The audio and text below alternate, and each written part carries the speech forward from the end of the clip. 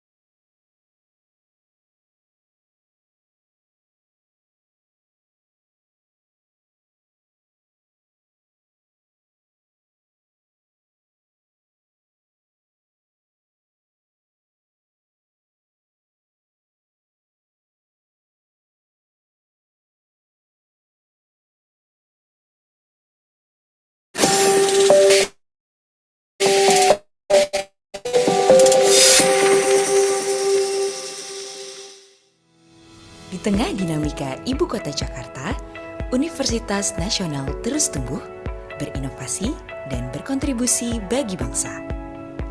Universitas Nasional berkomitmen mencetak generasi unggul yang siap menghadapi tantangan global.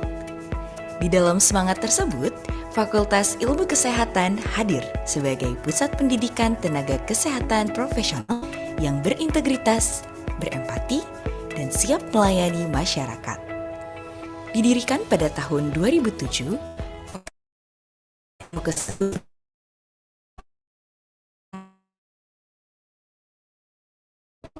pengembangan pengetahuan dan kesehatan holistik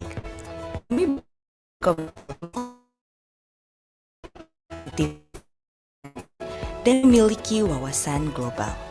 Selamat datang di Fakultas Universitas. Percaya bahwa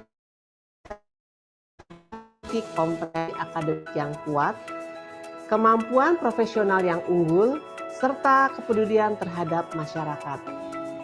Melalui pendidikan berkualitas, riset inovatif, dan pengabdian pada masyarakat, kami terus mencetak lulusan yang siap berkontribusi di tingkat nasional maupun global. Kami menanamkan 5 nilai utama dalam setiap proses pembelajaran. Fokus, integritas, kreatif, empati, dan santun sebagai fondasi pembentukan karakter profesional. Fakultas Ilmu Kesehatan Universitas Nasional menghadirkan berbagai program studi yang menjawab kebutuhan layanan kesehatan masa kini dan masa depan.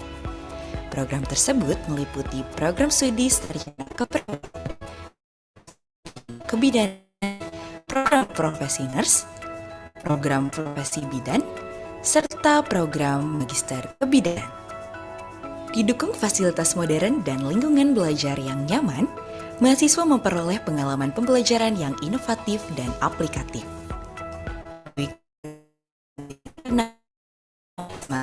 Institusi kesehatan lainnya, mahasiswa mendapatkan pengalaman praktiknya profesional. Kolaborasi internasional, program dan negeri, dan peluang beasiswa membuka wawasan global bagi mahasiswa. Komitmen terhadap riset kesehatan holistik diwujudkan melalui berbagai inovasi dan prestasi internasional. Mahasiswa aktif aktif mengembangkan kepemimpinan, kepedulian sosial, dan pengalaman organisasi sebagai bagian dari pembentukan karakter.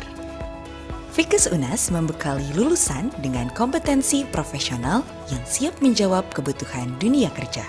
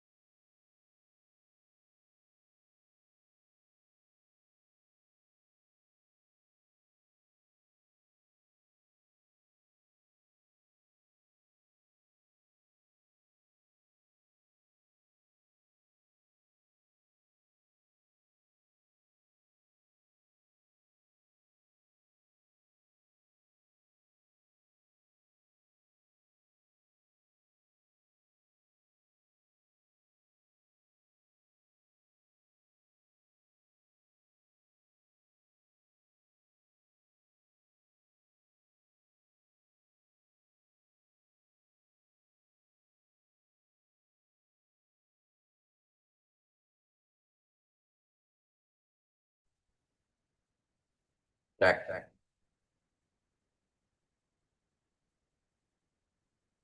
cek, cek, cek in. Selamat pagi Pak Dr. Amin Kunchoro. Good morning, Mr. Amin Kunchoro.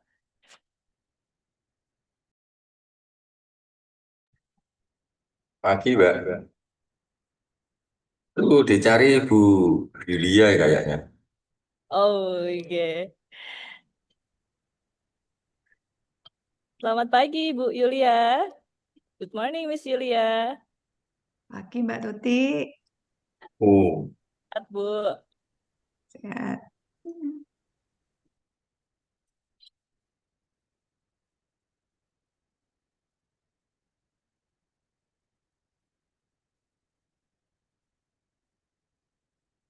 pagi Bu Yulia. Pagi Pak, Suara terima saya kasih. kedengaran enggak ini? Mbak Atma, Terdengar Pak. kedengaran. Ya, Orang Pak. nggak lebo nih maksudnya.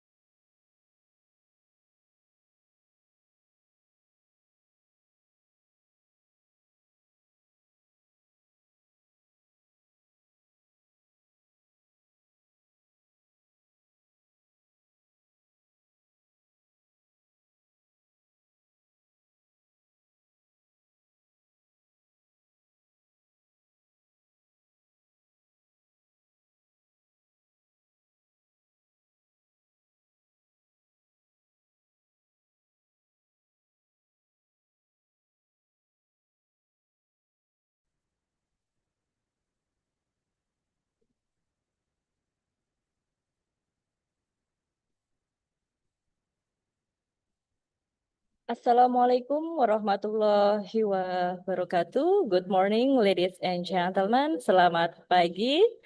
Salam sejahtera bagi kita semua. Om Swastiastu, Namo Buddhaya, salam kebajikan. Honorable Miss Yulia Susanti, Master of Nursing, the head of Kendal School of Health and Sciences. Yang terhormat Ibu Yulia Susanti, Magister Keperawatan, Ketua dari Sekolah Tinggi Ilmu Kesehatan Kendal, Indonesia. The Honorable Dr. Endang Budiati, Medical Doctor, Master of Health, Vice Rector of Universitas Indonesia, Universitas Mitra Indonesia, Indonesia. Yang terhormat Ibu Dr. Endang Budiati, beliau adalah Wakil Rektor dari Universitas Mitra Indonesia, Indonesia. Honorable Miss Butet Agustarika, Master of Nursing, the Director of Sorong Health Polytechnic from Ministry of Health Indonesia. Yang terhormat Ibu Butet Agustarika, Magister Keperawatan, beliau adalah Direktur dari Politeknik Kesehatan Kementerian Kesehatan Indonesia di Sorong. The Honorable Dr. L. Amri Bernawi Putra, Rector of National University Indonesia. Yang terhormat Dr. L. Amri Bermawi Putra, beliau adalah Rektor dari Universitas Nasional Indonesia. The Honorable Dr. Amin Kunchoro, Master of Management, Director of Global Health Science Group Indonesia. Yang terhormat Bapak Dr. Amin Kunchoro, Magister Management, beliau adalah Direktur dari CV Global Health Science Group Indonesia. And also all the honorable speaker, the Honorable Professor Sahal Abdel Radi El Keshen from Innovation University Egypt. Dan tentunya yang terhormat para internasional dan juga nasional speaker pada konferensi saat ini, yaitu yang pertama yang terhormat Profesor Sahar Abdel Radi El Keshen dari Innovation University Mesir. The Honorable Professor Hala Hasan Syed Khalil from Fayoum University, Egypt. Yang terhormat Profesor Hala Hasan Syed Khalil dari Fayoum University, Mesir. The Honorable Professor Howeda Fowli from Fayoum University, Egypt. Yang terhormat Profesor Howeda Fowli dari Fayoum University, Mesir. The Honorable Dr. G.P. Fargese from Fujairah University, Fujairah, Uni Arab Emirates. Yang terhormat Dr. G.P. Fargese dari Universitas Fujairah dari Uni Emirat Arab. The Honorable Dr. Joby George from Uni Emirates Arab, from Fujairah University also. Yang terhormat juga ada Dr. Joby George dari Universitas Fujairah di Uni Emirat Arab. The Honorable Dr. Mayada Taha Mahmud Sabea from the Faculty of Nursing, Capital University, Egypt. Yang terhormat Dr. Mayada Taha Mahmud Sabea dari Fakultas Keperawatan, Capital University, Mesir. And the Honorable Dr. Nasrin Ibrahim Abdul Mana from College of Nursing, King Saud bin Abdul Aziz University for Health Sciences, Kingdom of Saudi Arabia. Yang terhormat Dr. Nasrin Ibrahim Abdul Mana, beliau dari Fakultas Keperawatan di King Saud bin Abdul Aziz University for Health Sciences, Saudi Arabia. And also the Honorable Dr. Noura Mohamed El Tohi from Faculty of Nursing, Cairo University, Egypt. Dan yang terhormat Dr. Noura Mohamed El Tohi dari Fakultas Keperawatan atau Fakultas Ilmu Keperawatan dari Universitas Kairo, Mesir. And also all the committee feel the gratitude for all honorable distinguished hosts today from Kendal School of Health Sciences and our co-host institution, National University, Sorong Health Polytechnic from Ministry of Health Indonesia, and also Mitra Indonesia University. Dan tentunya para panitia juga mengucapkan terima kasih dan penghargaan kepada host kita pada kesempatan kali ini, yaitu Sekolah Tinggi Ilmu Kesehatan Kendal dan para institusi yang bergabung menjadi co-host. Terima kasih, yaitu dari Universitas Nasional, Politeknik Kesehatan Kementerian Kesehatan Sorong, dan juga Universitas Mitra Indonesia. And also, the gratitude, the honorable ladies and gentlemen, all of the participant today, dan juga tentunya yang terhormat dan juga yang saya berikan apresiasi yang tinggi, yaitu para peserta, Bapak Ibu sekalian yang sudah berkumpul di ruangan Zoom pada pagi hari ini. Ladies and gentlemen, first of all, let's say thanks to God, who has been giving us guidance, also healthy and blessing. So today we can attend and participation in this conference without any obstacles.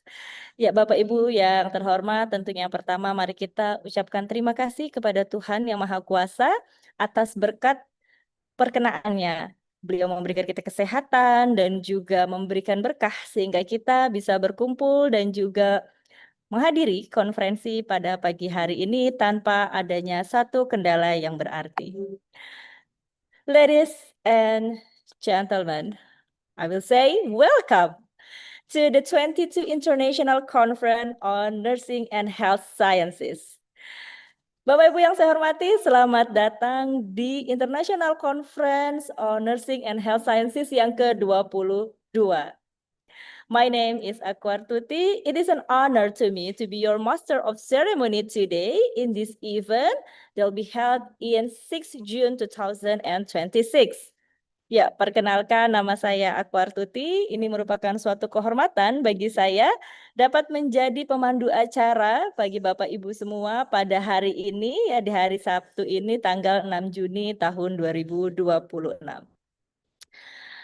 Ladies and gentlemen, our honorable participant and speaker today, we have an international conference with very interesting theme with the entitle Improving Health and Prosperous Life through the role of educator and health workers in Gen Z era.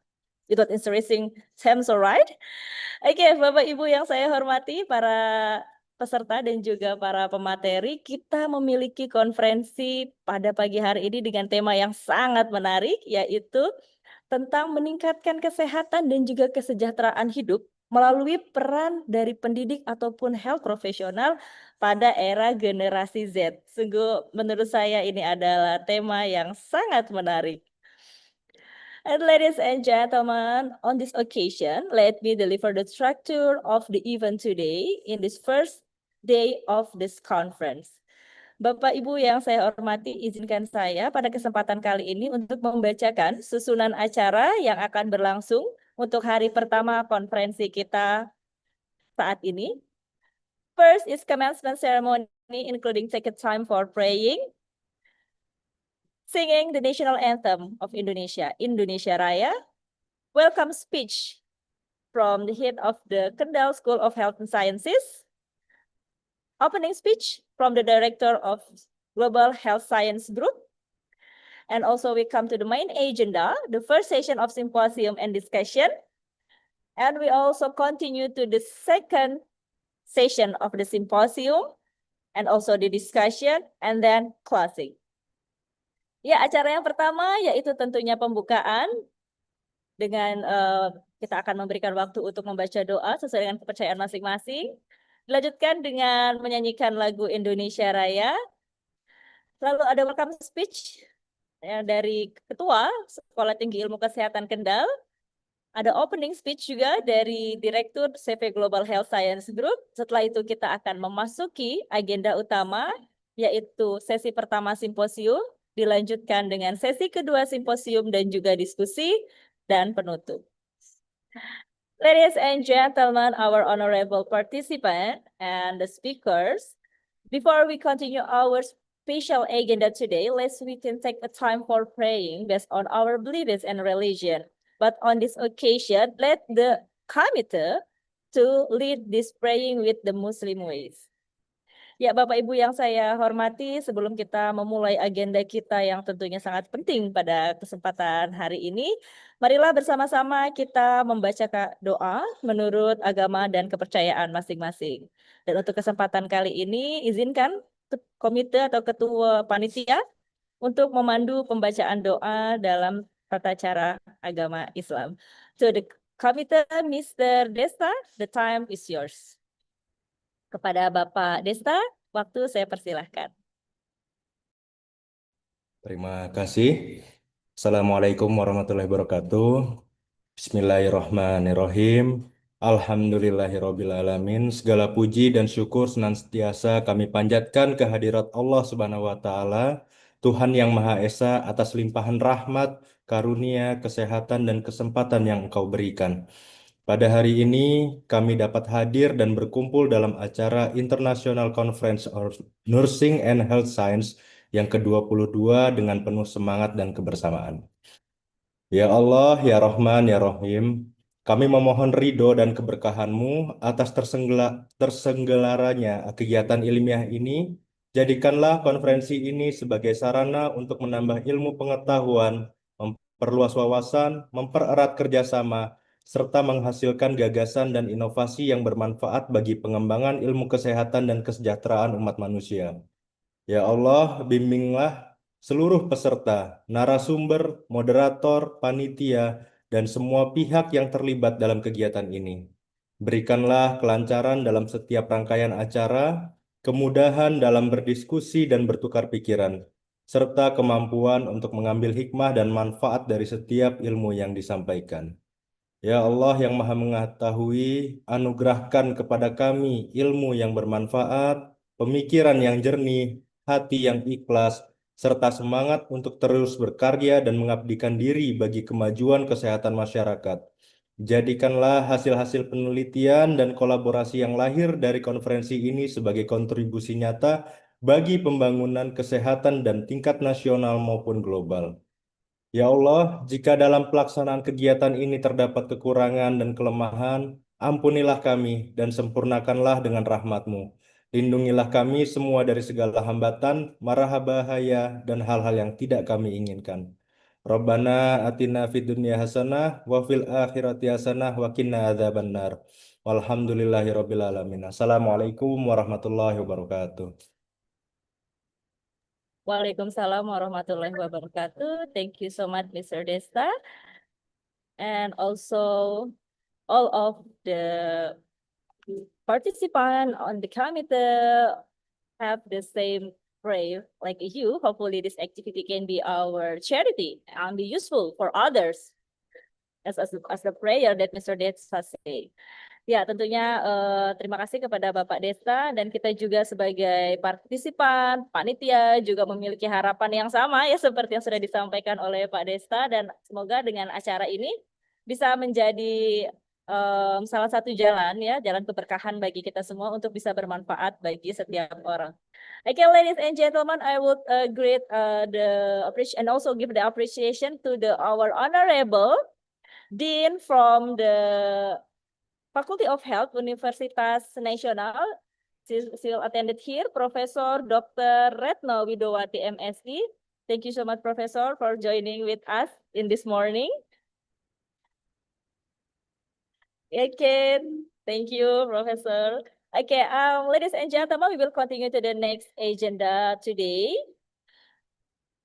We have the welcome speech from the head of Kendal School of Health and Sciences, our host today. And I will invite Mrs. Julia Susanti, Master of Nursing. Good morning, Miss Julia.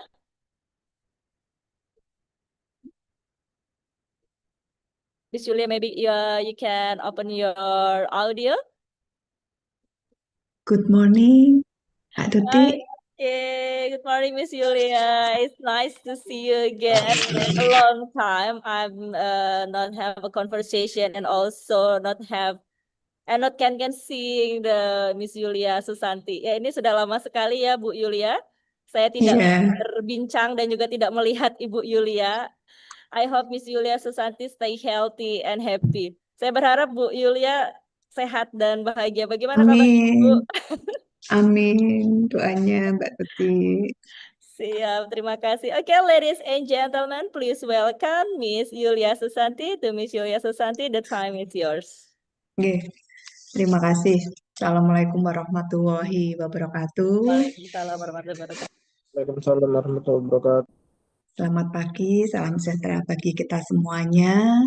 Yang terhormat Direktur CV Global Head Science Group, Bapak Dr. Amin Kunchoro, SAMM. Sugeng rawuh Pak. Yang terhormat rekan-rekan para pembantu ketua di Stikes Kendal, kemudian yang saya hormati Rektor Universitas Mitra Indonesia, Dr. Haji Armalia Reni Matri, AS, SPMM, yang saya hormati Wakil Rektor 1, Ibu Dr. Endang Budiati, MKes, salam kenal Ibu. Yang saya hormati Kaprodi Magister Kesehatan Masyarakat, Ibu Dr. Dian Utama Pratiwi Putri, Eskep MKes. Yang terhormat Direktur Poltekkes Kemenkes Sorong, nih, Bapak atau Ibu nih, Butet Agus Tarika MKep, salam kenal dari Kendal. Yang terhormat Wakil Direktur 1 Poltekkes Kemenkes Sorong, Yogi S. Anggreni-Nes MKep. Yang terhormat Rektor Universitas Nasional Dr. L. Amri Bermawi Putra, kemudian yang kami hormati Ibu Dekan Fakultas Ilmu Kesehatan Universitas Nasional Jakarta, Profesor Dr. Retno Widiowati MSI, serta para narasumber yang telah bergabung di kegiatan International Conference hari ini dan para peserta yang saya cintai serta seluruh panitia yang saya banggakan yang telah menyukseskan kegiatan pada pagi hari ini.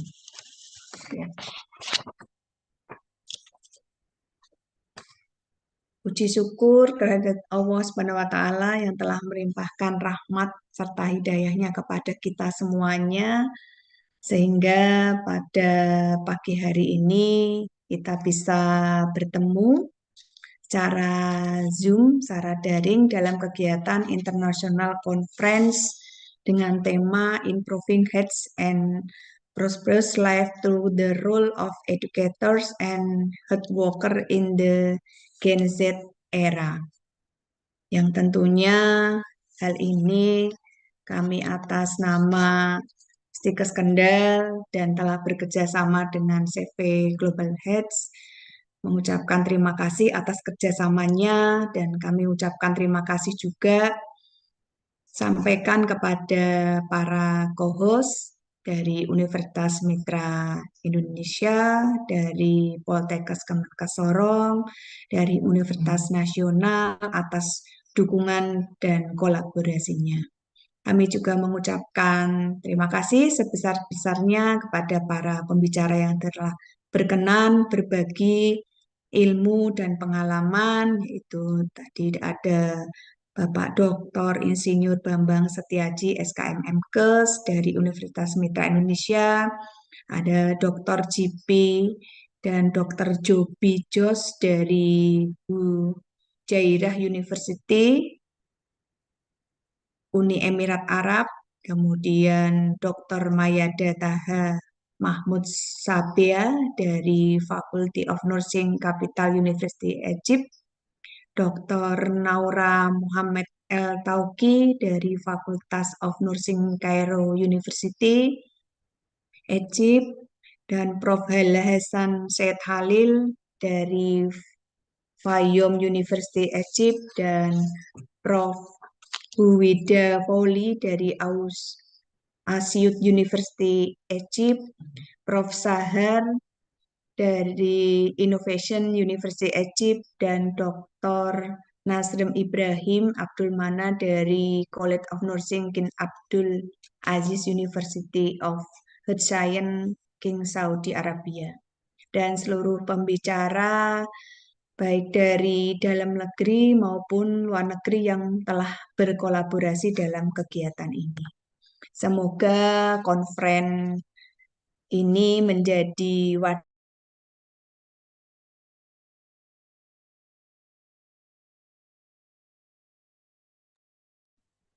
Okay, Miss Yulia, maybe we have some problem with the connection to Miss Yulia.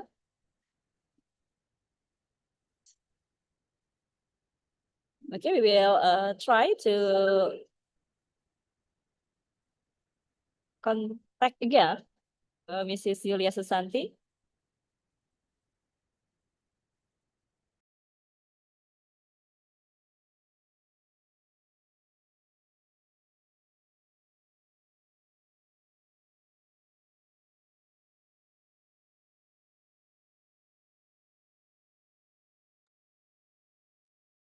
Okay, ladies and gentlemen, we are waiting for Miss Yulia Susanti to join again with us. But maybe she have some problem for the connection, so we can continue to the next agenda. Wait a minute, I will make sure again to Miss Yulia Susanti.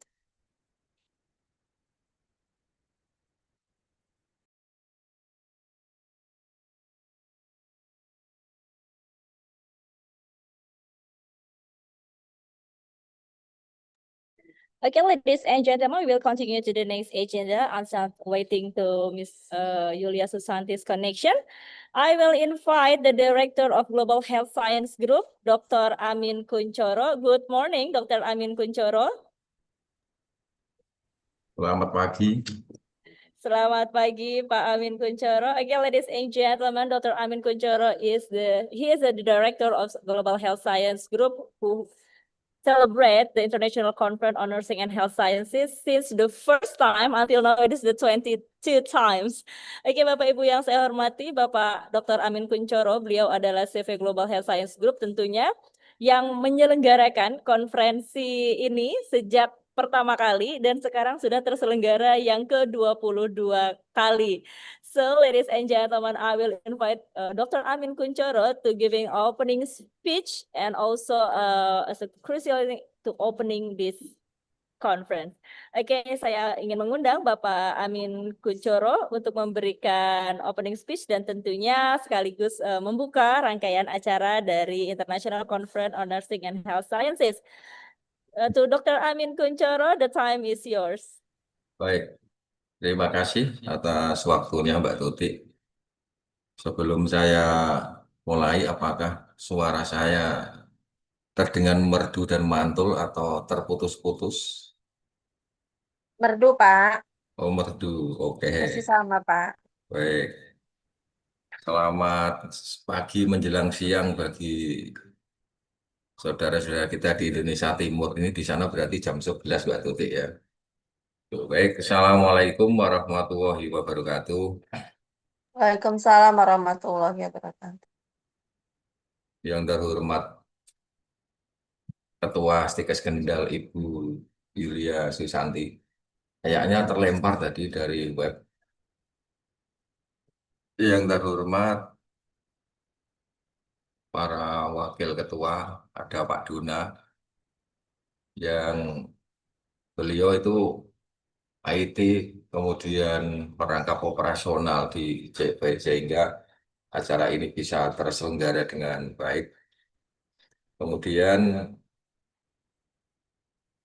yang terhormat co-host beliau, kalau tidak salah tadi ada beliau dari Rektor Universitas Mitra Indonesia, Ibu Dr. Hajah Armalia Reni.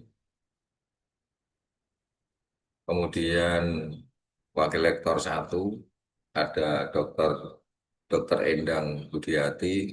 Kemudian ada juga Kaprodi Magister Kesehatan Masyarakat, Dr. Dian Utama. lama nggak ketemu ini. Kemudian dari top Poltekkes Kemenkes Sorong ada Direktur Poltekkes, kemudian para wakil rektor, ada juga dari Universitas Nasional yang tidak bisa saya sebutkan satu persatu karena tadi sudah 2 kali disebutkan. Mohon maaf jika saya tidak bisa menyebutkan satu persatu.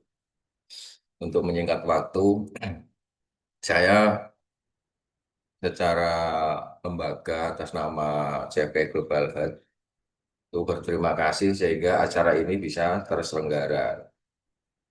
Cuman nggak tahu ini Mbak Tuti, lalu MC ada di mana ini kalau yang ke-21 kemarin di Indonesia Barat, kemarin lagi di Indonesia Timur, nggak tahu hari ini beliau di mana, kayaknya tadi kok berada di luar kota juga gitu, Mbak Tuti, sukses selalu. Kemudian para narasumber, saya juga berterima kasih bahwa pada hari ini kita semua akan sharing tentang keilmuan yang diantaranya membahas tentang generasi Z, serta para peserta, para narasumber, dan semua yang hadir yang di pagi hari ini.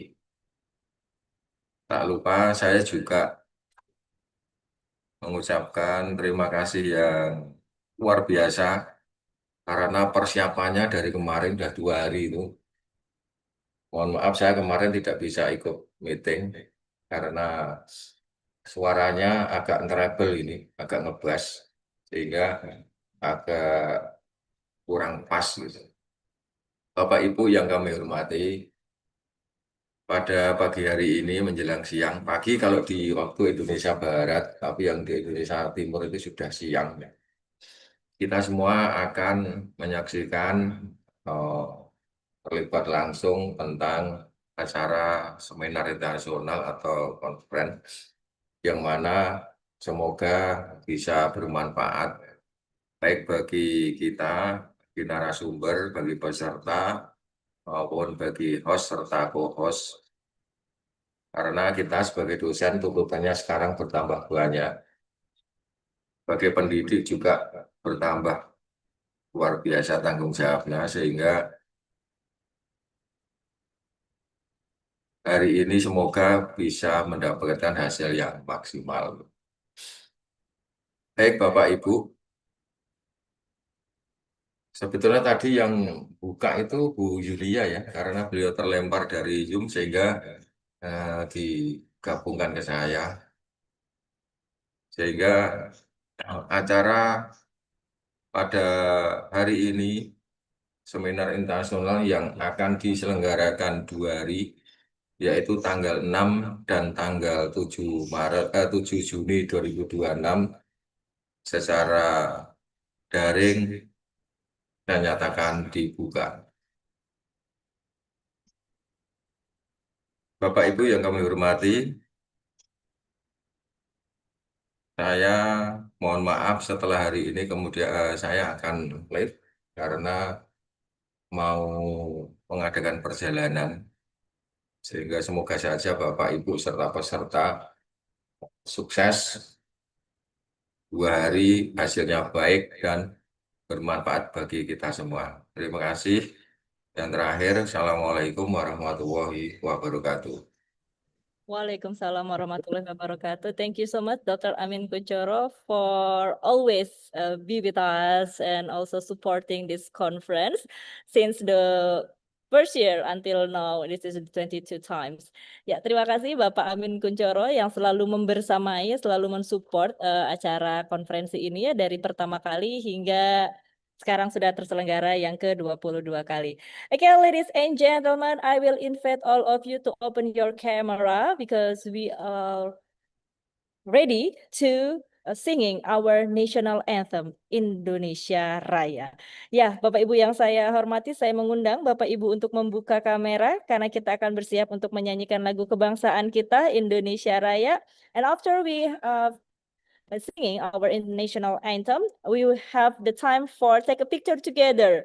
So prepare yourself and open your camera. I will see your energy. I will see your beautiful and handsome face. And also we will take a picture and a screenshot to have a documentation, and we will give it to you to your WhatsApp group, and you can use it to maybe your report or exercise. Ya, karena setelah menyanyikan lagu Indonesia Raya, sesi berikutnya adalah sesi berfoto bersama. Jadi saya juga ingin melihat energi dari Bapak Ibu yang positif, wajah tampan dan juga cantiknya tentunya.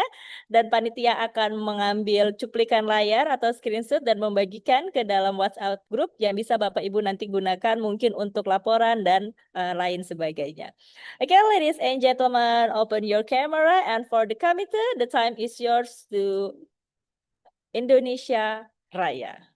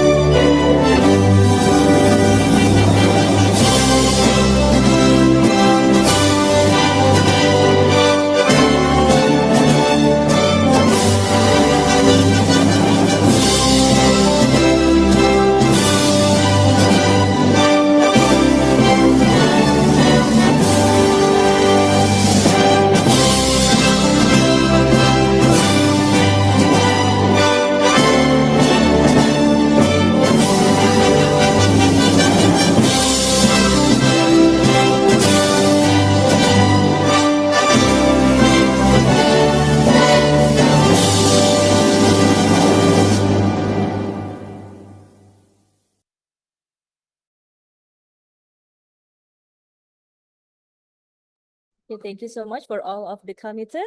Okay, ladies and gentlemen, I can see Miss Julia Susanti already here again. Before we take a picture together, I will invite again Miss Julia Susanti. Ya, Bapak Ibu yang saya hormati, saya sudah melihat Bu Yulia di dalam ruangan Zoom. Sebelum kita mengambil foto bersama, saya ingin mengundang terlebih dahulu juga Bu Yulia untuk membuka kamera nih. Ya, Bu Yulia, Miss Julia Susanti. Ya, oke Mbak Tuti. Oke. Mohon maaf tadi terlempar. No problem, no problem. The Saya lagi connection di desa soalnya. uncontrolled. Yeah, but maybe the connection is uncontrolled by our ability ya. Jadi koneksi kan di luar dari kontrol kita. And this is the Yeah. positive point of the online conference. We can attend wherever we are. Jadi salah satu nilai positifnya adalah selain tadi negatifnya koneksi, positifnya kita harus bisa berkumpul ya kalau konferensinya online dari manapun. Okay, maybe Miss Yulia Susanti, you can complete your welcome speech before, and after this we can take a picture together with all the participants. Miss Yulia, please, the time is yours. Ya, tadi sampai mana sampai hilang. Yeah, giving the appreciation to Mitra and all the institution. Tadi baru sampai mengucapkan terima kasih, Bu. Kami ucapkan terima kasih kepada seluruh pembicara, seluruh co-host ya yang telah berpartisipasi. Semoga konferensi ini menjadi wadah yang produktif untuk bertukar pengetahuan, memperkuat jejaring akademik internasional maupun nasional, serta menghasilkan gagasan-gagasan inovatif ya dalam meningkatkan kesehatan dan kesejahteraan masyarakat melalui peran pendidik dan tenaga kesehatan di era generasi Z ini. I sincerely hope that this conference will provide available opportunities for knowledge exchange, networking, research collaboration, and professional development for all participants. Thank you for the present and active participant, and I wish you all a productive and inspiring conference. Thank you. Assalamualaikum warahmatullahi wabarakatuh. Waalaikumsalam warahmatullahi wabarakatuh. Thank you so much, Miss Yulia Susanti, for your welcome remarks and also for your support and also for your positive vibes today. Ya, terima kasih Bu Yulia Susanti untuk Ya, tentunya semangatnya, dukungan dan juga energi positifnya ya yang diberikan pada hari ini, dan juga tim dari Stikes Kendal. Terima kasih telah memfasilitasi acara ini beserta dengan co-host yang juga sudah bersama-sama mensukseskan konferensi pagi ini, yaitu dari Universitas Mitra Indonesia, Universitas Nasional, dan Politeknik Kesehatan Kementerian Kesehatan Sorong. Okay, ladies and gentlemen, I will invite all of you to open your camera, and the operator, maybe you can ready to take a picture of us and share it to the WhatsApp group. Okay, the first slide, we have a 6 slide today, so I will start with the first slide. Ya, kita punya 6 slide pada pagi hari ini. Kita akan mulai dari slide pertama. Okay, all of the participant in first slide. Okay, please smile. I can see Miss Susanti, Miss Devi. I can see Mr. Bambang Setiaji also. Okay, 1, 2, 3, smile. Okay, the next slide. Okay, thank you for the love emoticon, Miss Rahmawati. I will next slide. The slide number 2, I can see Mr. Donna here and also Miss Gladys and all of the participants. 1, 2, 3, smile. Okay, I can see also Mr. Ishak Waine from Papua and all of the friends from Sorong, Papua. Good morning. Okay, next slide. 1, 2, 3, smile. Okay, thank you so much all of the participants from West until East Indonesia. I think it's already here. I can see my friend also from Bali. I can see my friend from Java also. And I can see all of the friends from Sorong, Papua. Okay, ladies and gentlemen, before we come to the main agenda, I will give you some information and also some appreciation from our committee. Because what we have this some appreciation because today or in this conference, we greatly appreciate the enthusiasm of all the participants. It is an honor to us as a committee to be able to serve you and also to welcome you in this conference. We have a lot of the participant of oral presentation in this conference. Ya, sebelum kita memasuki agenda yang utama dari panitia ini, ingin memberikan apresiasi dan ucapan terima kasih secara khusus kepada para peserta. Kenapa sih khusus sekali untuk konferensi saat ini? Karena kami benar-benar mengapresiasi antusias dan juga semangat dari para peserta yang pada konferensi ke-22 ini kita memiliki banyak sekali oral presentator. We divided all of the presentator until 5 rooms. Kami membaginya bahkan sampai 5 ruangan. Thank you so much for your trusting with us. And before we come to the second day, and also I will give you the information for the oral presentation tomorrow. Dan tentunya sebelum besok kita sampai, karena banyaknya peserta, saya tentunya akan memberikan informasi terlebih dahulu untuk acara esok hari ya. Karena pesertanya banyak, jangan sampai nanti di akhir acara sudah terkikis sedikit demi sedikit. Jadi sekarang saya akan memberikan informasi, dan jika ada pertanyaan, teman-teman bisa langsung menanyakan kepada panitia dari grup ataupun melalui kontak pribadi. Okay, ladies and gentlemen, for the second day of the conference, tomorrow for the oral presentation, please all of the active participant rename your Zoom, okay, with the format room underscores your name, okay? The format is the room underscores your name. It makes our committee is easy to invite you, okay? Because we have 5 rooms.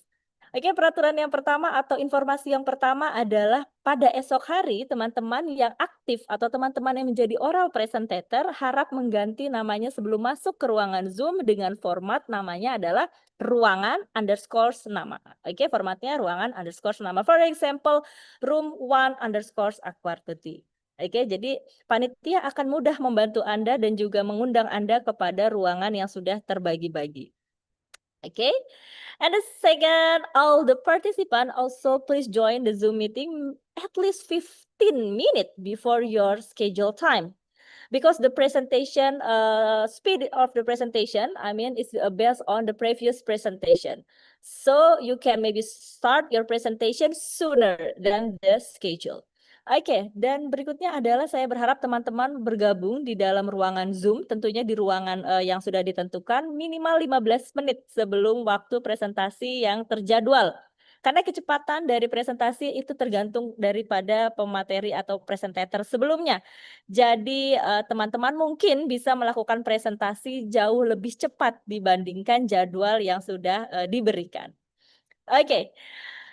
And then if the presenter called 3 times but doesn't give an answer or doesn't have the response to the moderator will continue to the next presenter and we will call it again after maybe the presenter is already over.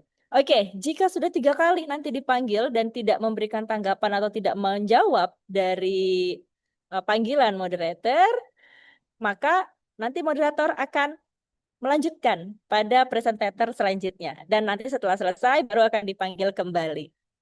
Okay, ladies and gentlemen, the total time for the presentation for each presentator is 10 minutes, including the time for question and answer. So we have all of you can give your best presentation, maybe at least in 7 minutes. Okay, maximum in 7 minutes. Okay, the total allocation atau alokasi waktu total untuk presentasi dari setiap orang adalah 10 menit. Berikut pun itu adalah sesi tanya jawabnya per orang.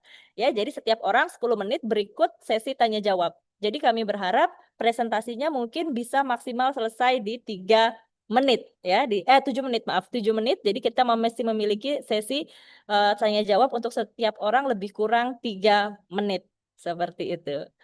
Okay. Ladies and gentlemen, I know the research not only one person works, okay, not only a single author, okay. So if the author team will join with you to see or maybe to capture your presentation for the report, the committee still allowed. Please tell the moderator for your colleagues or maybe for your co-author if they want to join with us. But also, we will give you the reminder, the certificate will given to you only based on your registration name.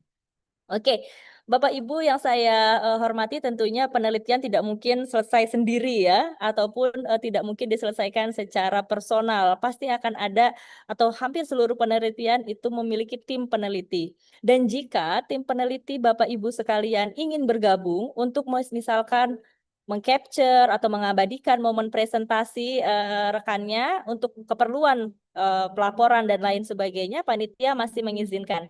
Harap memberitahu panitia jika rekan atau co-author ingin bergabung. Tapi kami juga tentunya harus menegaskan bahwa sertifikat nanti hanya akan diberikan kepada yang terdaftar. Seperti itu ya. Okay, and then also, this is the most important question for all of the participants. Can I give the presentation in Bahasa or I must give the presentation in English? Something like that. Okay, ladies and gentlemen, for the delivering your presentation, we still hope you can speak in English, at least in your presentation, because your slides or PowerPoint also in English. But if you want to deliver in Bahasa, we still have a consideration with all the participant in this room. If all the participant in this room is Indonesian people, so maybe you can ask the moderator for delivering your material in bahasa. Oke, berikutnya adalah yang paling sering ditanyakan Bapak Ibu sekalian adalah terkait bahasa. Bolehkah saya menyampaikan dalam bahasa Indonesia atau harus dalam bahasa Inggris? Tentunya kami mengharapkan Bapak Ibu tetap memberikan presentasi dalam bahasa Inggris.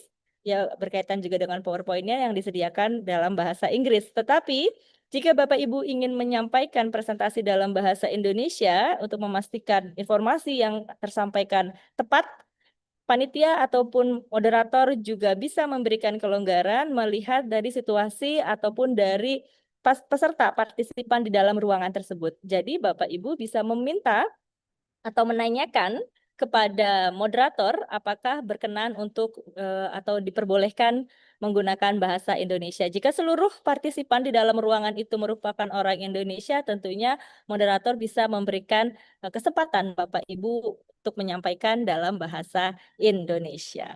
Oke? Because the language is the moderator's policy. Jadi bahasa adalah kebijaksanaan dari nanti moderator di ruang Bapak Ibu sekalian. Okay, I will remain all of the presentation. The committee prepare special certificate for each room. Okay, not for all the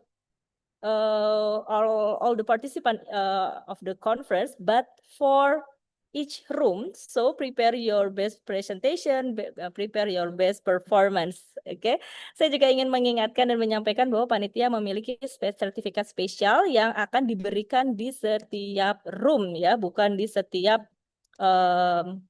atau bukan di seluruh peserta, tapi di setiap roomnya. Setiap roomnya kami memberikan apresiasi, jadi kami berharap teman-teman memberikan dan juga menyiapkan performa dan penampilan, tentunya presentasi yang terbaik dan menarik. Okay, ladies and gentlemen, it's all of the information that I will give it to you for the second day of the conference. So if you have some question, do not hesitate to tell the committee and to ask the committee directly, or maybe you can ask in the WhatsApp group, or you can give the information or ask the information by private to the committee. Do not hesitate to do that. Ya, jadi itu adalah informasi secara umum yang bisa saya sampaikan. Jika ada lagi yang ingin disampaikan atau ingin ditanyakan, bisa langsung kepada panitia, baik secara grup ataupun secara personal. Okay, ladies and gentlemen, our honorable participant and speaker, will continue to the main agenda. This is the time what we are waiting for. The main agenda today, the symposium and discussion. For the first session of the symposium, will be led by Mr. Dona Yanuar Agus Santoso, Master of Nursing. I will invite Mr. Dona. Good morning, Mr. Dona. Good morning, Mbak Tuti. How are you today? I'm really fine and very excited for this conference. Okay, Yeah, you look so fresh. I'm also. Okay, ladies and gentlemen, Mr. Dona, he is a lecturer in Kendal School of Health Sciences. And Mr. Dona will lead the first session of the symposium and discussion. I will ask to Mr. Dona. Mr. Dona, you want me to deliver your curriculum vitae or just it? Pak Dona, mau saya bacain nggak nih CV-nya atau ini saja? It's not really important to introduce myself. I will directly introduce myself, okay? Okay, thank you so much, Mr. Dona. You always make me happy for this. Okay, ladies and gentlemen, please welcome Mr. Dona Yanuar. Mr. Dona Yanuar, the time is yours. Thank you very much, Mbak Tuti. Good morning, everyone. How are you today? I wish you all in a good condition today, right? First of all, let me introduce myself. My name is Dona Yanuar, as mentioned before. I work in Stikas Kendal. Now I am Vice Chief of Educational Affairs. So today I will be your moderator on the first session. We will have 5 presenters speaker and one keynote speaker. Now we still waiting for Professor Sahar Abdul Radi Al-Kassen as the keynote speaker in this session. I didn't see that she coming on the Zoom. Professor Sahar, are you here?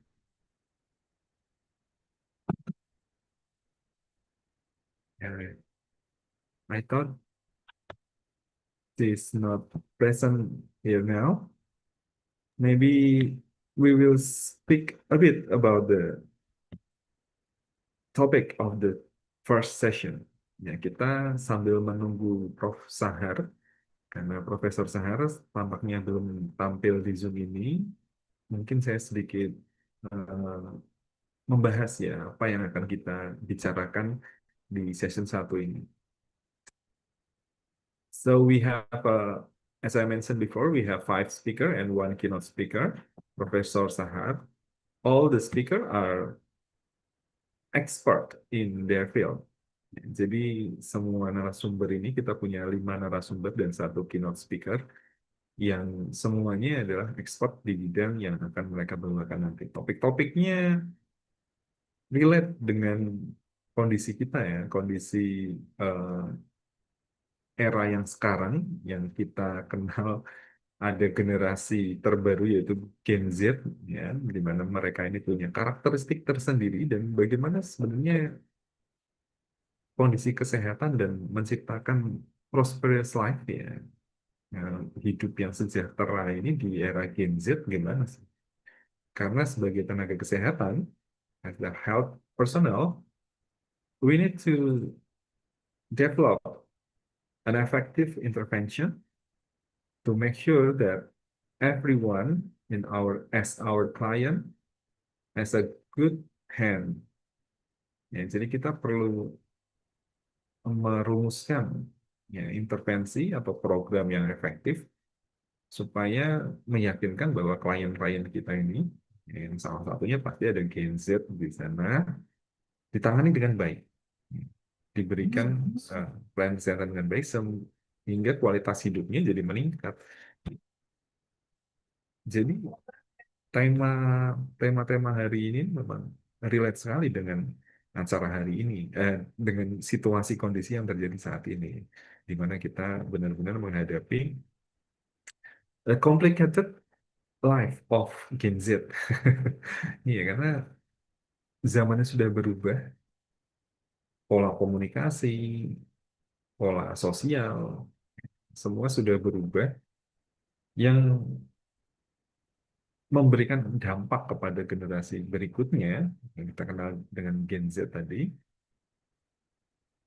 Jadi merubah pola pikir, mindset-nya ya, dan merubah gaya hidupnya.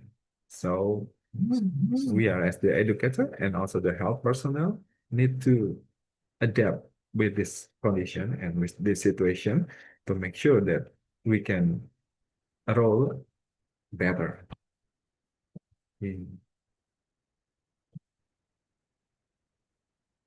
Maybe because Professor Sahar didn't come, I would like to invite the first speaker in the session is Dr. Insinyur Bambang Setiaji, Sarjana Kesehatan Masyarakat, Magister Kesehatan. Dr. Bambang, are you in the Zoom already? Yeah, ready. Okay, so ladies and gentlemen, we have the first speaker is Dr. Bambang Setiaji. Halo Pak Bambang. Ya, halo Pak Bambang di mana? Pak Dona Yanuar. Ya, sebentar Pak, saya spotlight gitu. Nah, My sound clear, is clear. pagi Pak Bambang. Good morning, Dr. Oh. Bambang. Morning. How are you today? Fine, fine, fine.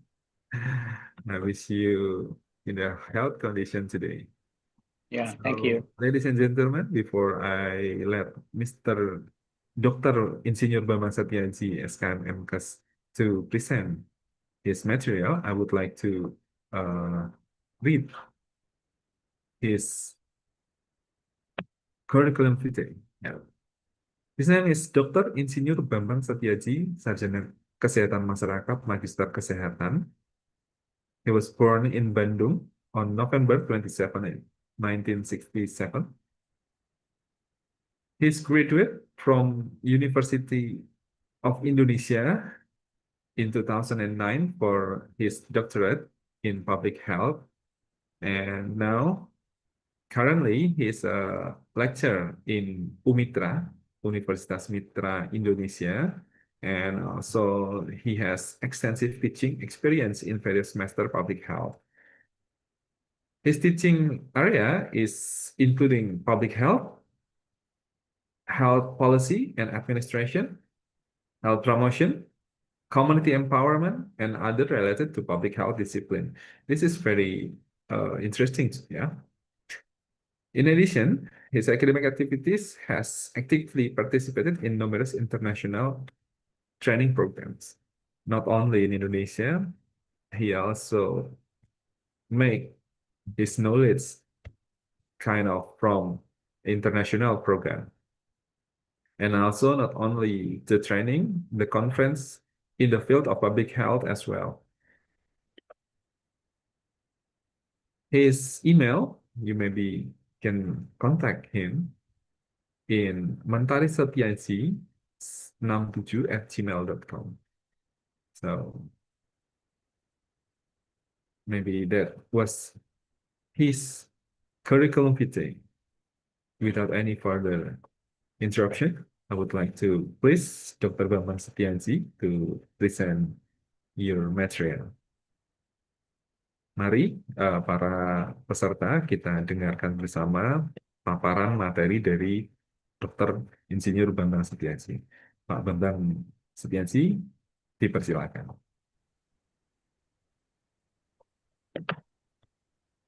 Materinya saya bantu share atau Okay. share sendiri, Pak Bambang? Oke. Sound clear? Thank you, Pak Dona Yanuar. My presentation is clear. Clear, Mr. Bambang? Maybe you can try to make it full screen. Yeah. Okay.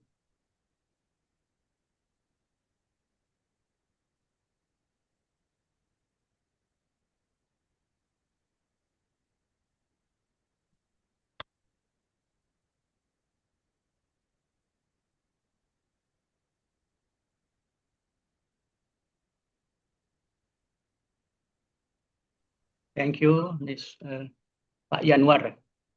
My name Bambang Setiaji. Good morning, ladies and gentlemen.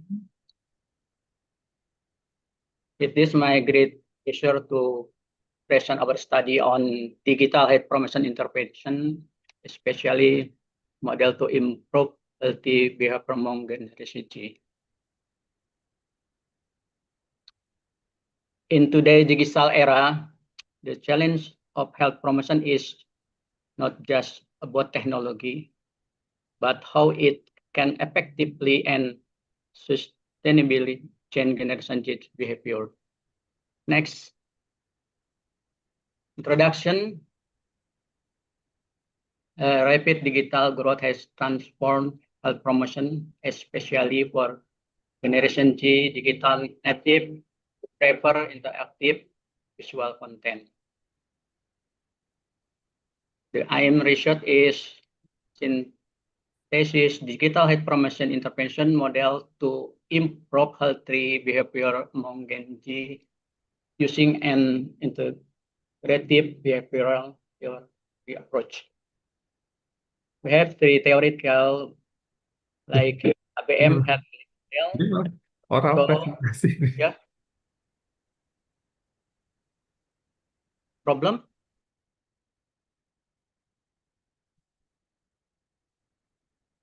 Mission clear? Yes, please, Dr. Bambang, please. Yeah, Yeah, clear. Everything is clear, fine. clear. Second, TPB, theory of planned behavior. And third, SCT, social cognitive theory. Research method, we have the used scoping review design, tool and data collection, Prisma SCR, yes, scoping review, and population, we have a inclusion criteria like Generation Z, digital-based health promotion intervention, outcome, health behavior, knowledge or attitude, and peer review.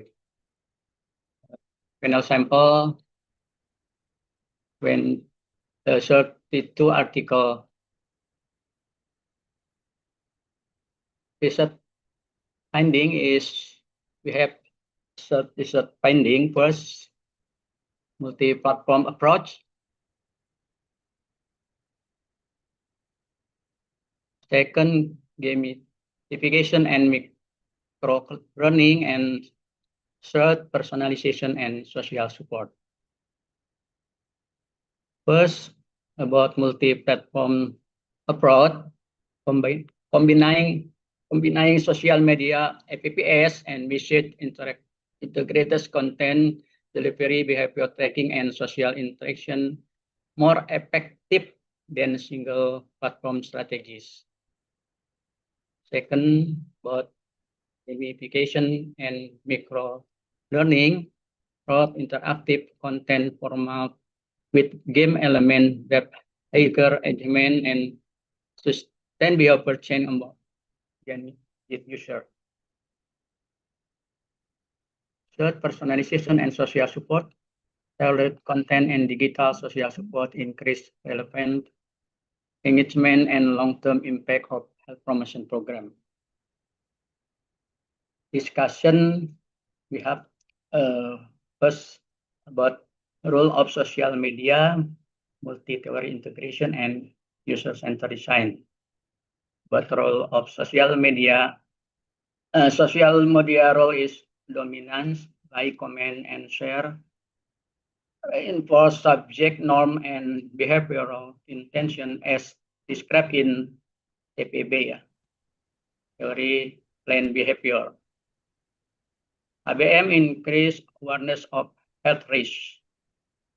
So SCT, social cognitive theory, it is observational learning through videos, testimonials, and peer modeling. About multi-theory integration provide more comprehensive framework than single theory approach, addressing cognitive, social, and environmental dimensions simultaneously, supporting more sustainable behavioral change.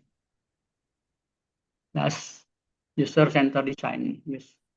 User-centered design incorporating micro learning, gamification, and personalization align with Gen Z preference for interactive, socially connected digital experience. Failure to incorporate this element result in low engagement and reduces effectiveness. The recommendation is digital intervention via social, especially via social media, mobile apps, and message platform significantly improving knowledge, attitude, and health behavior among Generation Z.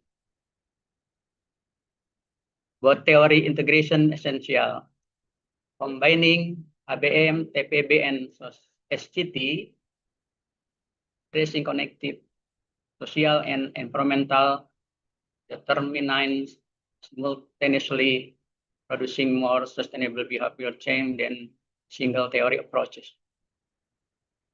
And for future priority, development adaptive AI-driven personalized intervention with digital competition among health professionals, collaborative with influencers to extend reach and long-term impact. The author acknowledged the contribution of all participants. Dr. would like to thank all members of UMITRA, Universitas Mitra Indonesia, for their support and contribution to this study, and also extend their appreciation to the organizer of the international conference, this conference.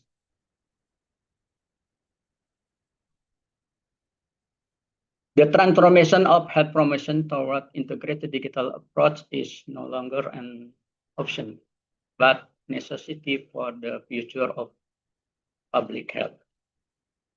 Thank you. Assalamualaikum warahmatullahi wabarakatuh.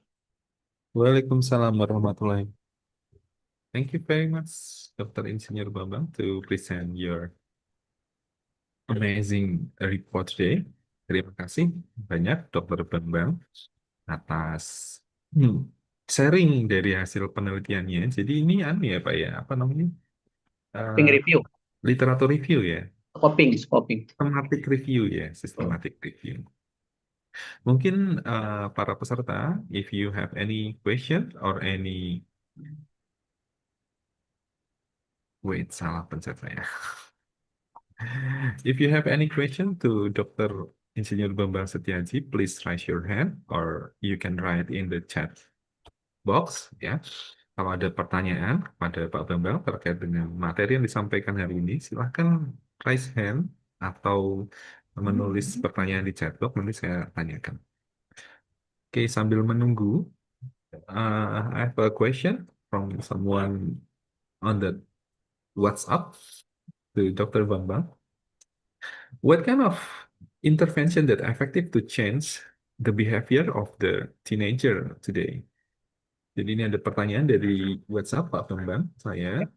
Kira-kira intervensi apa yang paling efektif untuk merubah perilaku remaja hari ini?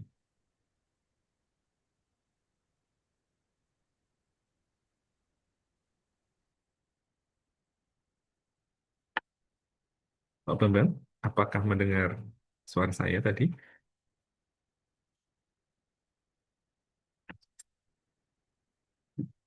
Masih di mute, Pak?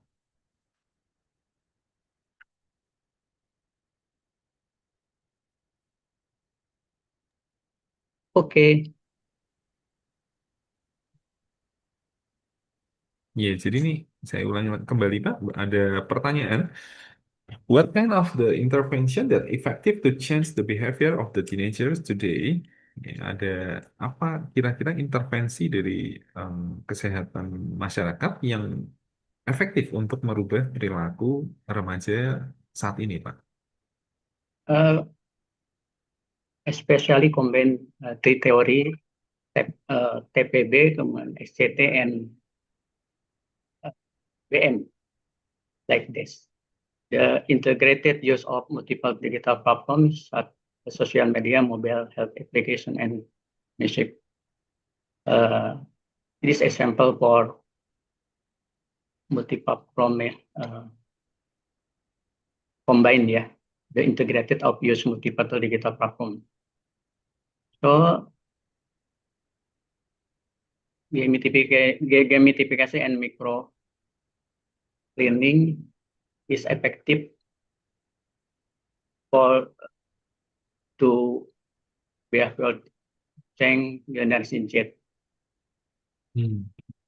So the effective is to combine the combine sosial media tentunya ya Pak ya, menggunakan sosial. Okay. So combine resource theory. Combine resource theory ya, tadi ada health belief model, terus apa ya Pak, saya lupa dari PPM dan juga health belief model. Health belief model. SCT. SCT, okay. Social cognitive theory. We have a question from Dharma Dianora in the chat box. Izin bertanya Pak, apakah tantangan terbesar dalam implementasi promosi kesehatan digital di Indonesia dan bagaimana cara mengatasinya? Tantangannya.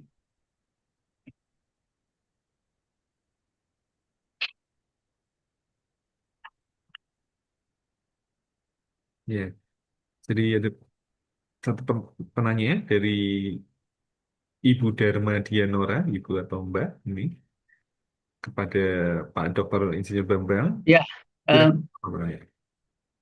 digital divide is literacy gaps and misinformation risk remain but key challenges. It's the implementation challenges in Indonesia.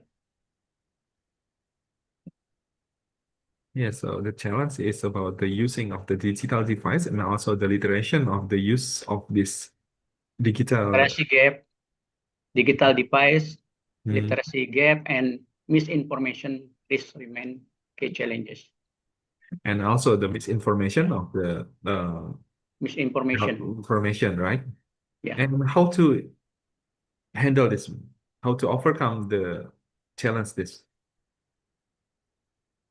Bagaimana cara mengatasinya, Pak? Ini tadi.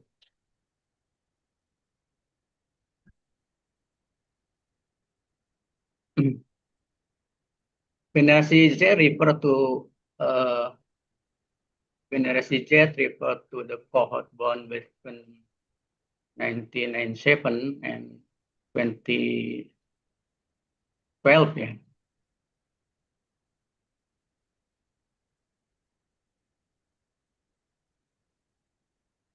Yes. It's the opportunity to challenge about promotion health in the future. Yeah, that was the biggest challenge is about Yeah. the using of the digital device, right? So tantangan terbesarnya adalah tentang penggunaan alat digital ya. Yeah. Alat digital atau kita kenal dengan gadget mungkin ya, dan juga literasi penggunaan media serta adanya miskomunikasi dari informasi kesehatan yang mungkin diterima oleh remaja. Bagaimana mengatasinya tadi salah satunya adalah dengan memberikan literasi digital yang baik gitu ya Pak ya. Yeah, literasi. Yeah. Any other questions? We still have plenty time to discuss with our speaker, our first speaker, Dr. Bambang Setiaji. Please, any question again? Yeah. When we waiting, ada satu pertanyaan Pak terkait dengan model. Ya, bagaimana sebenarnya aplikasi health belief model ini di dalam literasi digital ini Pak?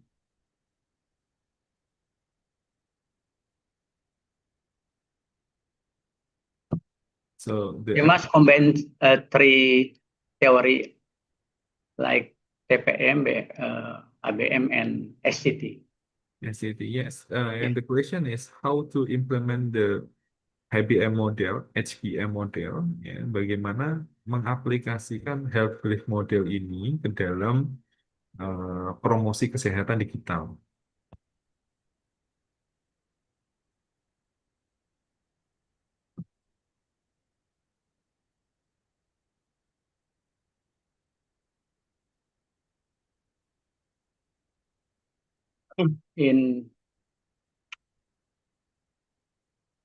Yang bertanya dari mana?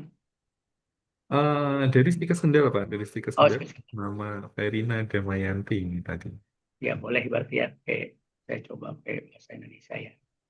Jadi pada waktu mengembangkan sosial media itu kita memperhatikan salah satunya dari teori model di situ kan ada persepsi manfaat, kemudian persepsi dari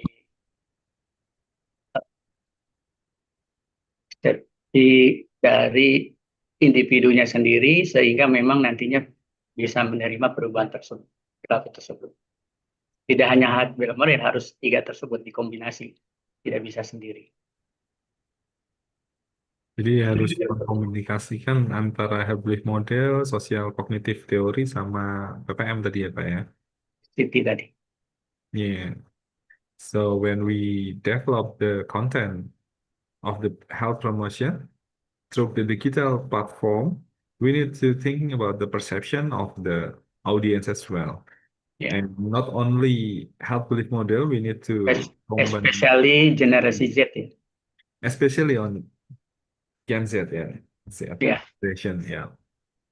It's quite interesting today when we talking about the using of the social media by the Gen Z. Maybe they are like have a lot of information about the health and also the living, but it's kind of challenges for us, ya. Jadi tantangan buat kita to Yeah. deliver the proper and also the effective life behavior to the teenager today, right?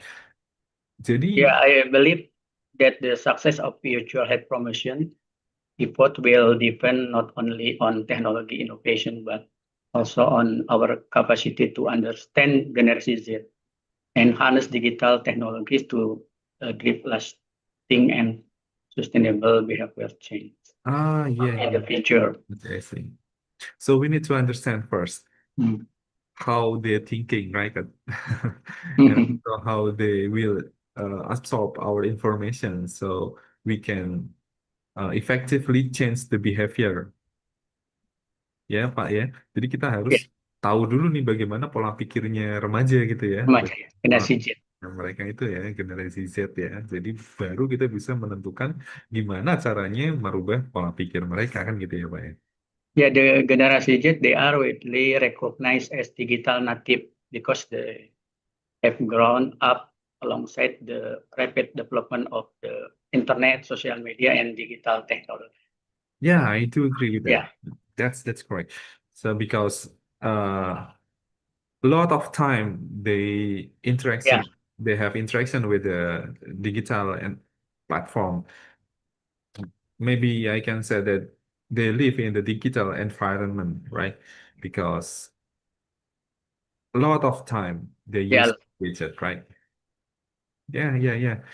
It's kind of interesting to have intervention, to give intervention to the Gen Z using the digital platform, especially social media, like what kind of social media that you use TikTok. in your Yes. system? TikTok? Yeah, Yeah, I think that was the most used by the Gen Z. sample, TikTok, Instagram, YouTube. Instagram, Yeah. YouTube.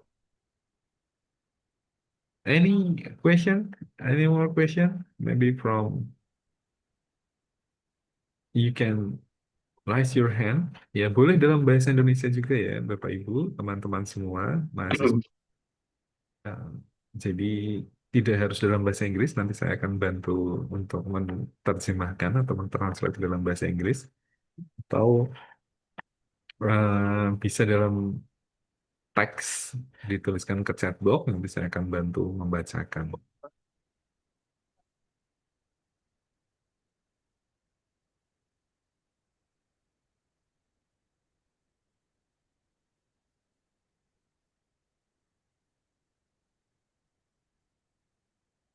Kemudian apa ada lagi Pak saran untuk para tenaga kesehatan nih, atau mungkin mahasiswa-mahasiswa juga yang masih belajar, kira-kira bagaimana nih strateginya untuk menyusun media yang baik supaya di platform ini eye-catching ya oleh Gen Z ini sekarang. Istilahnya itu integrated marketing communication. Tidak ada satupun media yang efektif saling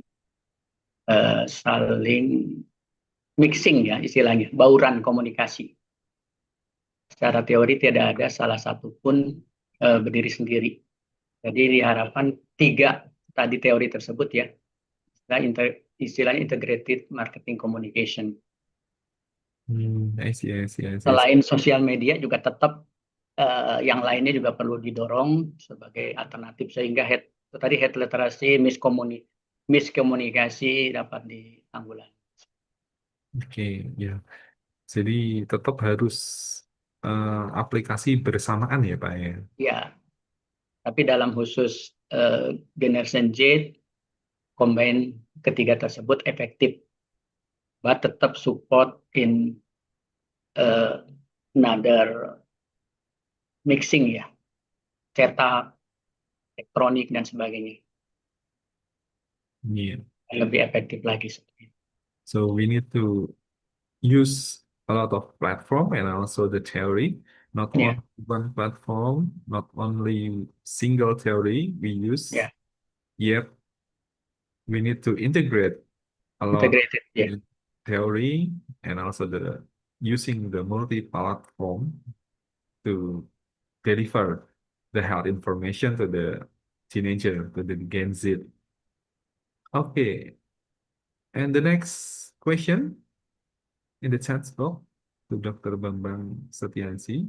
Izin bertanya Bapak, apa tantangan terbesar dalam mengedukasi generasi Z mengenai pentingnya gaya hidup sehat di era digital? I think it was the same question with the previous, but kind of different, a bit different about how to give the information to Gen Z about the importance of healthy lifestyle in the digital era.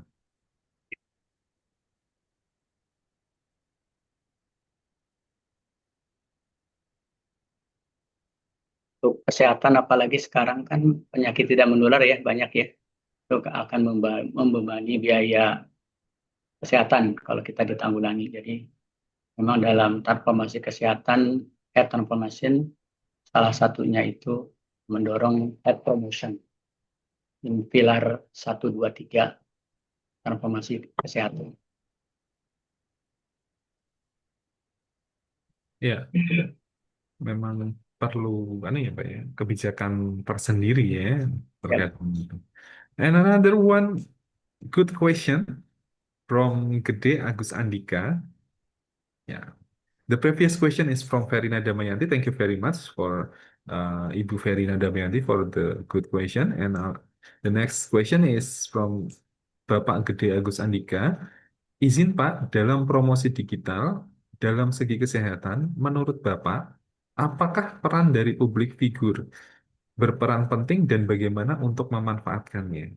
Apakah Yes. harus dari tenaga medis atau harus public figure seperti artis? Itu pertanyaan. Ini interesting ya, bagus sekali pertanyaannya. Bapak Gede Agus Andika bagaimana memanfaatkan public figure ya? Mungkin artis, influencer, dan itu apakah harus tenaga kesehatan atau bebas untuk memberikan informasi kesehatan ini, Pak? It's very important ya, public figure atau istilahnya influencer ya. Influencer. Tentunya influencernya yang tidak ada masalah dengan kesehatan. Dia sebagai influencer itu kan sebagai panutan. Bisa secara istilahnya influencer dari kesehatan juga boleh, atau dari yang lain tapi tidak bermasalah dengan kesehatan. Dia melakukan PHBS atau gaya hidup yang sehat. Jangan sampai dia sebagai model atau influencer tiba-tiba ada masalah negatif di belakangnya terkait kesehatan. Jadi memang harus hati-hati.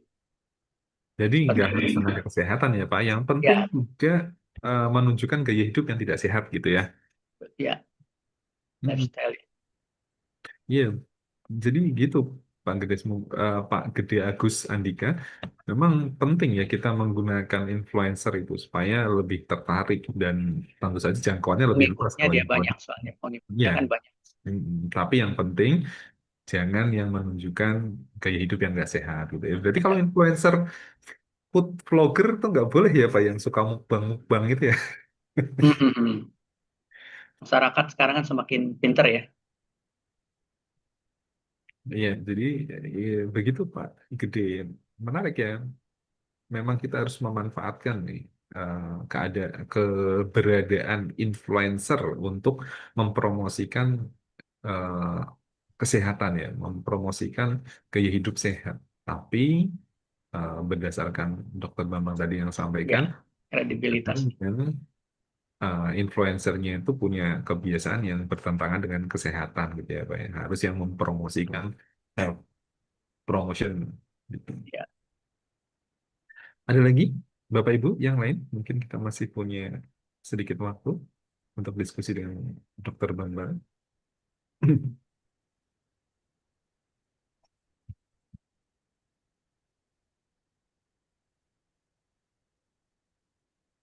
Nah, ada satu lagi pertanyaan, Pak.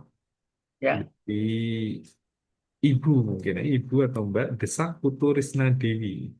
What are the biggest challenges healthcare professional face when promoting health lifestyle among diverse population? Jadi apa kira-kira nih Pak, tantangan terbesarnya yang dihadapi oleh tenaga kesehatan ketika kita mempromosikan gaya hidup sehat di populasi yang lebih luas? ya dengan Oke. era yang sekarang teknologi yang semakin canggih ya, jadi kita sudah harus biasa menghadapi semua itu, tetapi harus nanti disikapi dengan health literasi yang tetap yang positif. Hmm. Seperti itu. Jadi kita tidak putus asa. Memang situasi seperti itu. Kalau ada hal negatif kita positifkan. Di kita juga seperti istilahnya ada, kalau perlu dibentuk buzzer-buzzer lah, seperti buzzer positif dan pengertian buzzer positif ya terkait dengan kesehatan tersebut. Itu juga penting karena tidak semua tantangan itu betul-betul murni yang positif terhadap kita. Ada juga banyak yang negatif. Seperti itu. Iya. Jadi memang tantangannya ada, salah satunya ada yang memberikan informasi yang salah ya Pak ya, dari Ya, misinformation itu yang harus kita hadapi ya Pak ya. We need to clarify the information with the correct information one to overdo the misinformation in the digital information. Jadi kita perlu memberikan klarifikasi informasi yang benar ya Pak ya. ya betul. Terus seperti itu. Mengcounter ya, untuk mengantar Antar. informasi-informasi yang salah dari para buzzer yang memberikan informasi yang tidak benar. Oke, saya kira cukup ya Bapak Ibu untuk diskusinya. Kalau ada pertanyaan yang masih ingin ditanyakan ke narasumber kita, Dr. Insinyur Bambang Satyaji, silakan bisa mengirim email ke beliau. Ya, emailnya ada di CV. Nanti Bapak Ibu bisa download CV-nya di uh, materi conference. Untuk panitia bisa mempersiapkan sertifikat untuk Dr. Bambang. Kita sambil menunggu sertifikat ya Pak.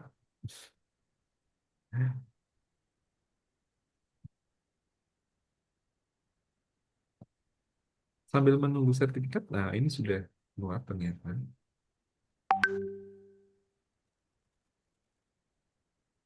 Once again, thank you very much, and I give the biggest appreciation for your sharing information. Dr. Insinyur Bambang Setyaji, Sarjana Kesehatan Masyarakat Magister Kesehatan. Thank you very much, and please accept Thank you. your certificate. Thank you, Pak Donar. Terima kasih, Pak Donar. Dengan senang hati, Pak. Terima kasih. Ilmunya bermanfaat untuk kami semua ya, Pak. Iya. Okay, thank you very much, and we will move to the next presenter. I think I see Professor Sahal in the Zoom. Professor Sahar, are you with us?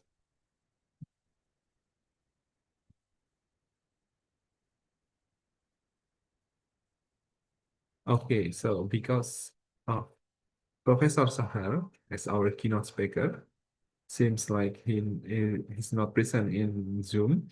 We will move to the next speaker, is Dr. Nora. Dr. GP, right? Dr. GP. Sorry. Hello, I am Dr. Nura. Oh, so, Dr. Nora is here. But I think the time is at 8:30. Yeah, According to the schedule. it's supposed And to I'm also 12 here. o'clock. Yeah, 8 a.m. on your time. But are you ready to present your paper now or not? Or you will waiting to the Give me time? 10 minutes to be ready. Now I am not ready, okay? Okay, okay, it's okay, it's okay. It's not your turn. Okay. I'm sorry, Okay. I Very good mistaken morning. to Very good morning. Can you hear me? I'm yes. Dr. GP here. I'm also ready. I'm sorry. Yeah.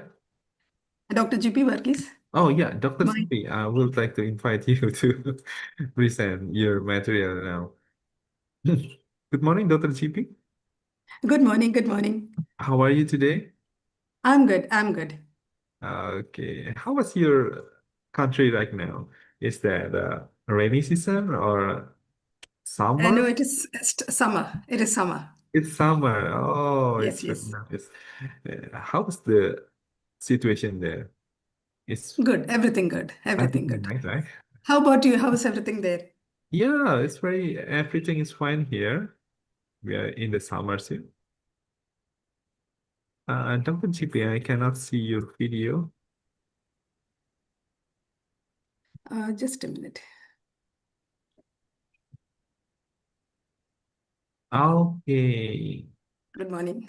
Good morning. Wow, you're so beautiful today. Thank you. So, Dr. GP, before you start your presentation, I would like to introduce you by reading your curriculum vitae. Please let me share.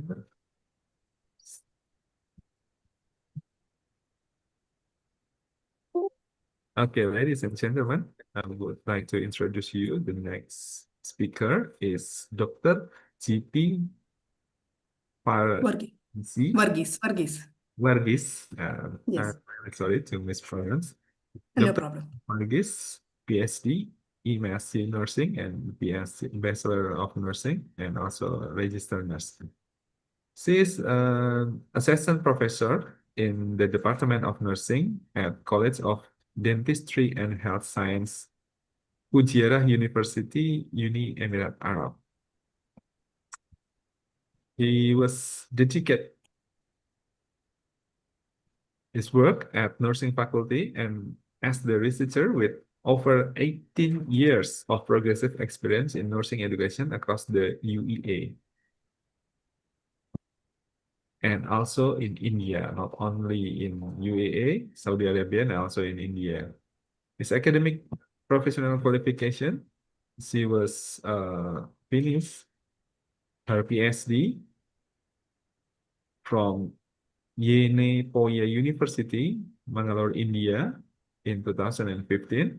And she finished her nursing master from Alpha College of Nursing, Modbiri, Karnataka, Rajiv Gandhi University of Health Science, Karnataka, India on 2008.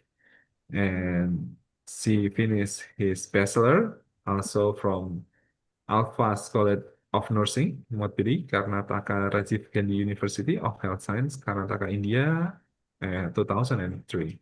So it's about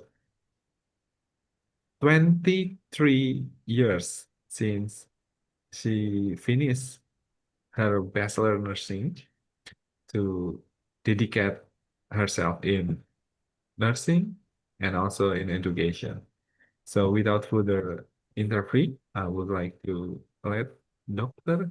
GP to present your material. Dr. GP, please. Should I share the material or from your end you will be sharing? It's up to you. You want the committee to present Anything is or you want to present by yourself? anything is okay. So I'll just share if required or from your end also you can share. Not a problem. Panitia bisa bantu untuk share materinya Dr. GP. We will share for you, okay? Okay, thank you. Thank you.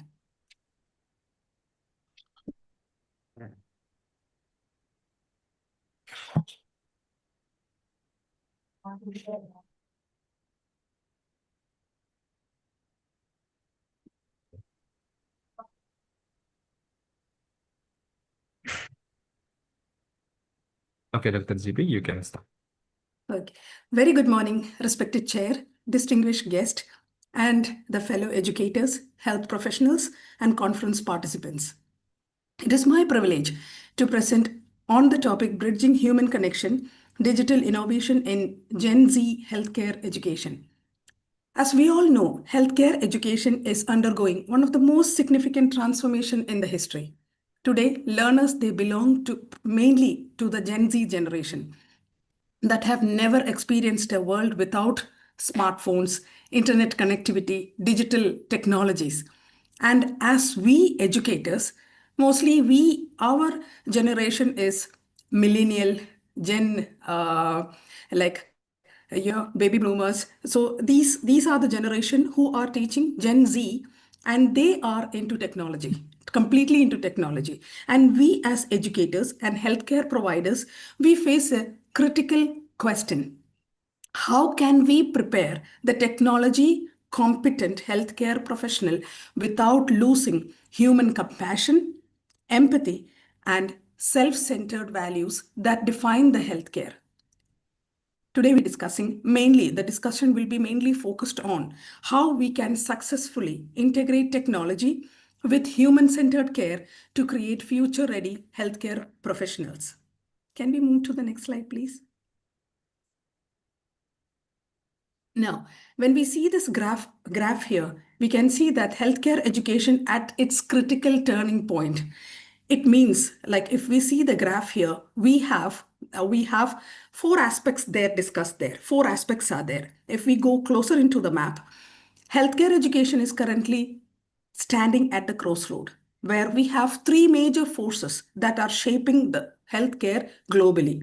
The first one that we see in the one that is marked just below above the arrow of increasing the blue arrow, increasing patient complexity. So now here the concern is patient today live longer than before. They live longer, and often they have multiple health conditions or chronic illnesses.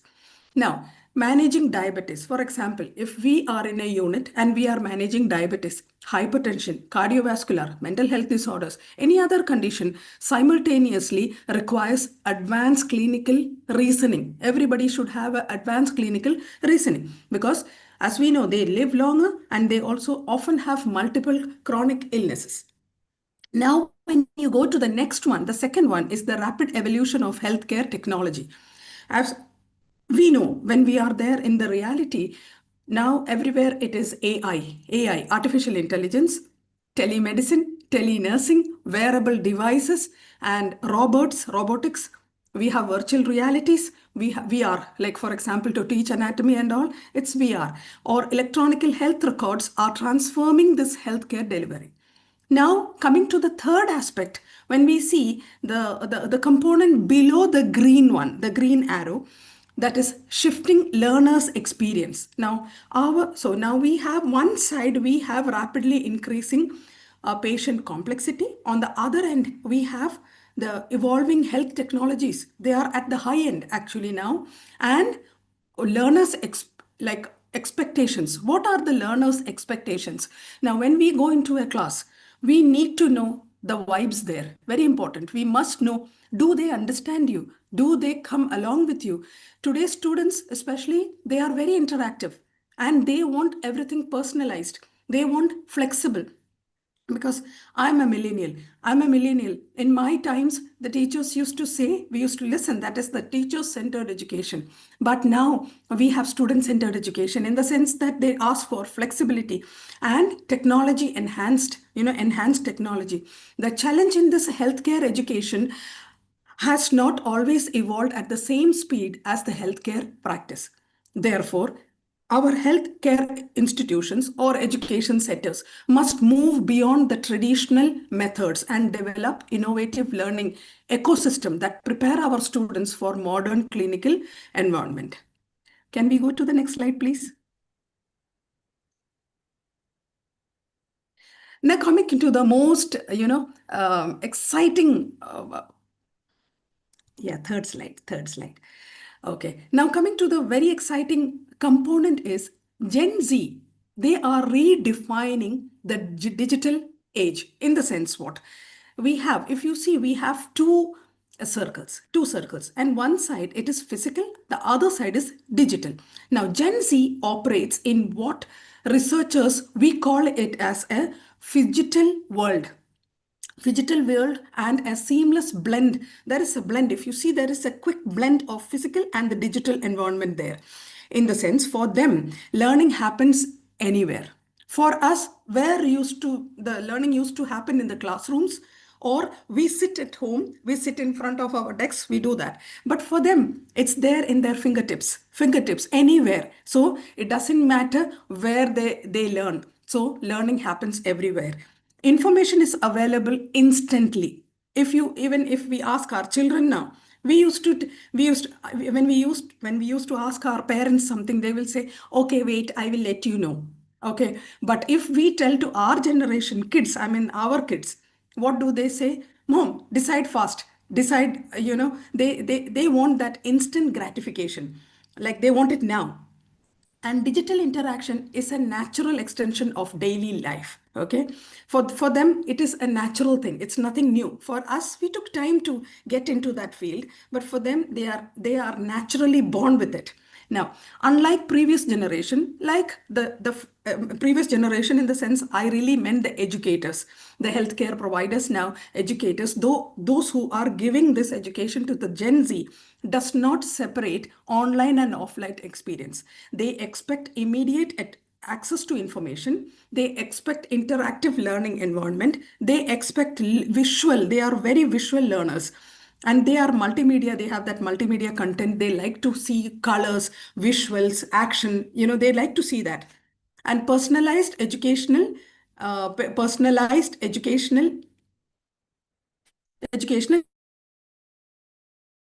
experience. And artificial intelligence, like for example, they have that mobiles, online platforms are not innovation. It is not an innovation to Gen Z, because they are simply that they are, for us, maybe AI, we need to get an education on AI, how to use it. For Gen Z, they don't need it.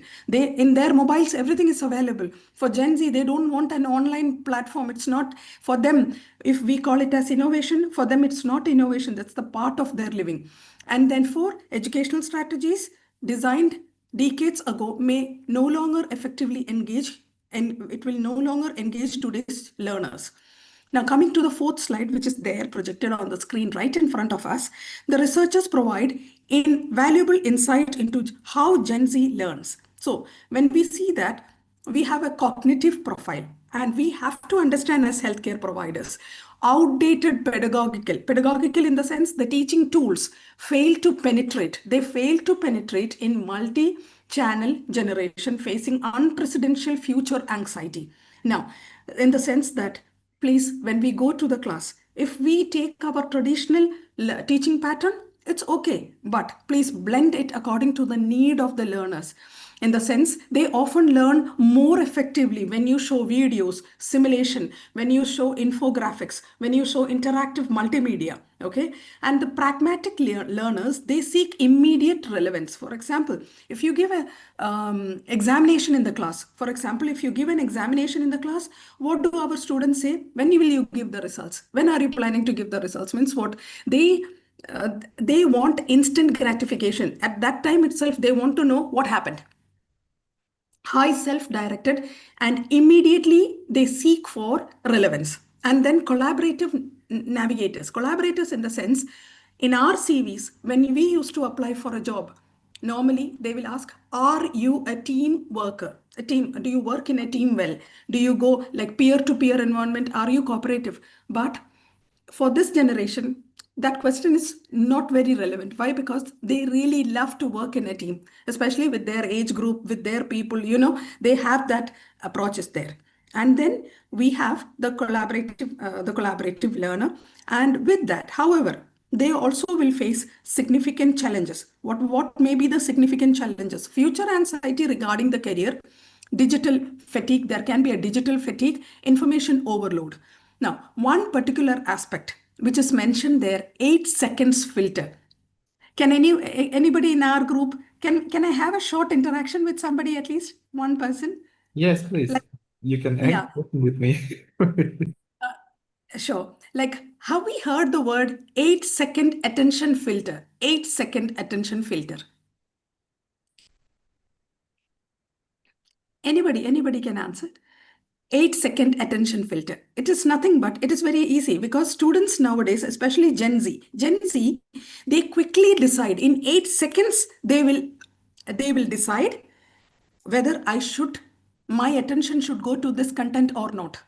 Means they will filter out. Only it's very important. Students quickly decide whether content deserves their attention or not. It doesn't matter or doesn't means that whether content deserves their attention. Okay, so that's the point. And then coming to the next slide, preserving compassion in an era of digital transformation. In here, while technology will offer tremendous opportunity. Okay, we must not load a critical concern. Especially healthcare is fundamentally a human profession. We know healthcare is a human profession. No algorithms, no data, no statistics can replace compassion, empathy, love, care, affection, therapeutic communication, human connection. Many educators are already overwhelmed. If we see in the picture right in front of us, one side is the educators, in the sense they are overloaded with academic responsibility, administrative responsibility, student support requirement. Meanwhile, on the other end, if you see, healthcare system continue to demand greater clinical competency. The result is that educators will develop burnouts, they will develop fragmented educational efforts. And then the key message from this particular slide, that what we understand is healthcare education cannot depend on an isolated effort. Instead, we need integrated collaborative ecosystem where educators, clinicians, and technology experts, everybody, we should work together for the success of our students. And please, we have to keep in mind, technology must be strengthened and humanity must not be replaced. Next slide, please.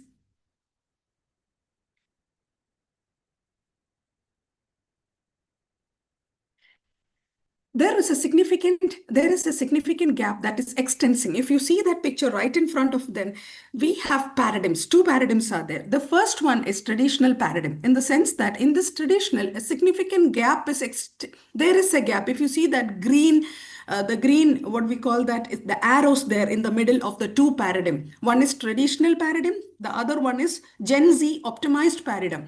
In this, traditionally, we used to use textbooks, lectures from the faculty, fixed timeline, deadlines, standardized instructions. However, when we move to the Gen Z paradigm, we see that adaptability, critical thinking, real-time decision-making, digital competency. Therefore, healthcare education must shift from static learning to adaptive learning, in the sense that when we refer the textbooks or we hear to the lectures, we become a static learner, static learning, but it should move to adaptive learning using AI or multimedia resources. Now, the second point is time-bound progression, in the sense that it should move from time-bound to competency-based progressions. Like, we must advance our students based on the demonstrated skills rather than time spent in the class. So they must learn the skills. That is, skill orientation is very important. Generalized learning, it must move to personalized learning, not like, general, because in the all class, we do not have students like everybody who gets 100 marks. 100 out of 100. We have divisions. We have students who come under the category of 100. Some comes under category of 60 to 80. Some below 60. Some less than 10%. So when it comes to that particular, we have to move from generalized to personalized. Means we must recognize the strength of our students, the weakness, the SWOT must be clearly defined. Strength, weakness, opportunity, and whatever is the threat, we must be able to recognize it. And it must be individual strengthened and learning needs. The fourth one is periodic. There should be periodic evaluation, should move from periodic evaluation to continuous feedback, because Gen Z is a generation where they want real-time performance monitoring. Real-time in the sense they wrote the exam, they want the feedback now. So if it is computerized, easy for us. In one click, like we will put some quizzes online, they will answer it, they will get the result instantly. But if it is a paper-based, definitely the faculty will take time to evaluate. For example, if in your class you have 60 students, minimum it will take like, let's say 4 to 5 hours to finish that and to give them. Or sometimes we say that we will give you after 2 weeks, because then in this new paradigm, educators becomes a mentor, coach, and professional role rather than simply an information provider. So we have to also please make sure that real-time performance monitoring can be done. Next slide, please.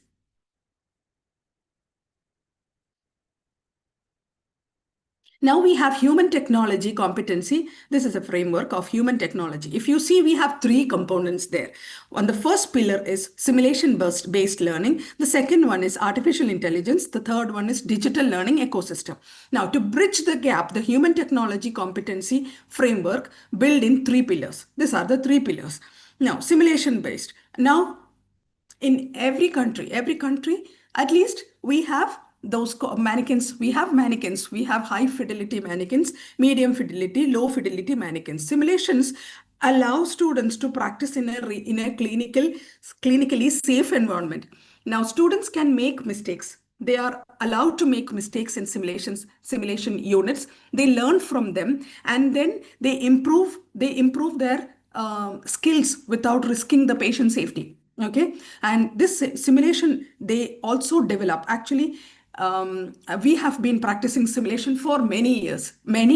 What I, as a faculty, I understood is that the simulation will develop clinical judgment, decision-making skills, high confidence, and the anxiety they will go and face. And before that, they will be able to manage with all those things, like anxiety can be overcome. Now we have AI. AI can provide personalized feedback. We know, like for example, based on our needs, we can customize it, and then we can use it. Like a personalized feedback can be done. Learners' analytics can be taken. Statistics can be taken. Predictive support can be given. AI helps identifying the students who are struggling at an early time, students early, and offering targeted like interventions can be given. For example, when do we know our students are not doing good? When it comes to midterm. Quizzes, they may do good because the amount of mark is lesser. But when it comes to midterm or when it comes to final exam, there will be bulk for these students to learn. And that is the time that we know that the students are not performing well. But when we use AIs, we will be knowing it in a better and earlier phase. Where do our students need the support? And then we can manage it without waiting for the end to take a decision. And then the third pillar is digital learning ecosystem. Learning management system, this includes like the LMS, learning management system, mobile application, VR, and augmented reality. Because even in VR, we have many VR devices in our college where I work right now. And we are blessed with Simulation Center. This is really the excellent one around. And then I can see a lot of appreciation coming in, and thank you so much, really appreciate it. Okay. Together, these technology create engaging and flexible learning experience. So if we blend all these into our learning part, okay, we understand that importantly, we can give our students the best. Not only our students, because the nurses who join right now, especially in this year or the last year, when they come into the workforce, they are Gen Z. We know, and we look at them like, oh my God, seriously? No, we have to support them because they are going to be the future pillar. They are going to be our nurse, the pillar to give the patient care. Okay, so we must support them, and what is their need, we must understand. They understand us, we must understand them as well. Importantly, technology remains a tool. It's not a goal actually. The ultimate goal remains, what is our ultimate goal? Our Gen Zs, they must be competent, compassionate healthcare professionals. Now, next slide, please.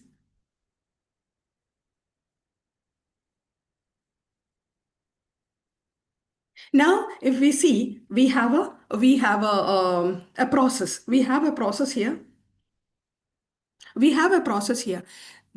When you look at this slide, you can see artificial intelligence that will accelerate mastery through continuous adaptive feedback loop. Now we will discuss what exactly it is. Coming to the first step, if you see there is on your left side, there is a blue color, a navy blue color, okay? That is student action. Means what? The student engage with the educational content. Now this is actually a process. This slide illustrates how AI can help competency development. How can we improve their competency through AI? Okay, the process begins with students' interaction. First, it is the student action that must take place. Student will engage with educational contents. The students will engage in educational contents. Whatever educational contents we upload it, they will see that. Second point, data capture. Means what? The system collectively learning performance, there will be a data will be there. The third one in the process, if you see, it is in a light blue color, predictive analysis. AI will recognize the pattern. Pattern in the sense, we also call it as data mining, okay? Data mining means the AI will find out, for example, anybody, if you use a Google and you want to take an appointment in the hospital, okay? And you know, this hospital is a bit far. So what we will do, we will call them, we will ask them if there is appointment available. But at last, when you go to the Google, if you can do that exercise with me, it will be very nice, you know, in the sense that if anybody can open the Google, okay, anybody with me, and type the hospital nearby you, okay? For example, any of the hospital. Can anybody try with me a little bit? And then in that you will find the peak working hours. Or for example, you want to go to a restaurant to eat something, okay? And you want to know if it is a busy hour. Have you seen there is a graph there? Graph there saying that this is the peak time that people come in. This is like not a peak time. There will be no people at this time. Or, you know, or for example, digging into the pattern. For example, okay, now for example, AI will analyze the pattern and identify the knowledge gaps will be there. Okay, so this is what an example, just an example, but in our education system also we can use that patterns. We can understand the depth of our students' knowledge, how much they have. What are the patterns? Normally, for example, if you put a multiple choice question, some like 80% of students went to that particular question. Means what? We can understand the pattern. Why did they go to that particular question when it is wrong? 80% of students went to that question. Maybe because the concept that we explain may not be appropriate. Okay, so, or may need more explanation. So the fourth step is personalized intervention. Students receive customized support tailored to their learning needs. They create a continuous feedback loop rather than waiting until final exam.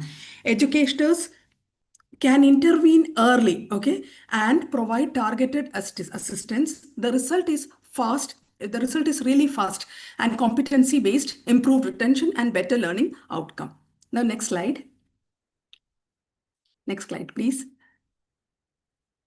Okay, now we have interprofessional collaboration. And this is actually, we call it as the engine of Gen Z success. Okay, many, like we see that technology alone cannot transform the healthcare education. The real engine of success is interprofessional collaboration. And we know it very well. When we go to the hospital, no nurse work alone or no doctors work alone. There is an interprofessional collaborations are there. And likewise, in education system also, we have interprofessional collaborations like educational experts. We have healthcare providers, community health workers. These many people are involved in there. Educational experts, what do? They provide instructional designs, academic guidance, and emotional support. Whereas healthcare providers, they connect theory with the practice. Means what? They bridge the gap between the theory and the clinical practice. They provide real-world expertise and mentorship. Community health workers, what do? They address the social the determinants of health and strengthen the community connection. Together, these groups create a holistic support. They collaboratively approach minor real health environment where teamwork is essential for patient safety. Okay, coming to the next slide. Sorry, Dr. GP, I believe that you still have a lot of information, but I would like to remind that you have only 5 minutes to present your material, okay? So please. Okay, sure. Thank you. Thank you. Now, real-time feedback. We have real-time. What we can do for Gen Z is real-time feedback. bite-sized delivery, very small-sized delivery of information. Digitally, first there should be present. First communication must be there, and omni-channel communication. Next slide, please. Now we have implementing the human technology blueprint in the practice, like in the sense there are risks, and on the other side mitigation. Mitigation means how we can resolve it. The risk is algorithm. There can be bias with the algorithm, data privacy, especially with AIs, okay, digital divides, and faculty readiness. Now how can we manage it? We can just manage it quickly by faculty auditing of AI outputs. Then we can have robust institutional cybersecurity and strict, because data privacy is very important. So each of these have a like how to resolve it. For example, digital divide. So we should resolve it by universal campus Wi-Fi and equal access hardware programs. Faculty readiness means continuously we have to upgrade the skills of the faculty. Next slide, please. Now, what should we do? We should invest in simulation. Second, we should integrate AI responsibility. We should educate our team well prepared with AI. We should strengthen the digital literacy. Means what? The AI, the experienced faculty simulations, we should upskill both the Gen Z learners and experienced faculty. We should foster the collaboration. Next slide, please.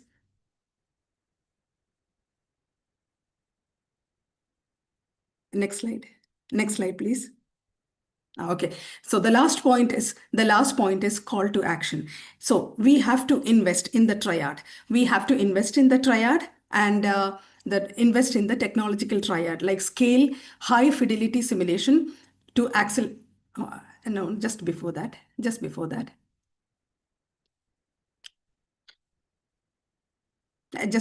please. The 13th slide.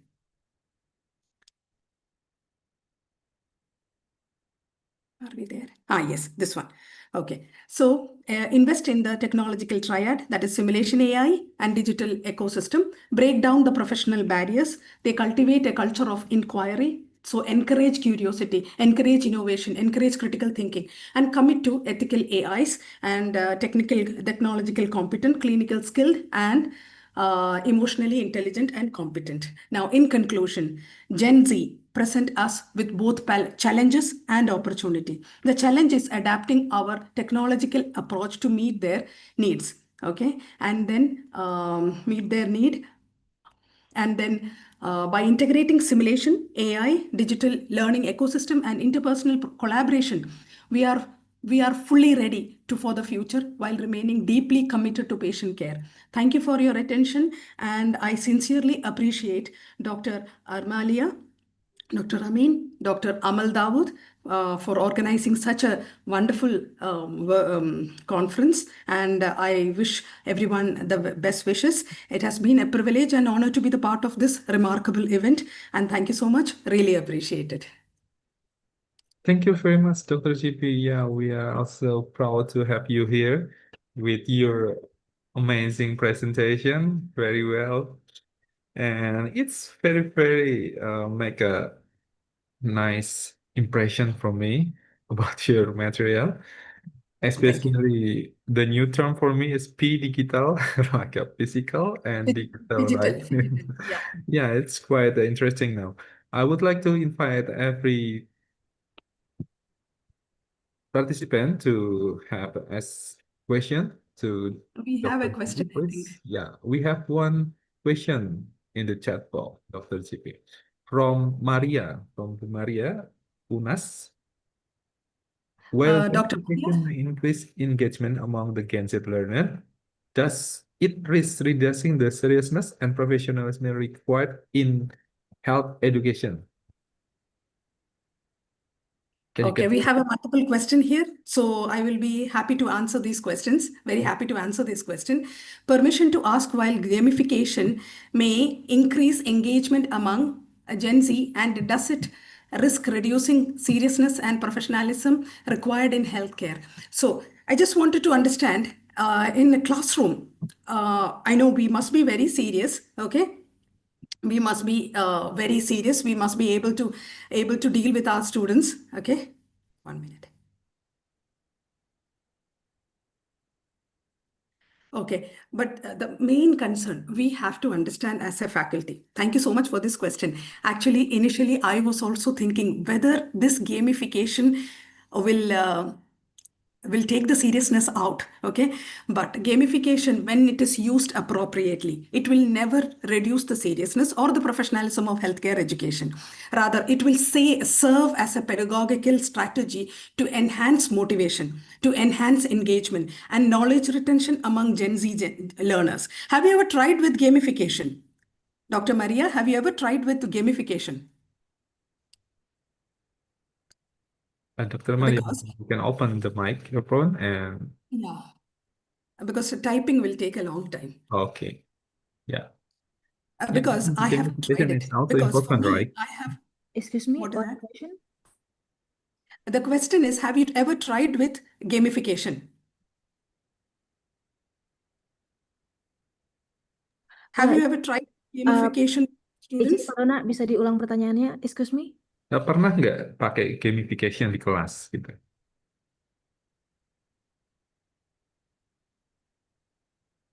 Okay, no problem. Because the key is that we are not gamifying the patient care.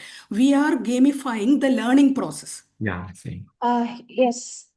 A learning process. And at that time, the professionals, so when you make a question for gamification, make sure the professional standards are met, the ethical responsibilities are met, the clinical competencies are met, the patient safety requirements remain unchanged. For example, in simulation, okay, for example, I have been working in simulation for a long time. Okay, so in that case, like for example, if I work in simulation and I give an element such as points, level, badges, or we have a system. Have you ever tried with Kahoot? Kahoot? Yeah, about the quizzes, right? For the Kahoot for the data So for the in quiz. that, the students will be excited. Have you Yeah. seen their excitement level? And they will never forget that component. Yeah. Can So I move to the next question, please? yeah, please. And the next question from Gede Agus Andika. The presentation stated that isolating education in supporting students' wellness creates a systemic point of failure. Isolating education. I never said the point isolating education. Dr. G. Day. How does interpersonal collaboration practice serve as a solution to preserve compassion? May I know, can I talk to Dr. J. Day? Pak Gede boleh open mic atau ya karena Dr. GP merasa di dalam slide-nya tidak ada menyebutkan bahwa itu bisa menyebutkan kesalahan sistem point. No problem, No but I problem. can answer the question.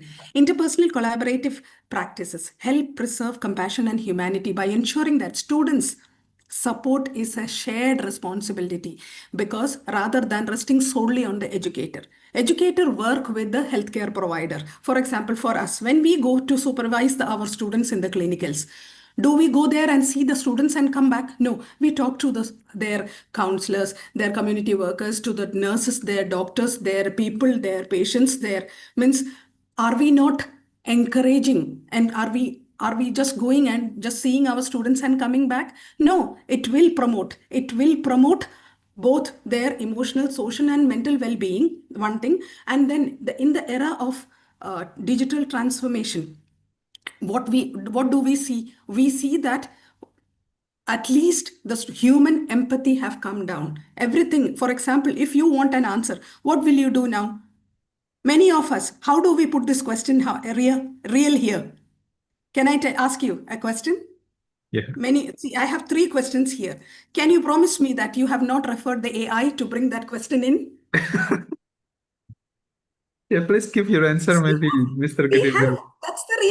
that's the reality. So, but when we have to make them understand that inter-collaboration means what? We come across with many people, many human is there involved. So means, do we think that we can resolve the problem of compassion and humanity there? Yes, because we were more, especially Gen Z, we have to understand 1997 to 2012 is that Gen Z generation. So they will definitely they are grown into like AI, completely digital world. So help them to have more personal relationships help. So this will improve humanity, and more they will understand each other. Mutual understanding is very important in healthcare system.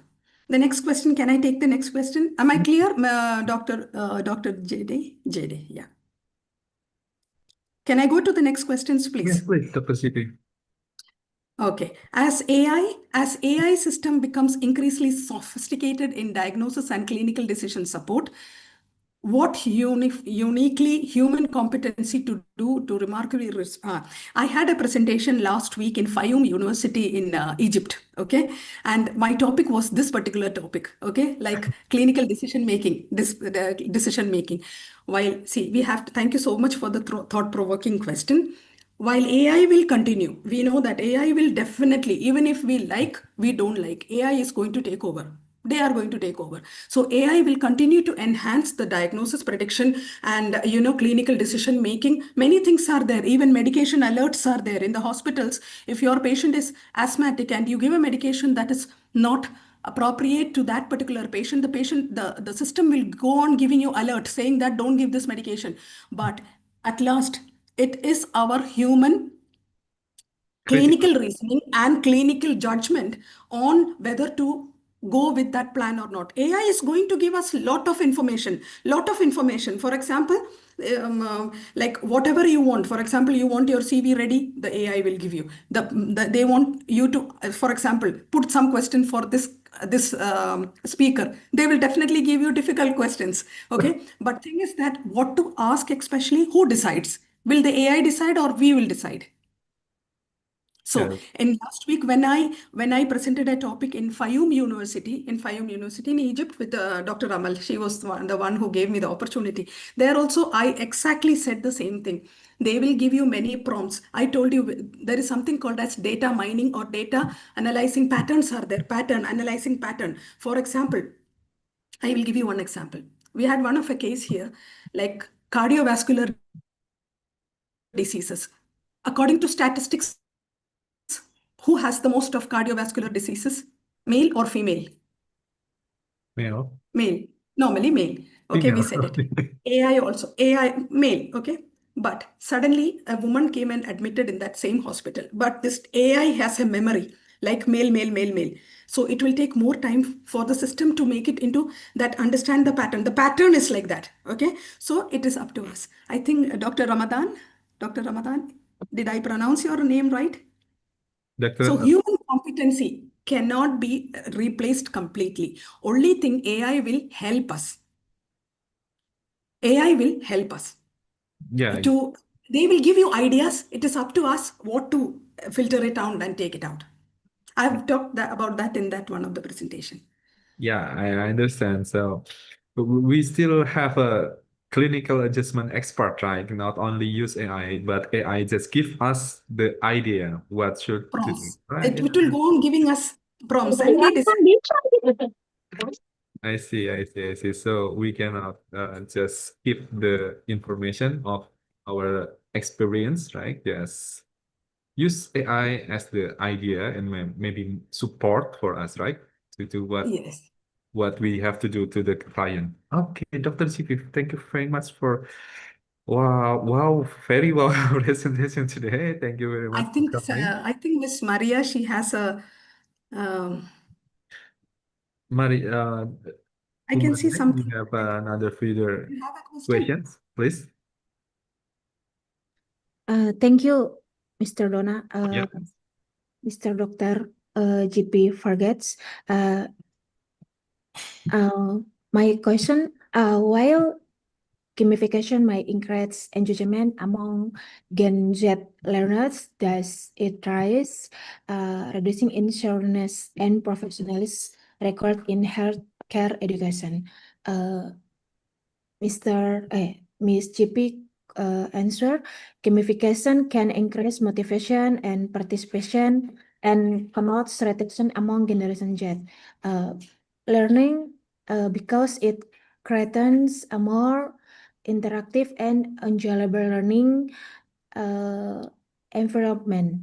But however, there is a non-potential risk if it's implemented without and clear educational or environments focus massive student attention from developing professionalism first and clinical responsibility.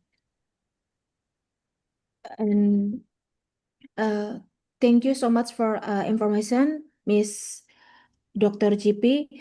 Yes, there is a potential risk, but the issue is not the gamification itself. It depends and on its design and implementation. I've alignates with clinical competency and professional values, gamification, and can improve engagement with host reducing professionalism. Thank you, Miss Dr. GP Vargas. Okay, validation, right? So you are supporting my, this is what I understand. You are supporting my, the Answer. same statement, right? Yeah. Is Yeah, that the the question? Did I validation of understand your it answer. right? You were with me in the journey, right? Yeah. Yeah, Yeah, okay. I also use this like Kahoot quizzes and something. Many things, because especially they like something like games, Yeah.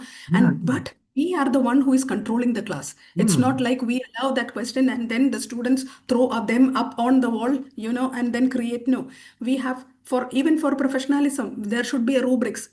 Are you maintaining discipline? Are you quiet? There is an ethical, there is a rubrics along with that. Yeah. Thank you so much. Thank you very much. So sorry, we need to finish this interaction. Thank you very much, Dr. GP. I would like to present your certificate for presentation. Panitia sudah mempersiapkan sertifikatnya.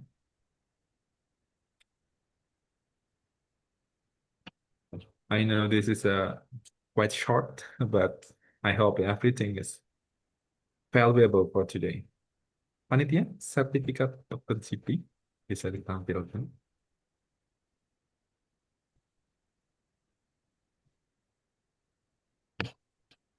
Okay, please accept this certificate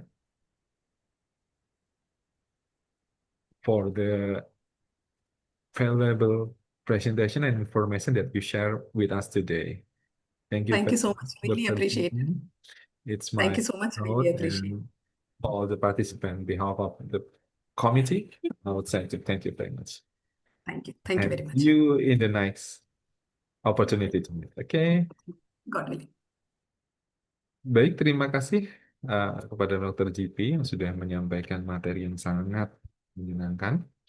Kita akan melanjutkan ke pemapar berikutnya, speaker berikutnya, Dr. Joby George. Dr. Joby, are you ready here? Dr. Joby George. Hello. Can you hear me? Okay, I see you here.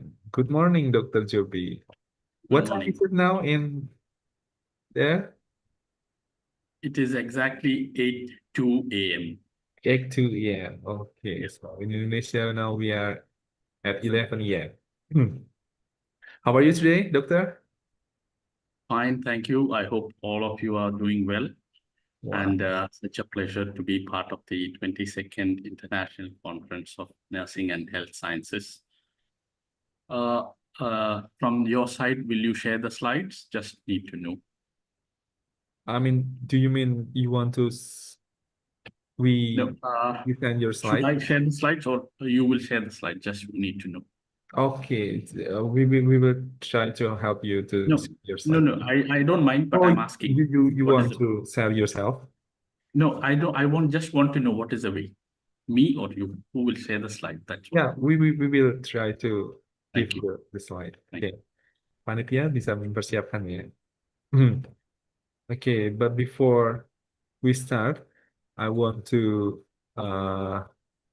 read your curriculum vitae first. Sure.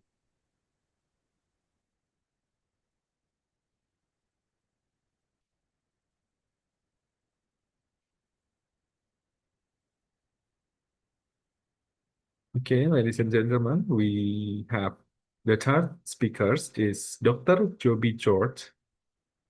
I'm sorry if I'm mistaken. Please pronounce your name. He is academician with over 13 years of multidisciplinary experience in PhD in physiotherapy, skilled in teaching physiotherapy, occupational therapy, and basic health science for dentistry and nursing program.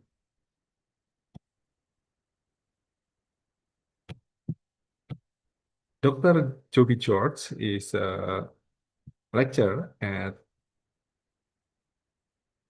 UAE Educational Equivalent Verification. Oh, sorry, it's not your. It's of College of Applied Medical Science, King Saud bin Abdul Aziz University for Health Science, which is located in Riyadh, Saudi Arabia. His position in 2016 to 2021 is Assistant Professor of Physiotherapy, which is responsibility to conduct classroom teaching and practical training for undergrad students, delivered lecture and facilitated interactive learning through the university learning platform. They use Blackboard, the name.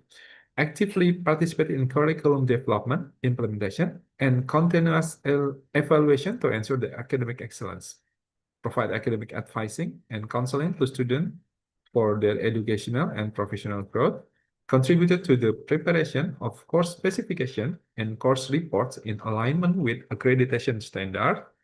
Design and conducted periodic assessment and examination to evaluate student performance. Serve as champion of the library task force for the Department of Occupational Therapy, enhancing access to academic resource. Collaborated in research initiative involving both faculty and students, and functioned as the NCAA officer for the occupational therapy program to ensuring compliance with national accreditation requirement. Maybe that was short of Dr. Joby George curriculum vitae. Without any further, I would like to please Dr. Joby to present your material. The committee, could you share the material for Dr. Joby, please?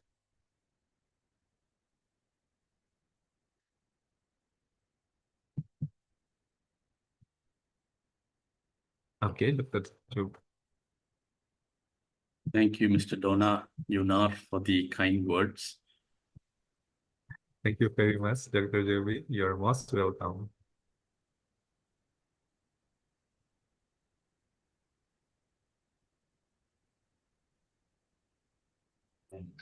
Good morning, everyone. Respected educators, respected guests, healthcare professionals, and fellow researchers. I'm Dr. Joby George from Fujairah University, UAE. Today, I'm privileged to present the topic Gen Z Well-Being, Evidence-Based Pathway to Medical, Mental Health, and Prosperity. So we know Gen Z are people who are born between 1997 and 2012. So there are many mental health issues the Gen Z are facing. Despite being innovative, adaptive, and resilient, many young people face significant psychological pressure. Today, my presentation focuses on three things mainly: to identify the major health stressors affecting Gen Z. Second is to examine the impact of the digital environment. And third, which are the evidence-based pathways that we can choose for well-being and prosperity along their mental health. Can we please move on to the next slide? Yeah, we can move to the next, please. The next one, thank you. Yeah, thank you. The research shows that 60% of Gen Z report that they are overwhelmed by the current events and news consumption through the social media. And also there is a stigma between, as the previous generations have felt, there is a stigma within the mental health diseases that they still feel. Only about half know where to access mental health support, and many report inadequate coping skills. Many Gen Z report that they have inadequate coping skills with dealing with the stressors. So some of the major stressors that drive them are concerns about family, financial pressure, and uncertainty about the future. Can we move on to the next one?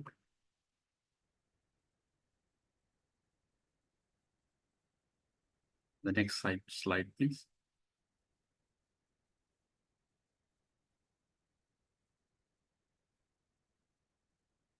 Can we move to the next slide?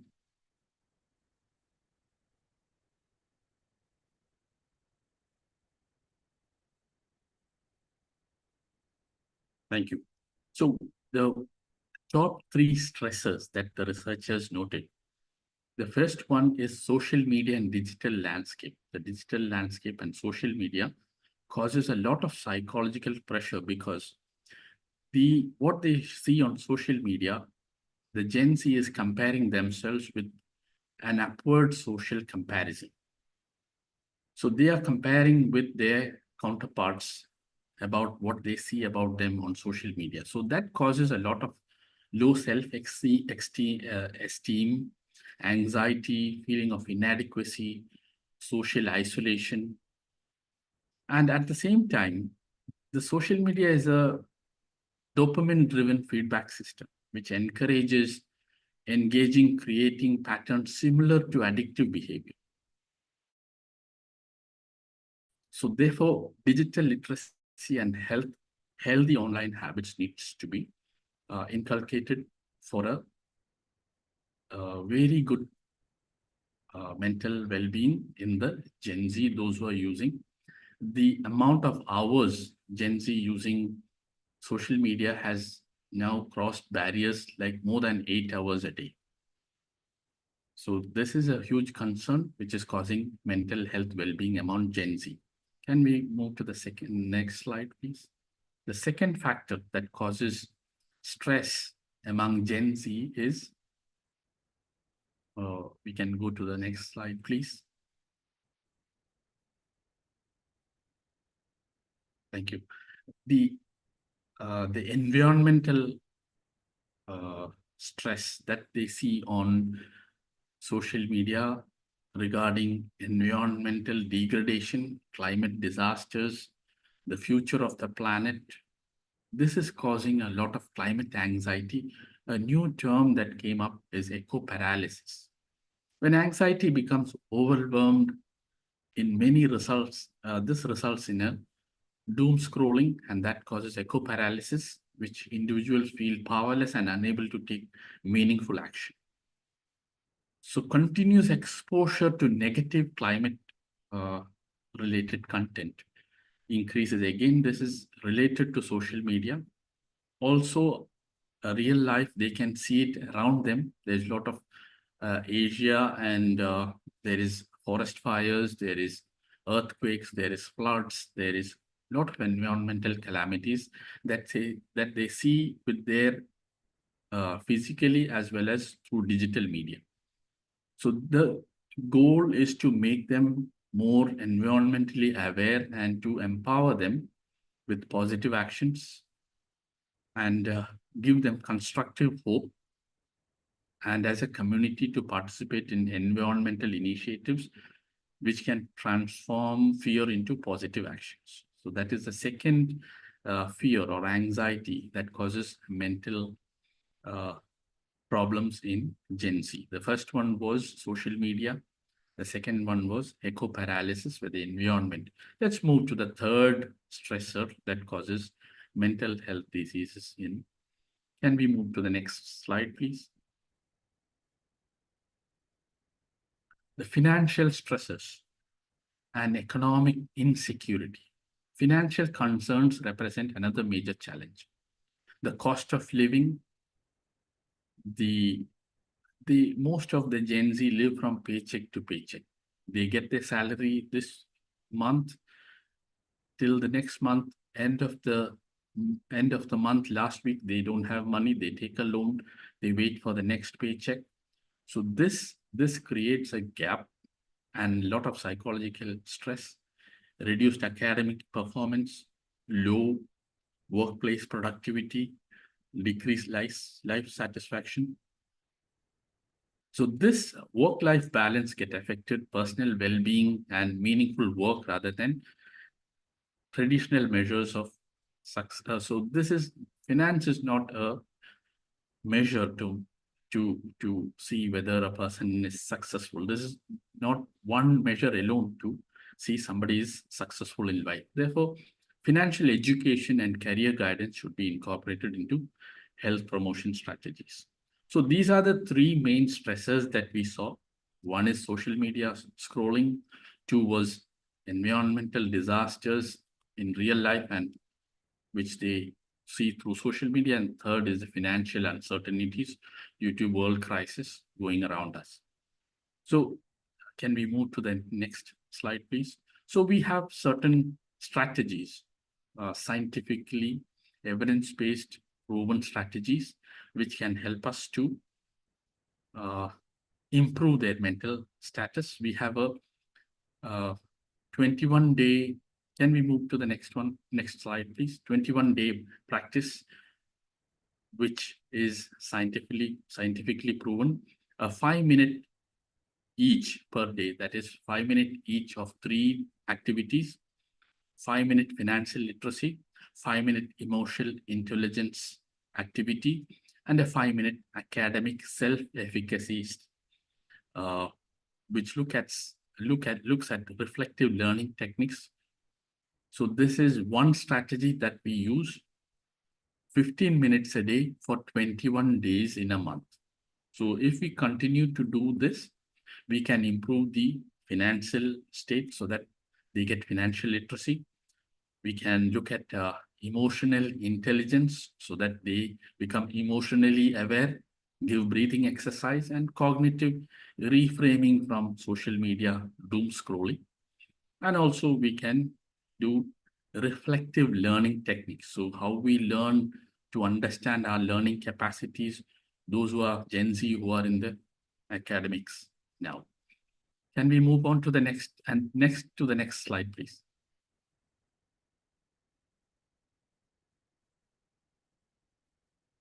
Two slides ahead, please. Yeah, the next one. Next slide, please. Yeah, next one. Yes, thank you.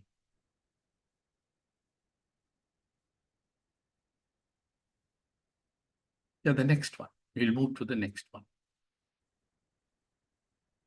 So this is the first strategy. The second strategy is resilience-based school intervention. So we teach cognitive-based therapy, CBT, which is very familiar, which is very useful for mental health strategies for high-risk adolescents. So this helps us to develop emotional regulation skills, problem-solving abilities, positive coping strategies, and social support network. So this approach encompasses around 3 to 4 strategies that develop all these skills in the Gen Z. The third strategy, how we can, the next slide, please. The third strategy that we can go ahead are several simple strategies that educators, healthcare workers and professionals and young people can adopt. One is to prioritize basic needs such as adequate sleep. So you can say sleep hygiene, balanced nutrition, physical activity, healthy digital boundaries, limiting unnecessary screen time, avoiding endless scrolling, and celebrate small achievements. So I did a presentation today. I'm so happy when you show me the certificate. I'm very happy. I celebrate my day. So make small happy moments. Finally, encourage help seeking behavior. There is no shame in asking for help. So that strengthens the support system. It can be with family, it can be with peers, it can be with educators, healthcare providers. These practices significantly improve resilience and overall well-being. So to conclude, we can go to 2 slides ahead. To conclude, educators must create supportive learning environment. So for Gen Z facing unique challenges that require a comprehensive and collaborative approach. We need a comprehensive and collaborative approach for the well-being of financial well-being, social connectedness, environmental concerns. Educators must create a supportive learning environment. Healthcare workers must promote early identification and intervention. Policymakers must ensure accessible mental health service, and communities must foster resilience and social support. So together we can empower this generation not only to survive challenges, but also to thrive and lead positive change.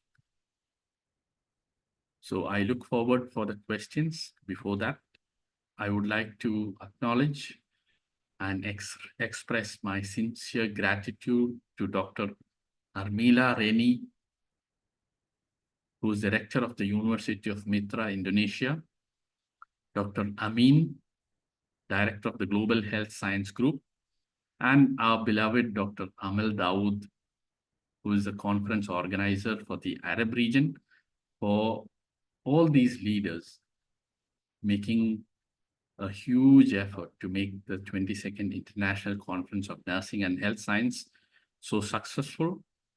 The conference is going on exceptionally well and professionally executed, reflecting excellent teamwork and a strong commitment to advancing nursing and health science values.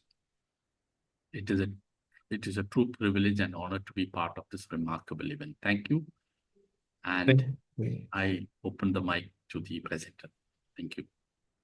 Thank you very much, Dr. Joby, for your amazing presentation. Yeah, I personally agree that most of the teenagers right now who actively access the social media, mostly they have a stressful head. And as you mentioned, 8 hours a day to access the social media, that's quite a long time, right?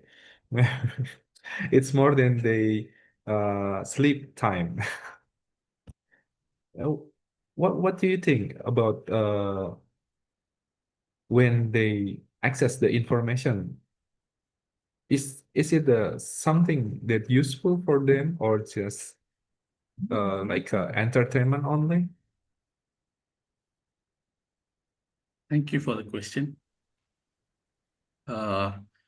Social media has its positives and it's not so positive. I won't call it negative. It has not so positive side as well.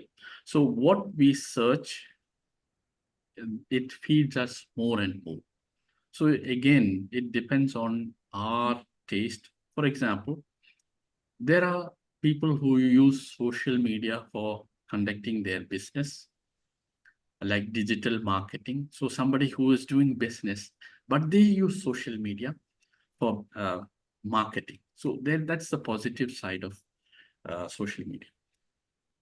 Or getting jobs, for getting networks, for research. So a lot of social media can be used for the positive side. But somebody who has a negative coping strategy, for example, they have stress, but they don't know how to cope with. They do generally negative doom scrolling. They continue, and at the end of 8 hours of scrolling, we feel guilty. So that the entire 8 hours was because we know time and tide waits for no man. So this time that we lost is not going to come back. That gives us a feeling of guilt. So again, to live with that guilt, we again want the dopamine hit, we go back to scrolling. So this is a vicious cycle. Gen Z, they are the next generation leaders that are going to lead the world. So we want, our generation also had certain, we were addicted to television. The Yeah. Gen Z is addicted to social media. So we are both not innocent. So so Gen Z, I fondly remember one of the incidents in our generation when there was a cartoon that was shown after school in China. So every day after school, there was a cartoon that used to come on television. So what the Chinese establishment did is they said, stop the cartoon at after 4 p.m. Let the children go out and play because this is the time for play. So after school, 4 to 6, let them play. When they have the food around 7, 8, let the cartoon come.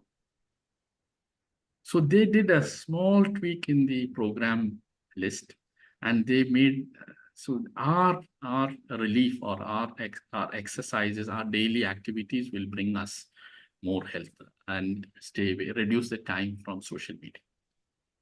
Yeah, on that era, it's easier to control the content, right? But now when they have their cell phone and what they said, doom scrolling, yeah, maybe just 3 hour and 4 hour or more, they're scrolling nonstop, whatever they want to see without any filter from government, parents, educator, and something like that. It's very, very sad to hear that. Okay, I would like to invite for the participant who have a question for Dr. Joby, please raise your hand or just write text in the text box, chat box. Yeah, and now we facing doom scrolling generation, right? They eat everything in the social media, whether it's TikTok, Instagram, or maybe just YouTube. And the information, as you mentioned before, they have a positive way or maybe the negative, right? So it's big challenge for us as a health professional to give a health promotion, to have a healthy lifestyle rather than scrolling. Any question, please? I just like to add what we have, like our digestive system. We feed ourselves with good nutrition.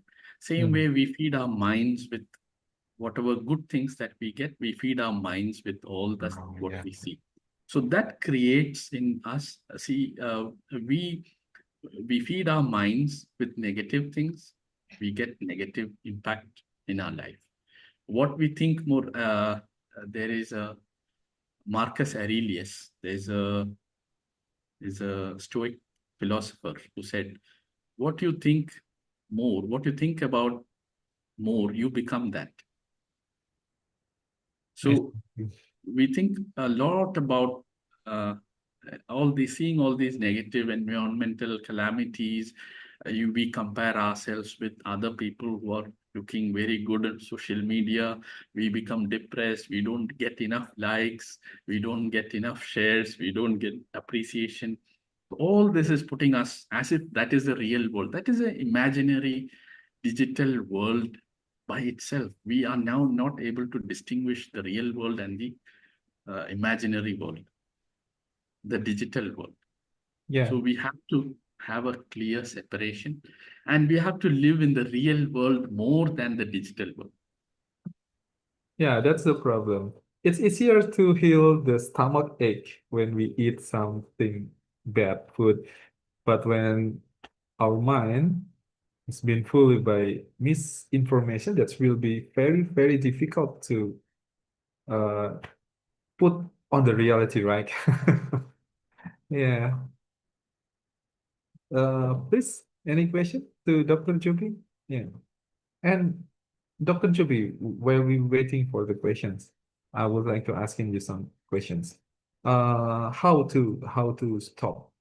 Do you think how to stop from the early age, like maybe some parents, they are very busy, so they give their child with a gadget, even in the maybe 2 years old, maybe 3 years old, something, when they can hand the gadget. And this is start from the beginning, very beginning, 3 years. How to stop it, Dr. Joby? Yeah, this is a very, very practical question. You know, when we start feeding our children from the young age, you know, when they start taking semi-solid food, we give them something to watch to distract them, and we try to feed them, force feed them, in fact, you know. Actually, nature says whenever somebody is hungry, they will feed themselves. But we are so concerned about our children that we need to feed them, you know, so we distract them. So how to, I remember my grandmother taking me outside on her shoulder, showing the birds, showing the trees, showing the butterflies, showing the flowers, seeing what is this, the curiosity, natural curiosity develops in the child. That's a very important way the child sees the world, the real world, in a very young age. But, you know, I understand now everybody is working 8 hours a day. They have no time to spend with the children. But it is, at the end of the day, priority. How we give, what is our priority? Is our child our priority? Or is my child's mental health, my health and development, what is my priority? Is my priority that I keep my child? There is one incident in the world that shifted the entire thing. It was COVID that shifted the entire paradigm. Before COVID and after COVID. So before COVID, we had, you know, less of digital, but now after COVID, at a small age, the children are given these devices, you know, because for classes, for schooling, for education. You know, I told my kids, I have twin daughters. I told them, I will give you any electronic device only after 18. Before COVID, okay, before COVID. That was my promise to them. But, you know, it's so funny. The reality is more stranger than fiction. Yeah. So suddenly COVID hits. The school says every student should have their device. I see. And that story entirely changed. So we have to prioritize our actions, keep the children out of the digital world maximum, as much as we can, and enjoy the real world more than the digital. Yeah, that's the reality is not always work as our expectation, right? Yeah, I see. In the school now, mostly the teacher also ask the student to use their gadget, digital device, to do some school assignment maybe or some project. So we need to give them the gadget, right? Yeah. Thank you very much, Dr. Joby, for your sharing your knowledge and experiences to us this morning. I wish it's give our valuable experience today. Once again, behalf on the committee, I would like to thank you very much. And please, committee, do you can share the certificate for Dr. Joby? Please accept this certificate, Dr. Joby, for your honorable speakers now. Thank you very much. This made my day. You know, I'm so happy. I'm going to celebrate. And let's invite me to celebrate together, okay? These small successes we celebrate, that makes, you know, more happiness rather than, you know, the going on to the digital and seeing a video. This gives me more success and more happiness. Thank you for the committee, scientific committee, all those behind this. And a special thank you to Dr. Amel, who is coordinating from the Arab side. Thank you, everybody. Thank you, Mr. Dona, for hosting me, and all the scientific committee and all the leaders. Thank you. Thank you. Have a Thank you wonderful very much. day. You are Have a most wonderful welcome, day. Dr. Joby. Hope to meet you in the next series, okay? Thank you. Thank you. Bye. Oke, Bapak Ibu semua, kita akan melanjutkan lagi ya setelah tadi presentasi dari Dr. Joby yang sangat luar biasa tentang bagaimana kualitas hidup remaja yang banyakkan scrolling ya, yang banyakkan scrolling. Okay, I would like to invite our keynote speaker, Dr. Sahar. Dr. Sahar, are you ready with us?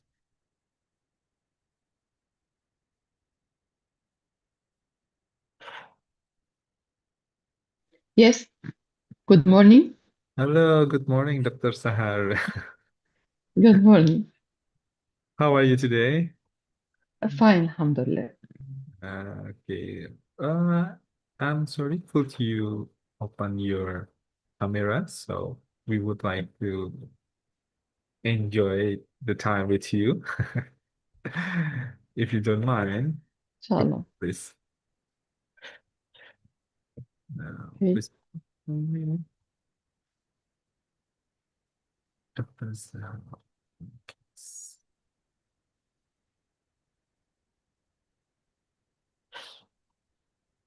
Okay, before we start, I would like to present you the curriculum vitae of Dr. Sahar.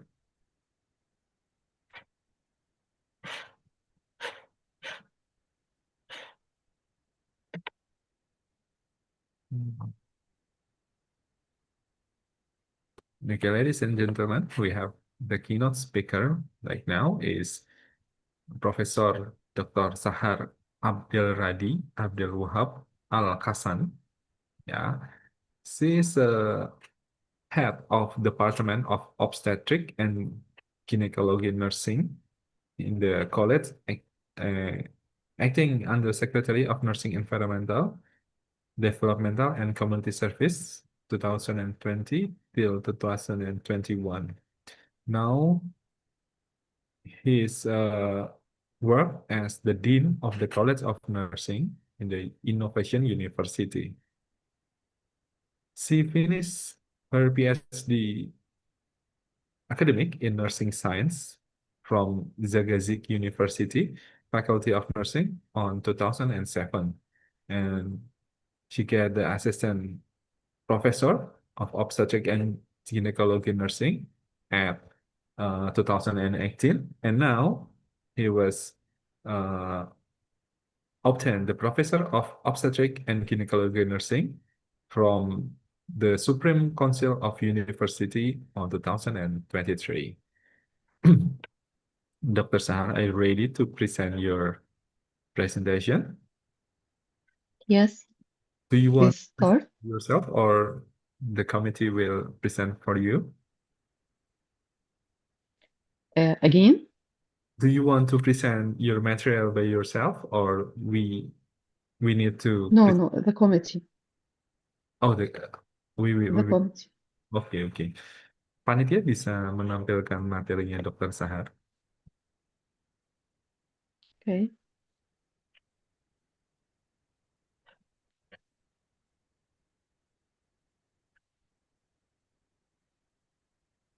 Oh, this is the old one. I think I put it in the new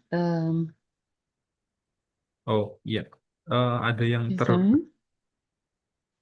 There is no problem, yeah. Well, please wait. We will try to find the new one for you, please.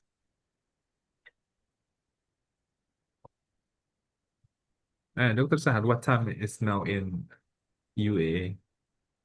In Egypt? Yes, Yep. it's 7. In Egypt? It's 7:37. Oh, 37. quite early morning that you wake up, right? Yes. No, but this is the first day of our final exam in my faculty, so I already get earlier. So you're very rushed now, right? Must be very busy right now. After 1 hour, I will rush. Yeah. So please, now we need your sharing experience and knowledge. Thank you very much. Okay. While waiting the committee to find your newest There is material. no problem. We can start. Yeah. There is no Or problem. you want to start first with maybe just introduction what you do in your Yes, code. let's start. I would like to extend my sincere thanks and appreciation to Dr. Armelia Reni, Rector of Universitas Mitra Indonesia, and Dr. Amin Konkoro, Director of Global Health Science Group, for their outstanding effort in organizing 21 International Conference on Health and Health Science, on Nursing and Health Science. A very special thanks to Dr. Amal Dawood Gouda, the conference organizer in Arab region, and the conference was exceptionally well planned and professionally executed. Before we start our presentation, I want to tell you something. This is the first time I search about Generation Z. I hear these words many times, and with my students, and I didn't pay any attention for studying this generation and studying the problems facing the challenges for our generation and Generation Z. يعني I start studying this problem when Dr. Amal invited me to participate in the conference. So I begin with asking my son about his experience. He is a representative of Generation Z. So I tell you a short story about his problem he facing during his studying as a computer engineer. Okay. Now he is 25 years old, works as a computer engineer in a multinational agency. And when I asked him about the difficulties he faced as an engineering, I was يعني shocked by what I heard. And first, he told me that he didn't attend lectures longer than 1 hour. And until now, we have lectures more than 1 hour, 1 hour and a half, and 2 hours. He told me that he preferred reading from textbook rather than to listening to the lecture, as the lecture always present his point of view, not asking for sharing with his student. He saw the student's role in lectures as passive, as he didn't make any contribution during the lectures he have. And fourth and last one, he tell me that he succeeded because he and his classmates explained things to each other rather using their professor's point of view or resources. He depends on their own resources that makes the content more easily and more understandable. When I listened to my son, I realized the importance of re-evaluating ourselves as policymakers, both for education and health sectors. So let's start our presentation titled Empowering Gen Z Through Confluence of Education and Healthcare. So should I start? Yeah, please. You can start anytime. Okay. Next slide. Next. Next slide. Yes, next.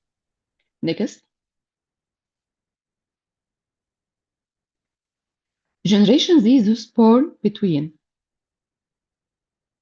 1997 and 2012 is the most hyper-connected, socially conscious, and wellness-engaged generation in human history. Yet they are simultaneously the most anxious, lonely, and mentally strained. They are investing heavily in fitness, nutrition, and self-care, but self-reported well-being remains at an all-time low. Next.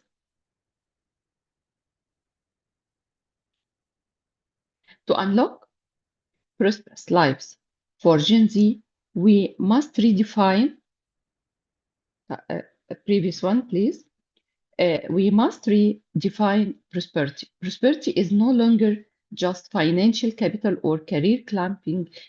It is sustainable well-being, mental fitness, and social connection. Educators and health workers can no longer operate in separate spheres. They must form a unified front line to help Gen Z navigate an era defined by global uncertainty, information overload, and rapid AI integration. Okay. Next slide.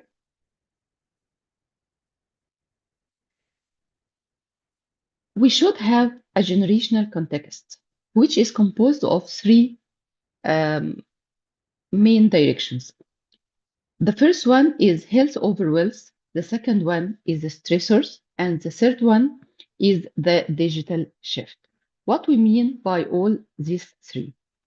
Health over wealth, the recent global data reveals that nearly 60% of Gen Z rank health and well-being above career advancement or money. Stressors, they are deeply overwhelmed by unrelenting global crises like climate change, geopolitical tension, and economic pressure like housing affordability, living costs. The digital shift, while they are digital natives, they face severe digital fatigue and are actively seeking physical, real-world community and human-centric spaces. Next. The strategic role of educators cultivating digital literacy and cognitive safety. How they do this? By three main points. The first one is cultivating digital health history. How we cultivate digital health history? By integrate curriculum modules on how to separate science from algorithmic hype, teach them to audit their digital diets to prevent the doom scrolling that UNICEF reports leaves 60% of youth feeling overwhelmed. The second point for strategic rules is creating low stakes, playful learning spaces. How we do this? By design classrooms, environments that lower cognitive and emotional loads, reintroduce the medicine of play and collaborative non-graded exploration by doing shift from rigid, punitive hierarchies to spaces, prioritizing psychological safety and human connection. The third step is using a micro learning and active engagement. This will be done through break education into digestible experiential blocks, bridge the gap between their confident online personas and hesitant face-to-face communication. And this is a very, very existing problem. We face it with our students. They are hesitant to face-to-face communication by emptying structured peer-to-peer dialogue and real-world problem solving into every learning. Okay, next, please. So we need a synergy. We need bridging education and healthcare. How we bridge education and healthcare by integrating the educators' rule and health workers' rule, so we will attain our intended outcome. Type. The first one identifies as the educator rule, identifies early signs of chronic academic stress, isolation, or digital burnout in the classroom. And this is the rule of educator. As a health worker rule, provides accessible, non-stigmatized, holistic mental fitness and physical care. So what's the outcome or the synergy of collaborating educator rules and health workers rule in this point? An early intervention network that catches wellness crisis before they disrupt a student's life. Second one is a teacher rule, educator rule, teaches critical thinking and filters out health misinformation. A health worker's rule in this point validates credible science-backed lifestyle choices and somatic healing. So the synergy will be a highly informed, self-efficacious generation capable of navigating their own health. The third and last one of educators' rule is normalizes boundaries, work-life balance, and emotional experiences. If the educator provides or capable of normalized boundaries and work-life balance and emotional expression, the health workers rule will reinforces sleep hygiene, physical movement, and financial resilience. So the synergy will be a sustainable foundation for lifelong personal and professional prosperity. Second, next, please. Next. Next. Next, please. I finished this. So we can conclude that Gen Z doesn't lack the desire to live healthy and prosperous life. They are actively yearning for it.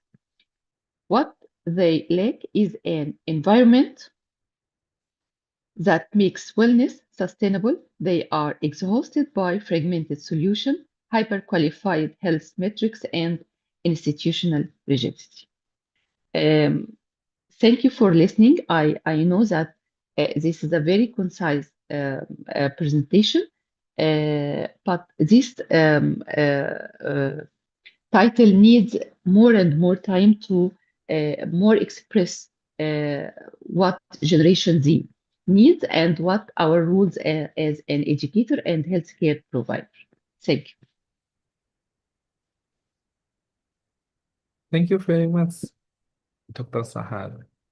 It's kind of we know that Gen Z also have desire to have a healthy life, but yeah, we know that environment kind of different with what they're thinking.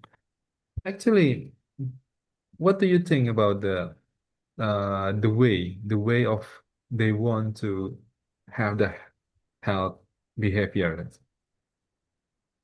I think the first way, the only way, is to listen to them, identify their needs.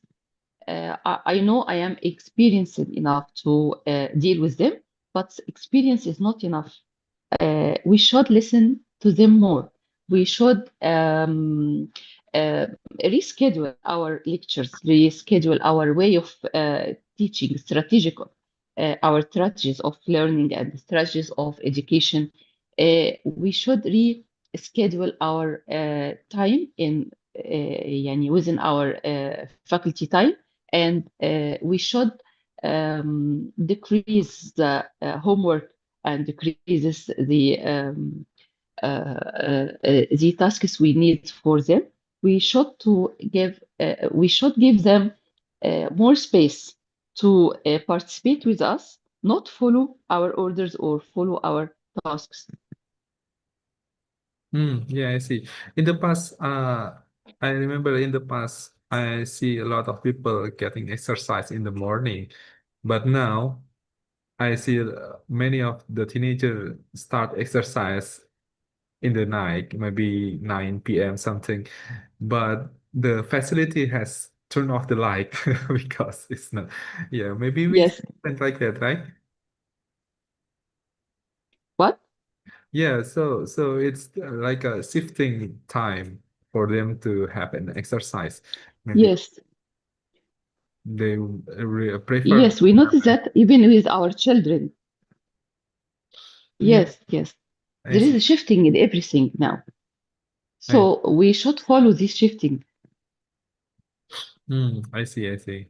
So I would like to invite any participant to have a question, maybe one question or two questions to Dr. Sahar. Please raise your hand, or text your write down your question in the chat box.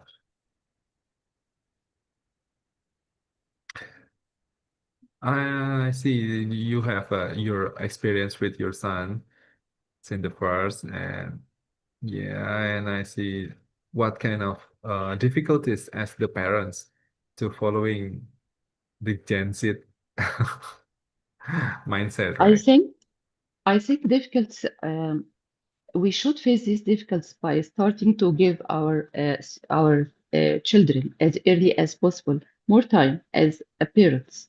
This is the first. We should redirect their attention towards more time with us, not more time with machines and AI. What's called Social media. smartphones and yes, of social media. So we are so busy with our problems, with our education, with our social life, and we stay away from our children from the start. We send them to nursery, and we don't follow what they see and how they expend their times inside nurseries and then schools and then social media with their classmates and their friends. So there is no problem. There is no news. It's a good news. So we stay away from them. So we get it now. We are surprised that social media stole them from us and from their families and from their special lives and from their future also. Yeah, I do agree with that. It's quite difficult. No, not difficult, challenging, right? To make a linkage between our mindset and their mindset, because it's Yes. a different era that we live now. Okay, Dr. Sahar, once again, thank you very much. I would like to present a certificate. Committee. Thank you very much. Would you? Okay, so please accept this certificate for your hard work to share your knowledge and experience with us. Thank you. Thank you very much. Thank you very much, and hope to see you again in the next opportunity. I hope to. Thank you very much. Thank you. Thank you very much. You are most welcome. Yes. Okay, ladies and gentlemen, I would like to invite our next speaker is Dr. Mayada Taha Mahmud Sabia from Faculty of Nursing, Capital University, Egypt. Dr. Mayada, are you here now? Yes, I'm here. Hello, Dr. Mayada. Hello. Yeah, so you are in the college as well. You will have the financial examination today, right? Are you in the same college with Dr. Sahar? Okay. Where's Dr. Mayada? Will you make her spotlight? Okay. Dr. Mayada, are you confident to Yes. open your camera? Okay. Okay. Hi, Dr. Mayada. Oh, Hi, doctor. are you in the college or in the home? Can we start? Could you hear my voice clearly? Oh, Dr. Mayada, get out. Okay. Do you want to present your material by yourself, or you want to us to present your material? Please share from you. Okay, we will share. Thank you. Before that, I would like to present your CV to our participant.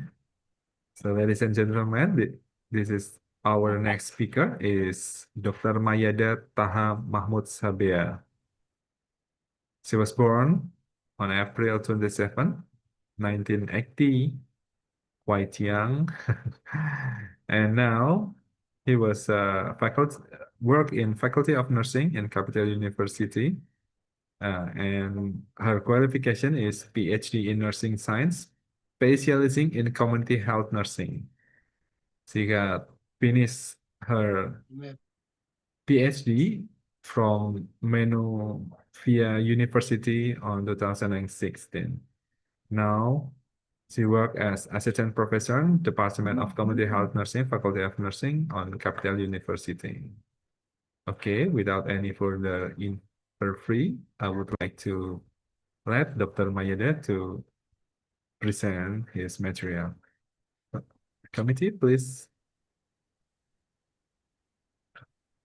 Okay.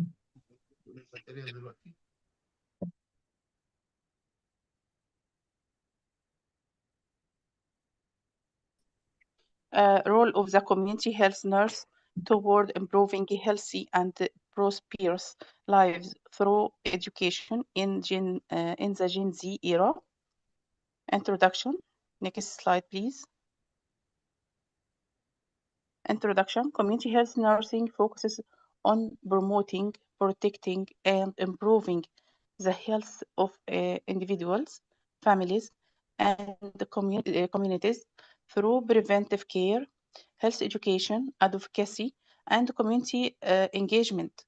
In the Gen Z era, individuals born approximately between 1997 and 2012, community health nurses face unique opportunities and challenges due to rapid technological advancement, digital communication, changing health behaviors, and increasing awareness of mental health and social issues.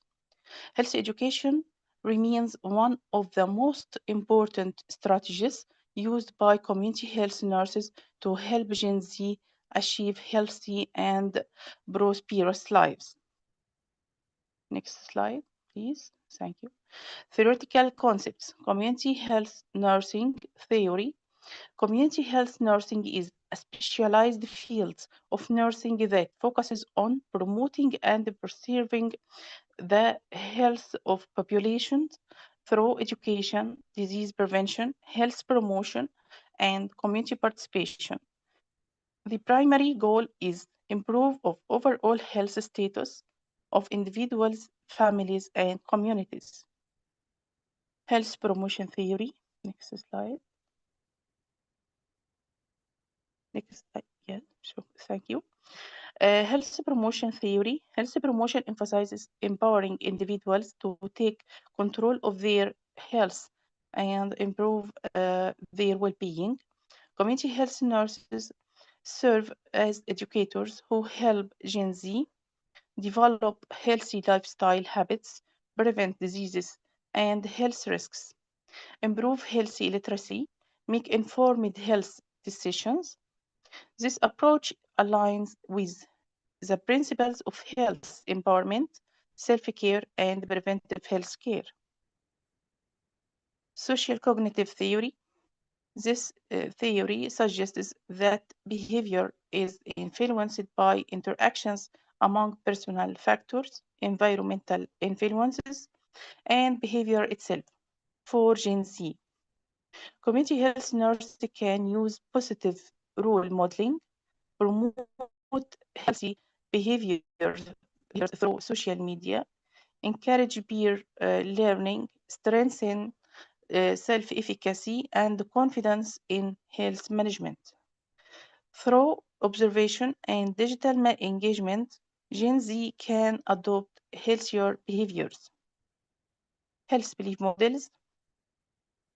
Health belief model explain how individual beliefs affect health behaviors. Community health nurses educate Gen Z about perceived susceptibility to health problems, perceived severity of disease, benefits of preventive actions, barriers to healthy behaviors. By increasing awareness and motivation, nurses can encourage preventive practices such as vaccination, nutrition management, physical activity, and mental health care. Next slide, please. Thank you. Gen Z students. Their students born approximately between 1997 and 2012. Digital natives with constant access to technology prefer interactive and personalized learning, value diversity, inclusivity, and collaboration, seek meaningful and practical educational experiences. Characteristics of Gen Z learners: learning preference, technology enhanced learning, visual and multimedia content, active participation, immediate feedback, self-directed learning. Challenges. Just the slide, please. Challenges: shorter attention span, information overload, digital distractions, mental health concerns, academic stress. Next slide. Thank you. The community health nurse should be health educator, digital health promoter, mental health advocate, disease prevention and health promotion specialist, community empower leader, community collaborator, health policy advocate, lifelong learning facilitator, improving healthy and prosperous life through education. Health educator. Next slide, please. Thank you.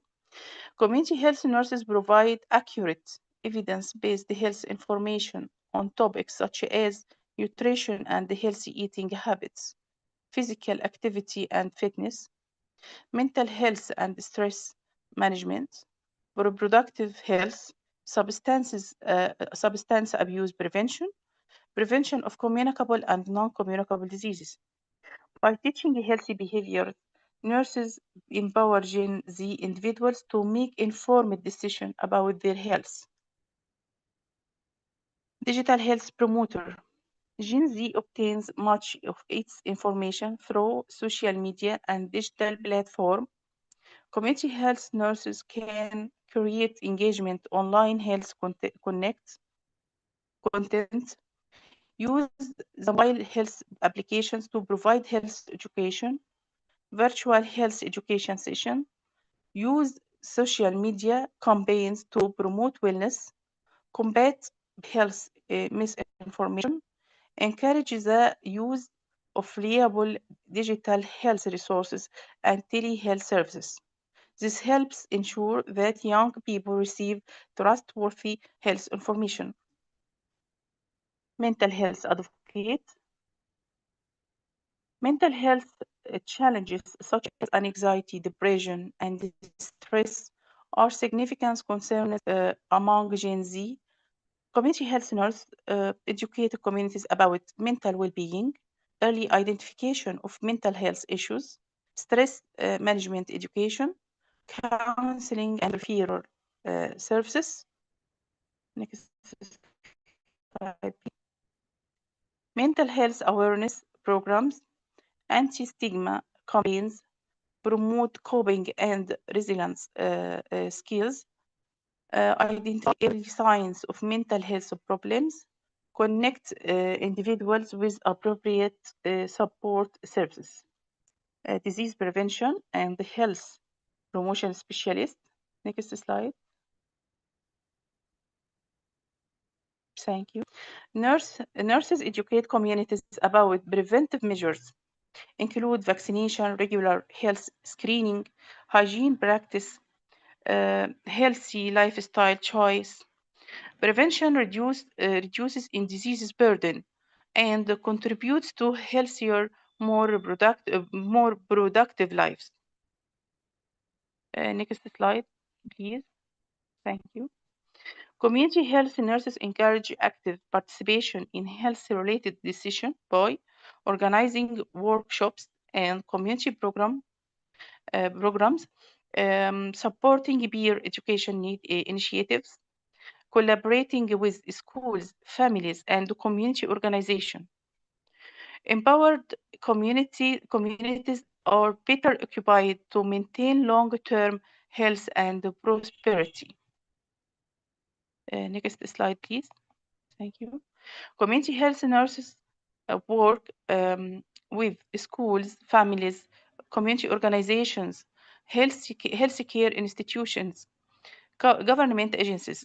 Collaboration strengthens support system and enhances the effectiveness of health education initiatives. Next slide, please. Next slide. Thank you. Nurses, health policy advocates. Nurses advocate for policies that promote health equity, youth-friendly health care services, mental health resources, safe environments, digital health susceptibility.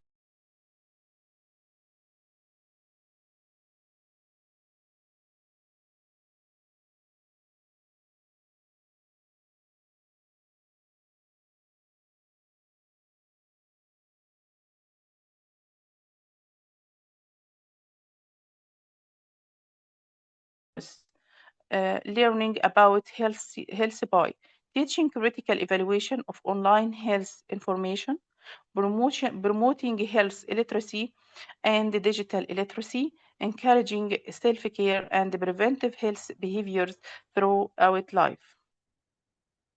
Next slide. Thank you. Improving healthy and prosperous lives through education. Education serves as a foundation for health improvement and social prosperity.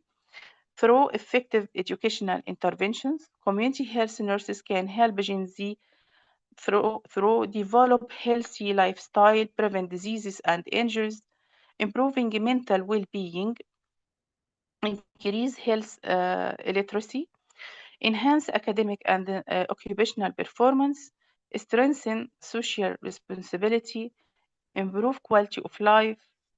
Health education also contributes to broader community development by reducing healthcare costs, increasing productivity, and promoting social well-being. Conclusion. Next slide, please.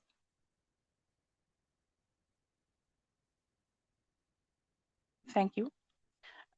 In the Gen Z era, community health nurses are not only traditional health educators, but also digital communicators, mental health advocates, and community leaders. By using innovative educational approaches, technology, and culturally responsive strategies, they help young people develop healthy behaviors, improve well-being, and achieve prosperous lives. Their role is essential in creating informed, resilient, and health-conscious communities capable of thriving in rapidly changing world. Next slide.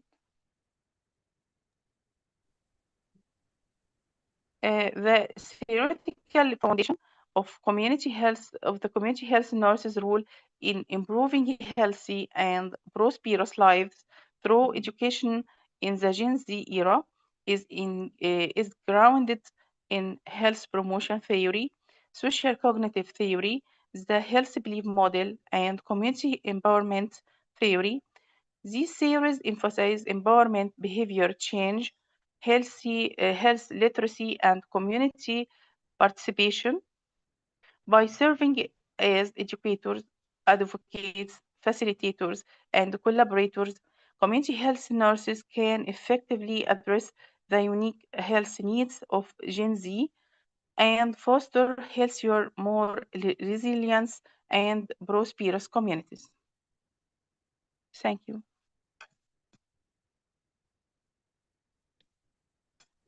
Thank you very much, Dr. Maida.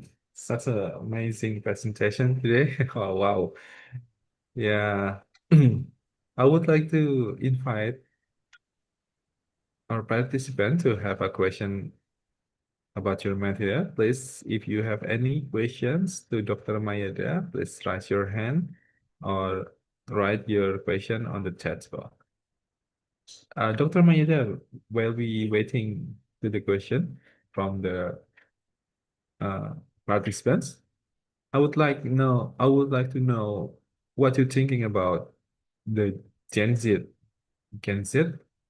who less active in the community activity. They are prefer to not involving in the activity that they think it's not important or maybe not valuable for them.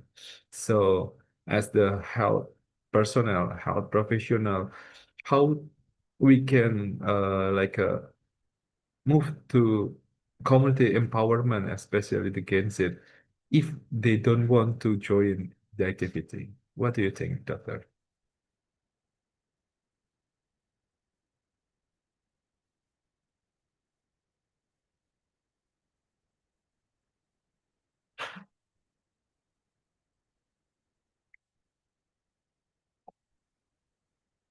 Dr. Mayada, I think you are still mute.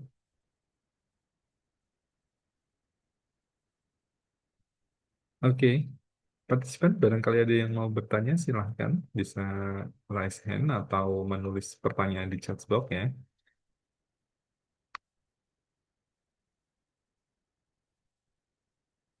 Dr. Mayada, hello? Can you hear my voice clearly?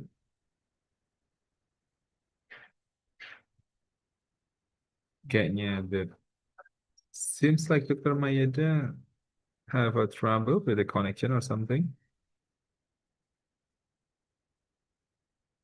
Dr. Mayada, are you still there?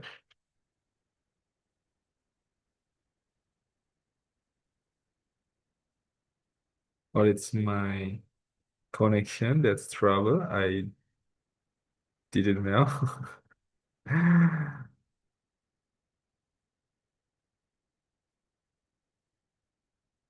Hello, Dr. Mayeda, are you still there? Are you still with us? Okay, I think there's some problem with Dr. Mayeda connection. This must be thrown out from the Zoom. So we will deliver the certificate for Dr. Mayeda after she's back in the Zoom. Now we move to the next speaker. The last speaker for the first session is Dr. Naura. Dr. Naura, are you with us now?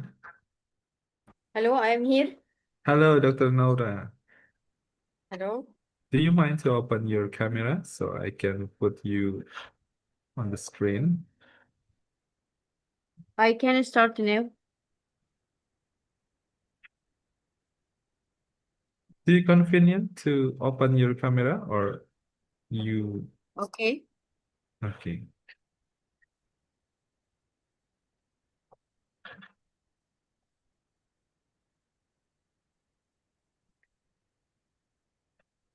Hello.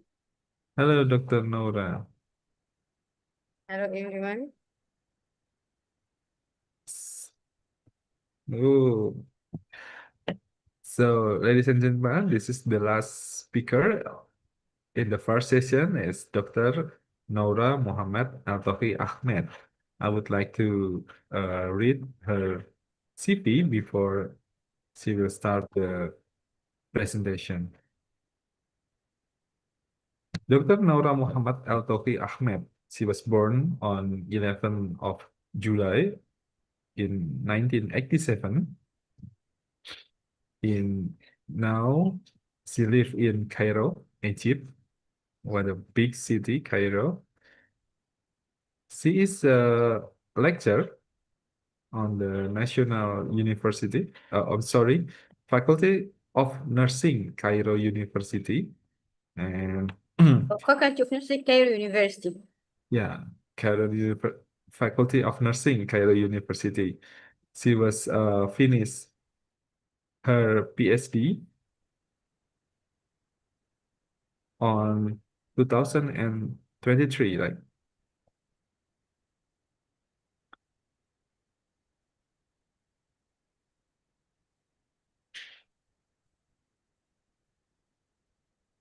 Now, she was assistant professor at Maternal and Newborn Health Nursing Department of Faculty of Nursing in Cairo University, and she is the on Maternal and Neonatal Health Nursing Department.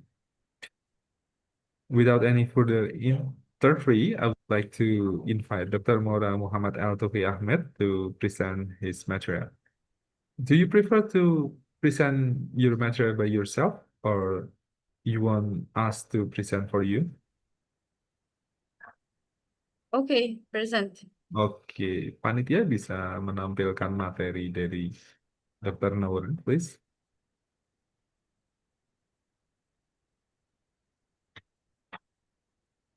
Are you on the college, Dr. Nora? What? Are you Nam? in college, or are you in the home? I am the host. You're in the college? As I Dr. can't hear well. That's your college have a financial examination today. I can't hear well. Do you hear my voice clearly? Not all words. Not to work? Oh, okay, maybe it's my connection, maybe. Panitia bisa menampilkan materinya. Please wait, we will share your material, okay? Okay.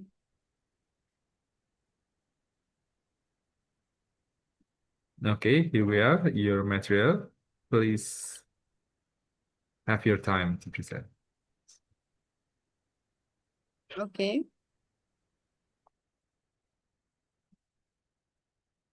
Hello, everyone. It's an honor to be part of the 22 International Conference on Nursing and Health Sciences. I would like to extend my sincere gratitude to the organizing committee for hosting this wonderful event and bringing us together. A very special thank you to Associate Professor Dr. Amal Dawood for her inspiring dedication. Thank you all, and I wish you a very successful conference, inshallah. I am Dr. Noor Muhammad Al-Taufi, and today I will be discussing how we can better engage Generation Z mothers in maternal health through innovative nursing strategies. Generation Z represent the first fully digital native generation of mothers. They don't just access health care differently, they expect it to be faster, more personalized, and more connected to their daily digital lives. This creates both a challenge and an opportunity for modern nursing practices. Next.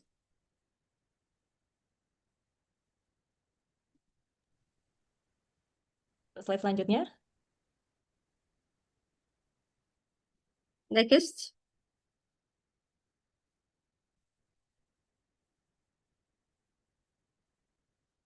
Okay, next again. Next. The previous one. The problem currently, maternal health care system aren't fully aligned with Gen Z expectations. We still rely heavily on traditional models of care, which result in low engagement and reduced patient interaction. At the same time, Gen Z mothers are increasingly exposed to misinformation, which directly affects their decisions and outcome. Now, next. We present the strategic presentation roadmap, which outlines how nursing can innovate to meet the need of digital native Gen Z mothers through systematic tech-enabled clinical pathway. The first is understanding Gen Z. Here we focusing on deeply understanding Gen Z, particularly the Zoomer-Mori profile, by analyzing their clinical anxieties, health behaviors, and generational expectations from healthcare system. Second, the engagement gap. In this section, we examine why traditional nursing approaches, such as pamphlets and static education materials, often fail to engage this generation. We also highlight the need for more interactive, tech-driven, and collaborative clinical solutions.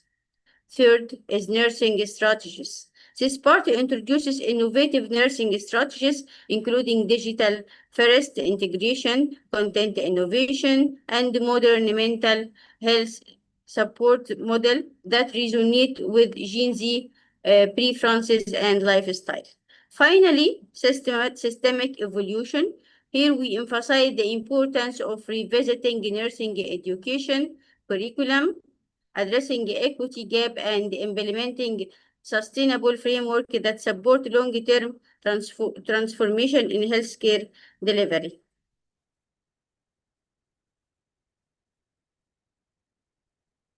Next.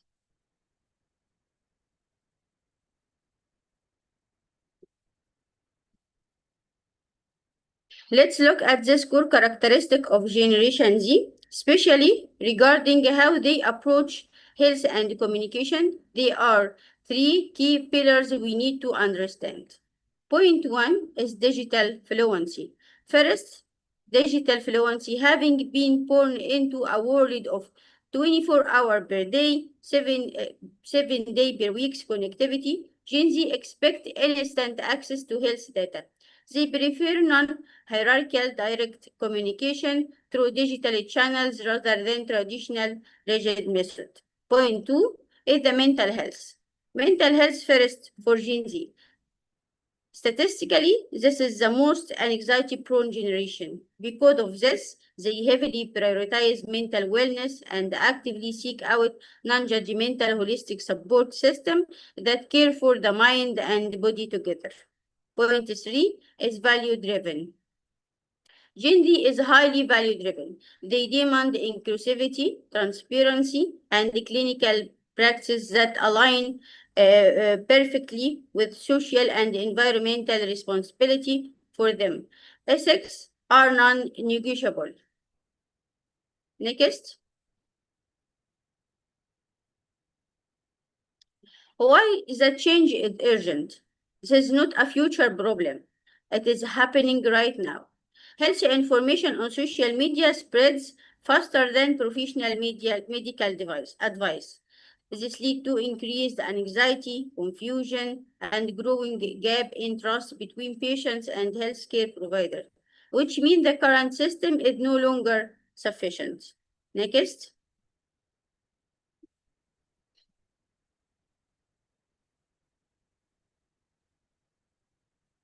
I think this is incomplete, but I will show. Evidence. Research shows that more than 80% of Gen Z rely on social media for health information. As a result, we are seeing a higher level of prenatal anxiety, delayed medical consultation, and confusion caused by conflicting information online. Next.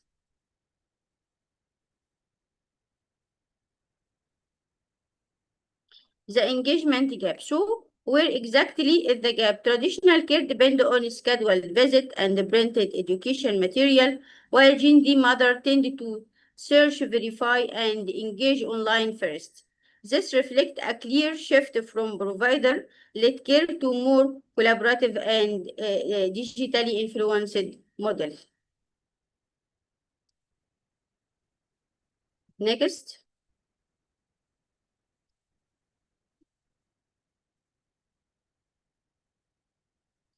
Their strategy framework to address this, we propose a three layers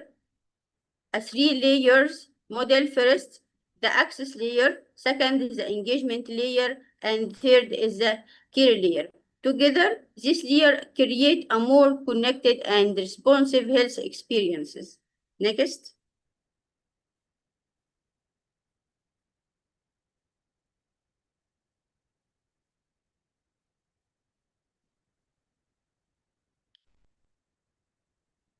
The first layer is the access layer, which focuses on improving availability and responsiveness through telehealth services, wearable devices, and continuous communication. We can provide care that fits into the patient's daily life instead of expecting the patient to adapt to the system. Next.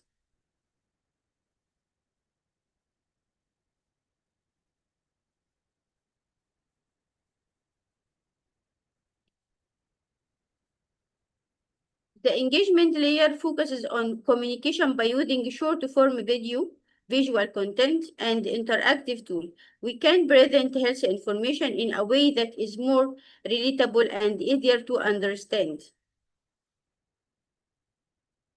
Next.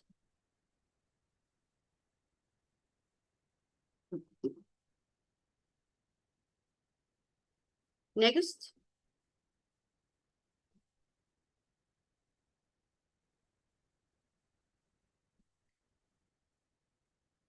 To examine the specific engagement and care layer, it is required to meet this need. We break this down into two distinct digital approach. The first is the direct chat access, which utilizes secure nursing portals designed to provide instant reassurance to the mother regarding their immediate symptoms.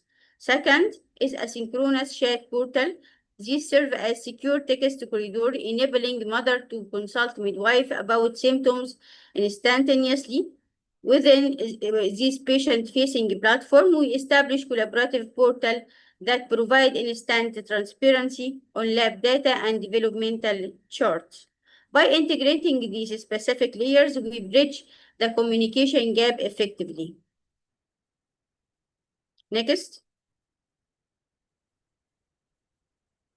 According to a study by Prihitani, research indicates that Gen Z mothers, often termed digital native, primarily rely on social media and mobile applications for maternal health information rather than traditional brochures. Furthermore, a study on nursing counseling highlights that integrating digital communication strategies can significantly reduce prenatal anxiety and improve decision-making outcomes. This is because this generation value real-time, bite-sized, and visually engaging data. In conclusion, this necessitates a shift in nursing intervention to meet patients where they are on digital platform. Next.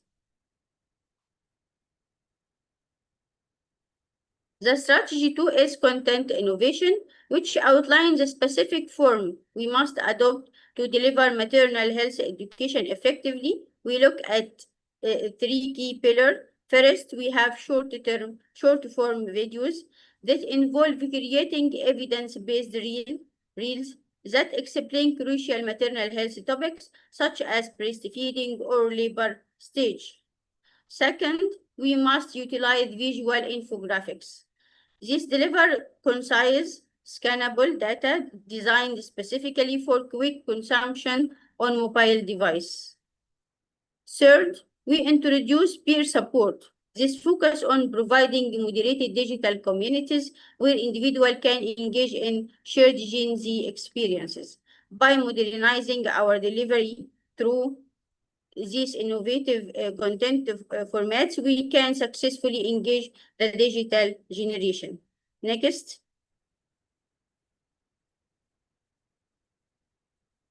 I don't know why some slides. No, okay. What is the impact of this innovation? These strategies have shown measurable results. Interactive digital education can increase patient engagement by up to 80%. This highlights the importance of integrating innovation into maternal health care. Next.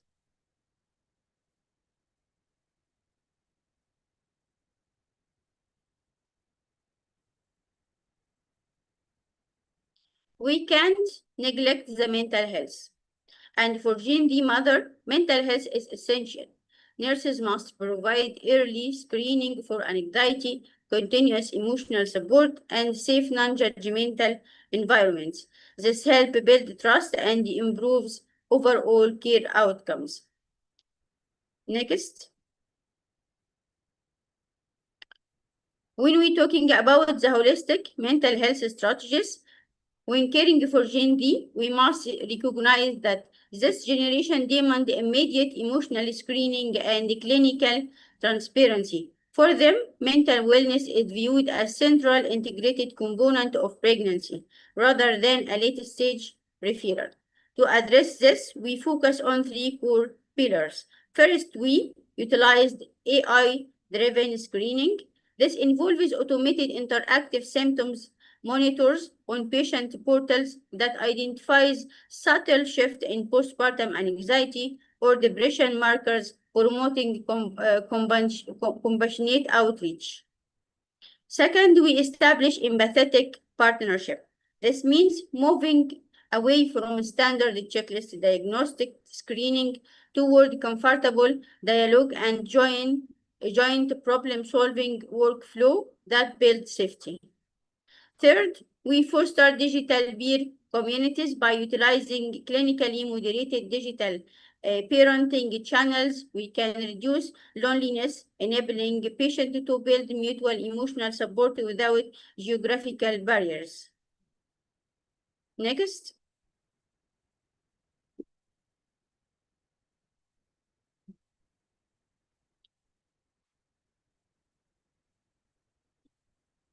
Next.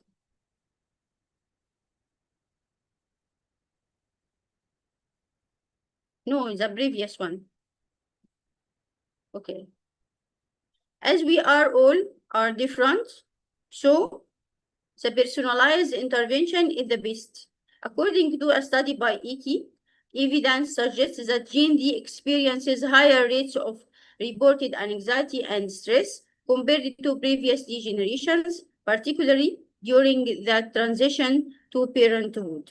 To address this challenge, innovative nursing strategies now emphasize personalized care model that incorporate AI-driven mental health screening and virtual support group. By bridging the gap through tech-enabled empathy, nurses can foster a stronger therapeutic alliance. This alliance is absolutely critical for positive maternal and neonatal outcome in the Gen Z era.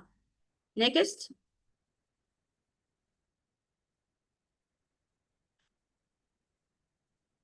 Regarding the maternal satisfaction comparison, this slide displays post-intervention metrics comparing health satisfaction level across mothers aged 18 to 27 with a sample size of 1,200 under different care systems.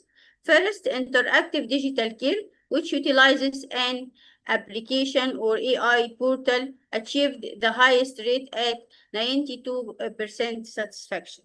Second is hybrid support, combining chat and traditional face-to-face synchronous care, resulted in 78% satisfaction. Third is traditional clinical care, relying on brochures only, scored the lowest at 45% satisfaction. Next.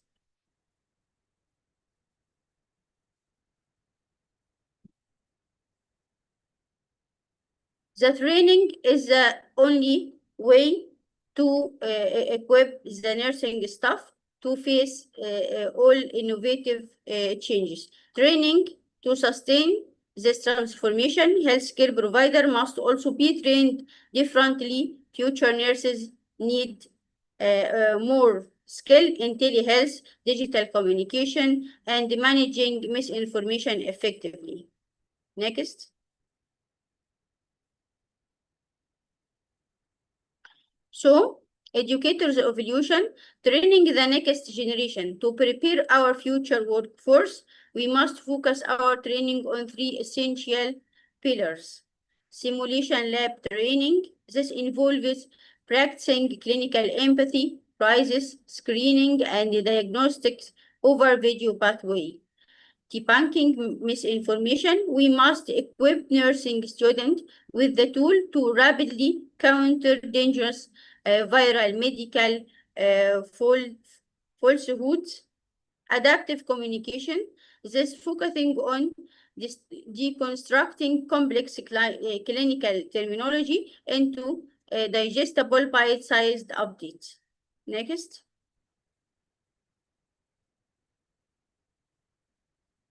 Moving forward, let us examine how we can focus on bridging the digital health divide.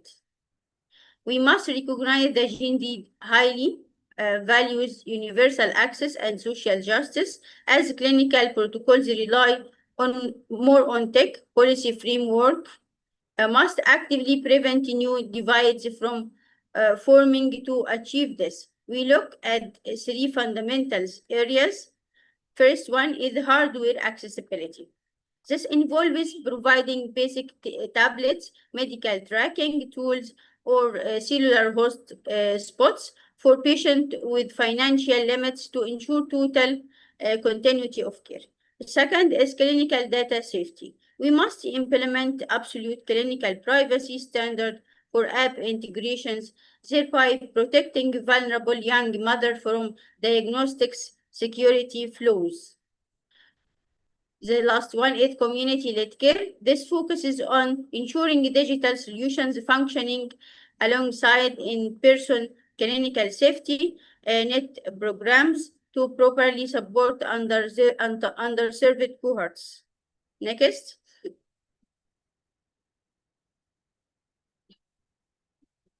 This is an example of case study. Let us consider a real example. A 22-year-old first-time mother relied primarily on telehealth consultation and chat-based communication. This approach resulted in lower anxiety level, higher trust in healthcare provider, and better adherence to follow-up care. Next. For better understanding this, let's look at the typical journey of GND mother. She begins by noticing symptoms, then searches online for information, often experiences confusion, and seeks reassurance through digital communication before finally engaging with formal healthcare services. This clearly shows that care now begins online, not in clinic. Next.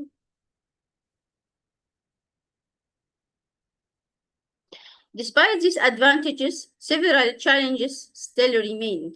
This includes misinformation, data privacy concern, over-reliance on technology, and unequal access to digital source.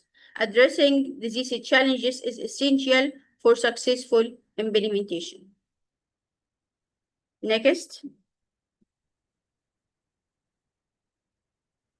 We reach the end of the presentation, and in conclusion, GND mothers don't need more information. They need better connection, and as nurses, we are in a unique position to redesign maternal care to meet them where they are. Thank you.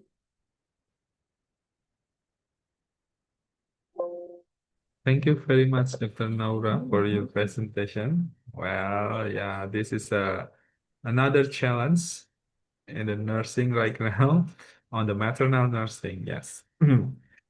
I would like to invite our participant who have a question to asking directly to Dr. Nora Mohammed by raising your hand or just writing your questions on the chat box.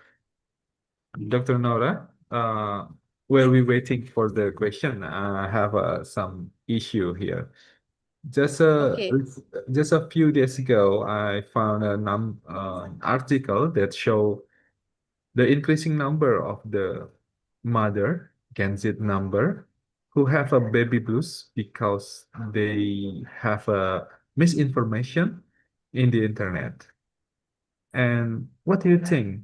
What kind of real action, like what kind of the strategies, how to counter this misinformation, which is gone viral now?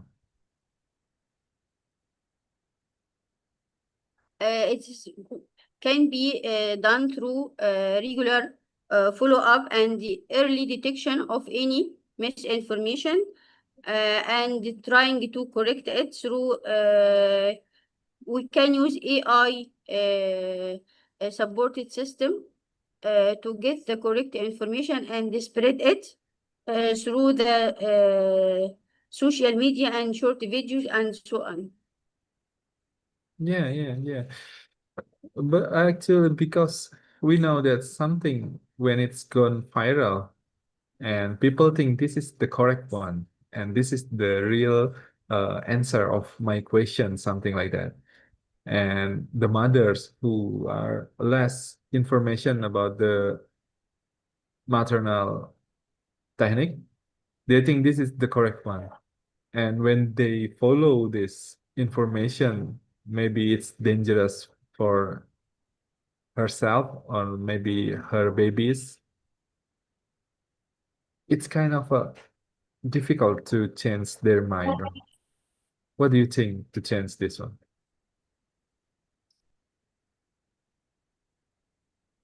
When they get the information and they think this is the real technique, but actually it's dangerous for herself and her baby.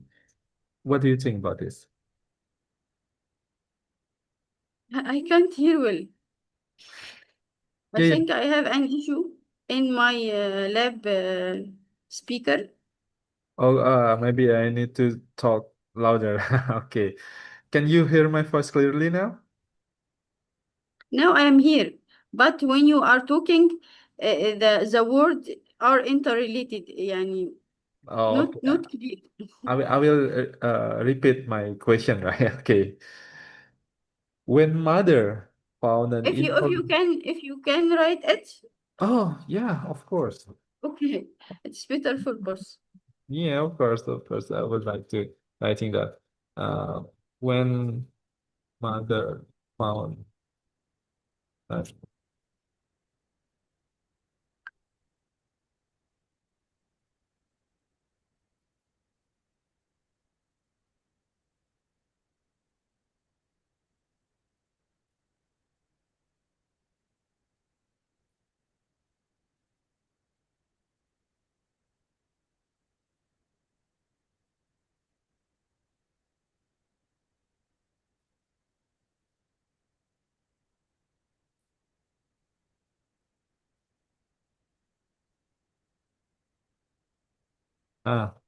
I writing down. Yeah, when mother found an information in the internet, it's quite dangerous for them. But they think this is the correct information, right? So how to handle this one? How to counter this? When mother found any information in the internet, which actually dangerous for herself, what we should to counter this issue? Yes.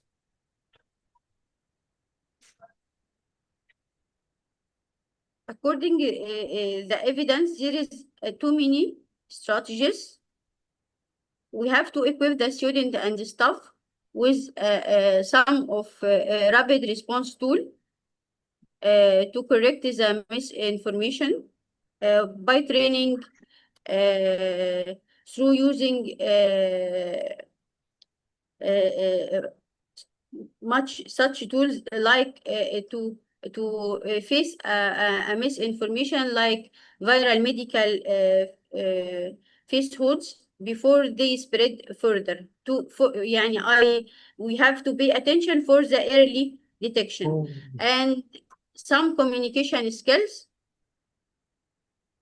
Preparing a student with some communication skills and enable them to make the information content in a small bite-sized updates according to the nature of the misinformation.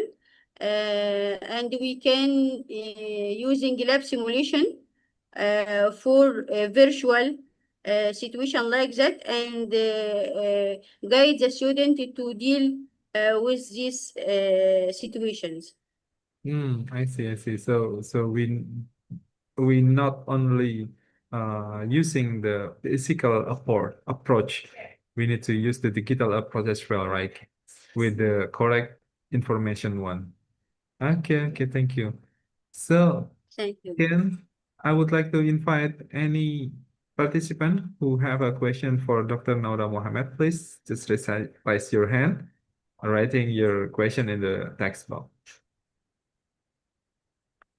Okay. Dr. Naura Mohammed, once again, behalf on the committee, I would like to say the highest appreciation for you today, for your sharing knowledge and experience. Panitia Thank you bisa very much. mengeluarkan sertifikatnya, menampilkan sertifikat maksud saya. And please accept this certificate to show our appreciation for you. Thank you very much. Certificate, committee, please present the certificate right now. Okay.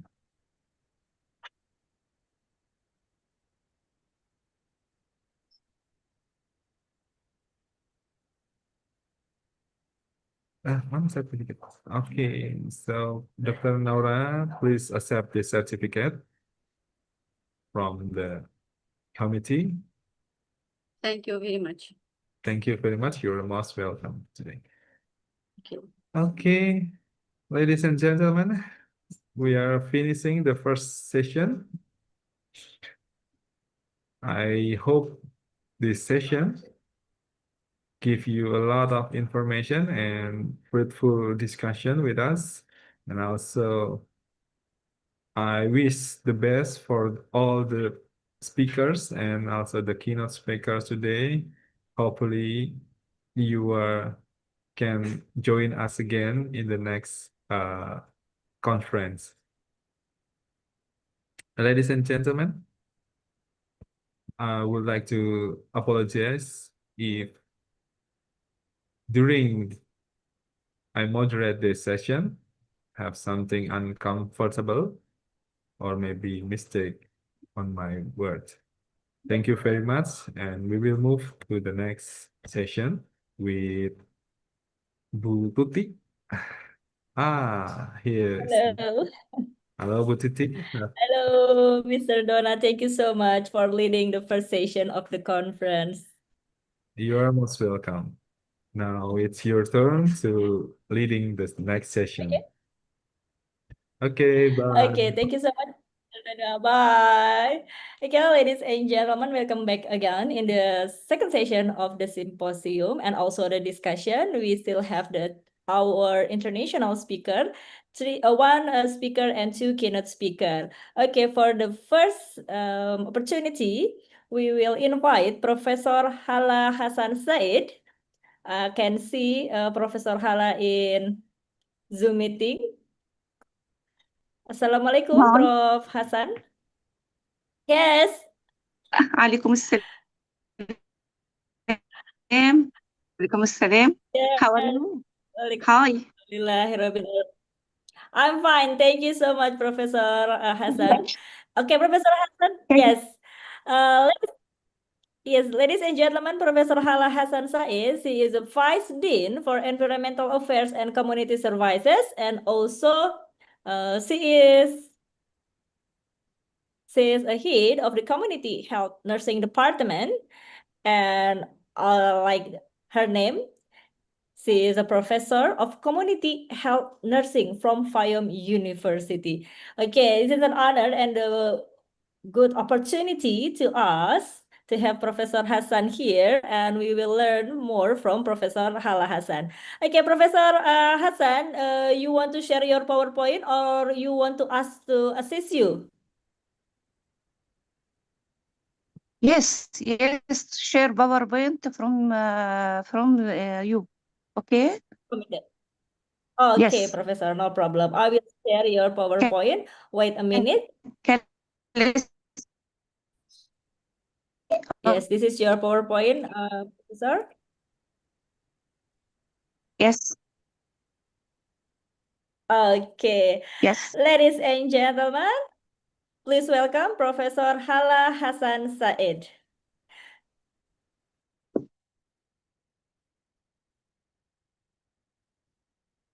Yes, I can start. Yes, Professor, you can start right now. What? Please welcome. Yes, please. Professor, you can start now. Yes.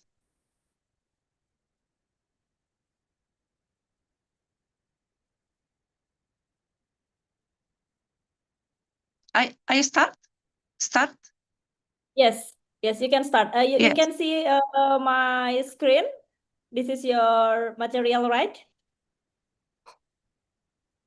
Oh, yes, yes. Clear. Okay. Clear. Okay. Please start. Okay. Okay. Thank you.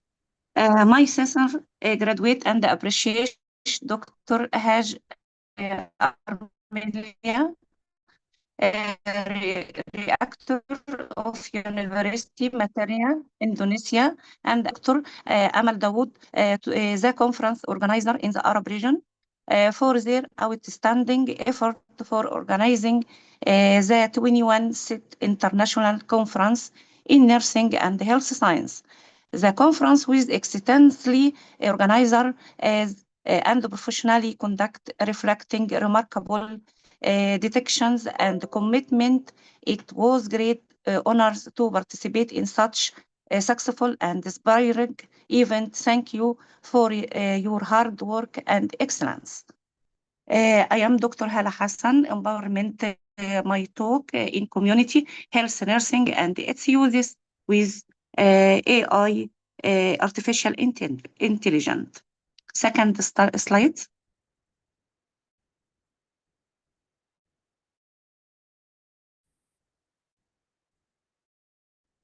Please, second slides. Empowerment in community health nursing and its uses with AI can discuss how community health nursing play a vital role in improving population health, and empowerment is a key concept in modern nursing practice. Artificial intelligence is transforming health care delivery, and the integration of empowerment and AI enhances nursing effectiveness. Second slide. Second slide, please. Empowerment, educating individuals and families, supporting self-care and healthy behavior, encourage community participation, reducing health inequalities, and strengthening nursing community relationship. Second slide. Second. Next. Importance of empowerment, improve health outcomes, enhance patient satisfaction, promote preventive care, reduce healthcare costs, and supportive, sustainable community development. Next. Next.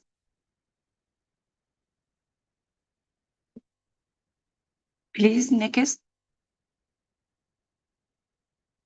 Artificial intelligence in healthcare. Uses in healthcare include data analysis, predictive modeling, decision support system, and the AI support evidence-based practice. Next. Next, please.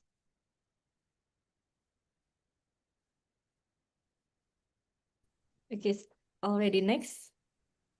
Next.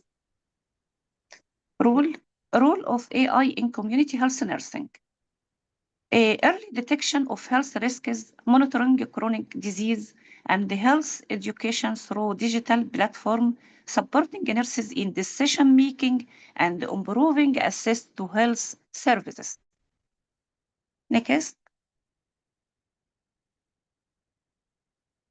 AI is a tool for empowerment. Next, please. Personalized health education, mobile health application, and chatbot for health guidance, remote monitoring and follow-up, and enhancing patient self-management. Next.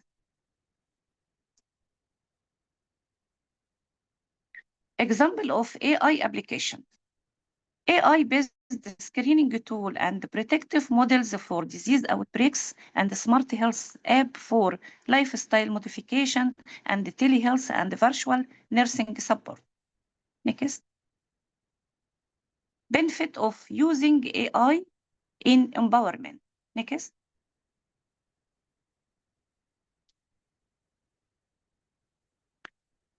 From benefit of using AI empowerment, increase health awareness, improve self-care behavior, and faster and accurate decision making, enhance nursing productivity, and better community health outcomes. Next. Role of nurses in AI-driven empowerment, integrating AI tools into practice, educating communities and about AI-based health tools, advocating for ethical and equitable AI use, continuous professional development. Next. Future perspective for AI uses, expansion of AI in community health program and stronger the focus on patient-centered care, increased collaboration between nurses and technology, sustainable empowerment models. Next. Conclusion. Empowerment is essential in community health nursing. AI enhances empowerment strategy, combining nursing expertise with artificial intelligence to improve community health, and nurses play a central role in the leading is this transformation. Thank you very much.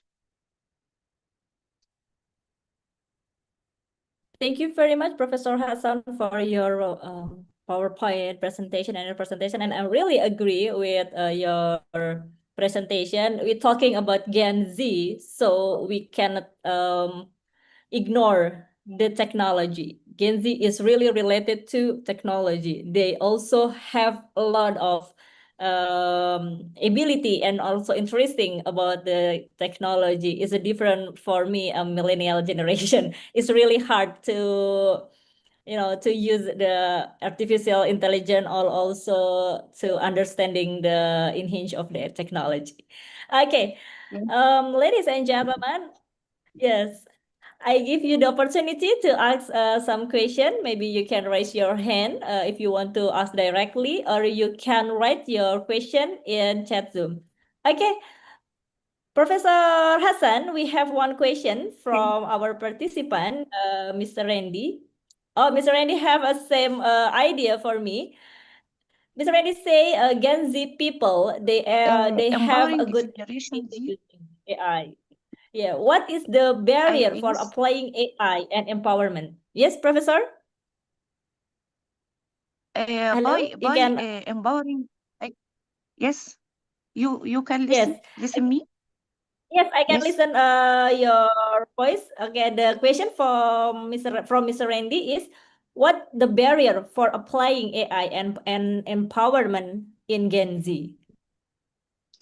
Barrier to barrier. application of yes, I understand.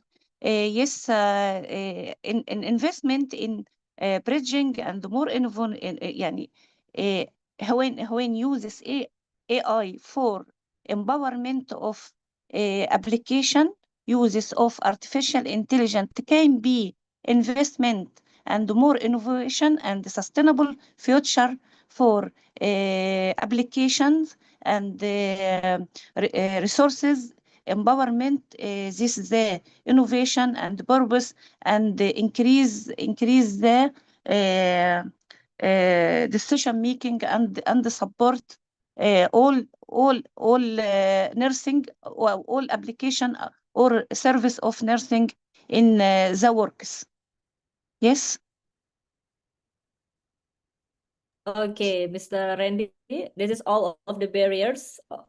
And I really agree to Professor Hassan. The sustainability is very important because yeah, everybody can creating AI and everybody can create some applications. So we need to have a Yes, a very maybe a good application or good technology, but we cannot handle when the people in the other place maybe duplicate or maybe make a new AI that yeah, if is it good when the new technology or new AI can, you know, can give the positive impact. So some cases they have a negative impact. When we have a good application for education, sometimes Yes.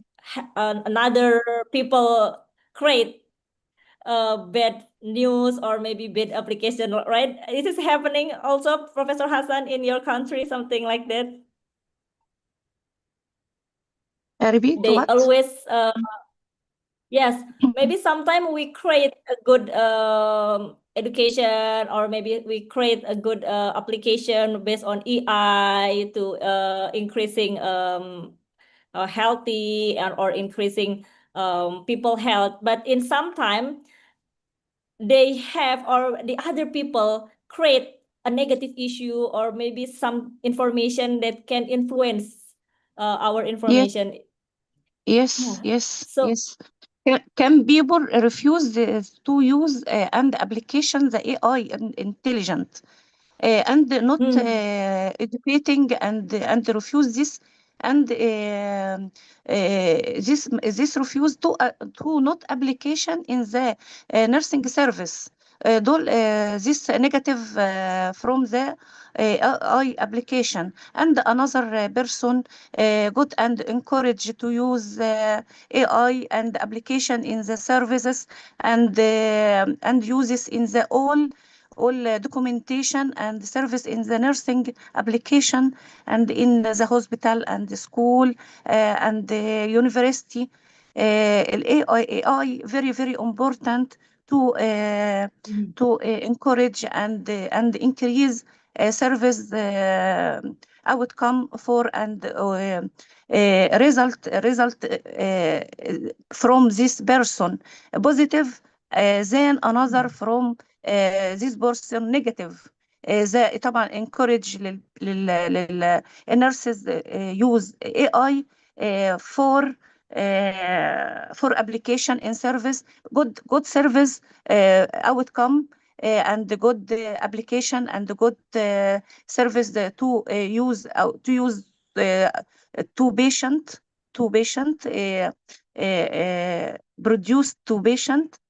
And another side negative very very طبعا negative used AI no outcome not development not educating decision making is wrong. AI application in the service from nurses sustainable and development and the decision making right and the outcome for patient very very accurate. Difference between negative and positive application of AI intelligent. Yes, I really agree with your opinion. And you have a lot of the Gen Z student, right, Professor, now in your university? Gen Z and generation empowering investment and innovation and sustainable future. And think and the knowledge and the skills, the confidence to create positive change the communities and you know and the communities and outcome to patient, empowering a young mind to lead innovation, resilience and purpose, better world for generation to come, artificial intelligent uses. Yes. And now, yes, and now one of the barriers for the lecturer to understanding the increasing and also the speeding of the artificial intelligence technology, and also we have, I think we have still barrier to applying in Gen Z, because you know the behavior of Gen Z is really unpredictable. Is something like that in your maybe university or your faculty? Against the student and against the people have yeah, different mood in time, so it's really different to understanding their behavior. I have a lot of the students something like that. Yeah, so Yeah, so sometimes they have full of the energy to make a new, maybe a new research and also to come to the community. But in the same time, when they come to the community, they find a difficulty situation and they say, I don't, I don't know how to handle it. And yes, their mood switch very very very fast, and this is why for me Gen Z is very special generation. Again, Professor Hassan, thank you so much. Oh, you're smiling and you're laughing. It means that you happen or you have same experience. Thank you very much. I am proud and appreciated to participate in this accurate and excellent this conference. Thank you very much. Thank you very much. Okay, Professor Hassan, we will send it your certificate to your email. Maybe the committee you can share your the certificate for Professor Hassan. Professor Hassan is still morning in your country? Yes, Or still morning. This is still morning. So you want I 80, 10 or 90%, 6 o'clock. Oh, 9. So I think it's still morning and you already continued your activity, right? Or maybe you Yes. want to start. It's already start. Yeah, it's already start. Okay, I hope sometime we will meet personal, maybe in Indonesia, or you will come to the Indonesia. But now, for now, I will, or the committee will share your certificate and give it to you by email. So maybe next time we can collaboration again. Thank you so much, Professor Hala Hassan Said Khalil. Thank Please you very accept much. our Thank you Thank very you. much. Thank you very Okay. much. Okay, bye Okay, bye. thank you. You Bye can bye. continue your activity. Yes, Okay, thank you. ladies and gentlemen. Yes. Yes. I am so proud and appreciate it to participate in this conference.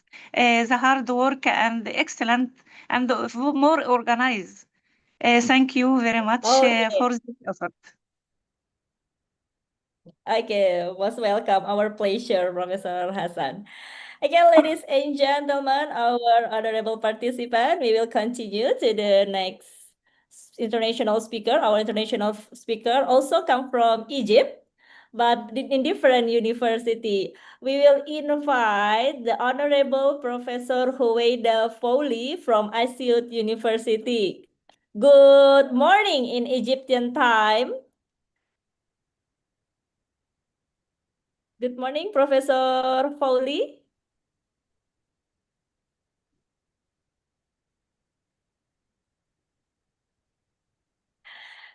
Good morning, Professor. Yeah, I cannot hear your voice, Professor, but I can see your video. Yes, morning, but yeah, I know your spelling by your face, but I cannot hear your voice. Maybe all the participant, teman-teman bisa dengar suara Profesor Fowli atau tidak? Belum. Yeah, Professor, we cannot hear your voice. Maybe you can try to connect your audio again, Professor. Masih belum Oke, terdengar. belum ya, Bu. Oke, saya sedang meminta beliau untuk memperbaiki koneksinya. Oke, maybe Professor Fowli can connecting again to the audio before we are ready to learn with Professor Fowli. Let me introduce Professor Fowli to all of the participants before we start the session. Okay, ladies and gentlemen, Professor Huwaida Ahmed Abdul Mohemin Fowli. I hope my spelling is correct. Maybe after the audio is okay, Professor Fowli will correct my spelling. Okay, she is assistant professor in health sciences in nursing program.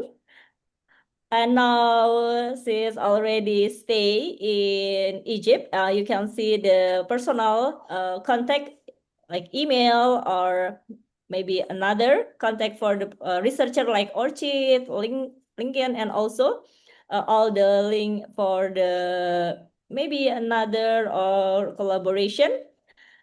Professor Pauli have an academic and professional education starting in 1998, Bachelor in Nursing Science from Asyut University, and continue to the maternity and obstetric gynecologic nursing also in Asyut University. After that, she flew to University of Pennsylvania, United States of America, to get the PhD as a co-scholarship in maternity and gynecologic nursing.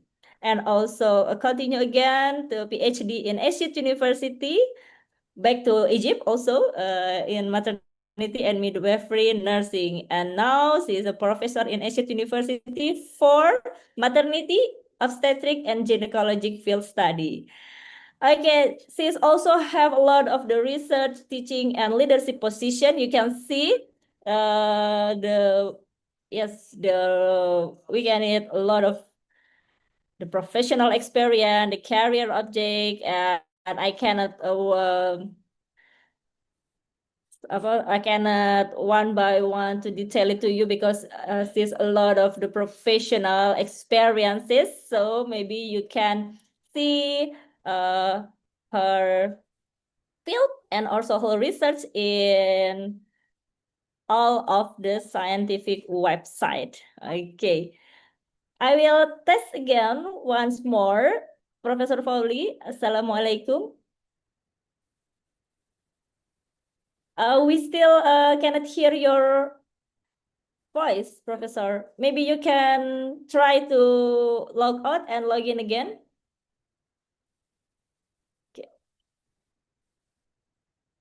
Oke, saya meminta beliau untuk keluar lalu kembali lagi karena kita tidak bisa mendengar suara beliau.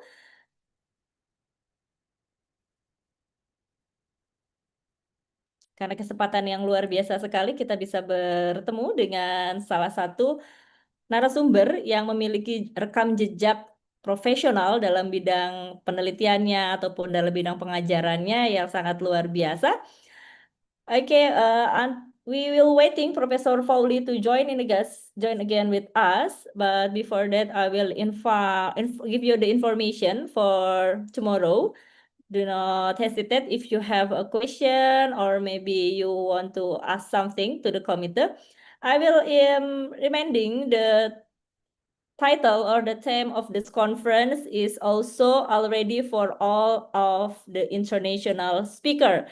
And for your research tomorrow, if you have the research not in line with this theme, but in line with our collaboration journal, it's still low. So this is why a lot of the participants have or giving us the abstract and the full paper not in line with this theme of the conference, but in line with our journal collaboration. Okay. Assalamualaikum, Professor Pauli.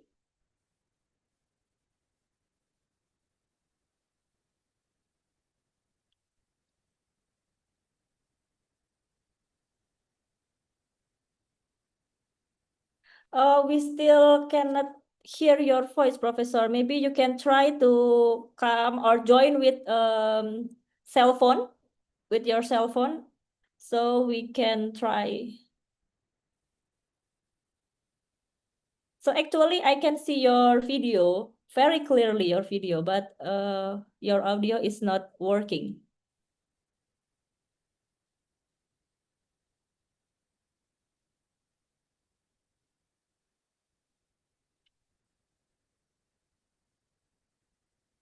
Ya, saya mengingatkan kembali bahwa tema yang ada di dalam background kita bersama ini adalah tema yang yang akan diberikan kepada seluruh pemateri kita nasional ataupun internasional untuk diperbincangkan pada pagi hari ini. Nah, jadi tema ini bisa tentunya berbeda dengan materi-materi ataupun abstrak dan full paper yang dikirimkan peserta untuk oral presentation, karena oral presentation yang kami sediakan itu adalah tema-tema ataupun penelitian-penelitian yang inline dengan jurnal ataupun dengan rekanan jurnal kami yang banyak sekali, tentunya yang ada juga dari berbagai bidang, tidak hanya keperawatan, ada juga dalam bidang kesehatan secara umum, public health, dan juga yang lainnya. Jadi tentunya banyak sekali teman-teman yang mengirimkan artikel yang berbeda tema dengan international conference kita, tapi masih inline dengan rekanan jurnal ataupun collaboration jurnal yang kami miliki. Ya, jadi kita banyak nanti akan membahas dan juga banyak nanti akan belajar dari para oral presentator ya. Jadi kita sangat menantikan dan tentunya harus juga lebih punya energi untuk hadir di hari kedua. Okay, for the second day, I will reminding to all of the passive participant, like our student in bachelor program, I mean undergraduate or graduate program who join in this conference but doesn't want to have or doesn't send to us the research, you can still join and you can see the presentation. Okay. Now, can you hear me? Yes, Professor. Yes, of course. Now I can hear your voice very clearly, Professor. Thank you so much. Okay, It's from the Professor. phone now. Yes. Yeah, Okay. the phone. Yeah, this is why sometimes the connection have a problem, so we search another ways to make I it think because work. it's controlling here from my laptop. Something happened here. Yes, So okay, no problem, Professor. We can assist you to share your PowerPoint presentation, and if did you receive my want, final form? Did you receive my final form of the yes, I will. presentation? Wait a minute, I Okay. will give it the material to you first, and you will check the file. If is it not your Okay. final material, you can share in Zoom, and I will download it and help you to share. This is the Okay. material that I have. Okay, this is the material. Maybe you can check it first. We have This is the 23 old pages. version. Yeah, this is the old version. Okay, all version. So you have new version, Professor? Yes. Yes, new version with the template Okay. because this one wasn't with the Wait. template. Okay, wait a minute. You can share it, or maybe I will check it into the committee. Okay, maybe the committee you can try to. Oh, you send it to me. Oh yeah, I can see it Wait a here. minute. Okay, maybe the committee you can help me to check the news version of the Professor Koida. I send it to Jadi kita Dr. coba. Amal. Oh, Dr. Amel, maybe Mrs. Livana, you can check the news version. Professor, oh wait.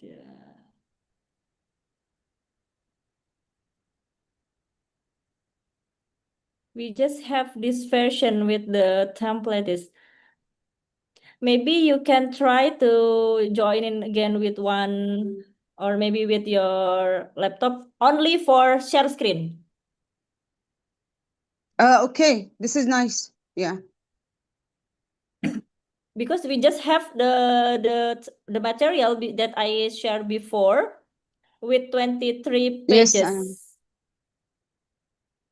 Yeah.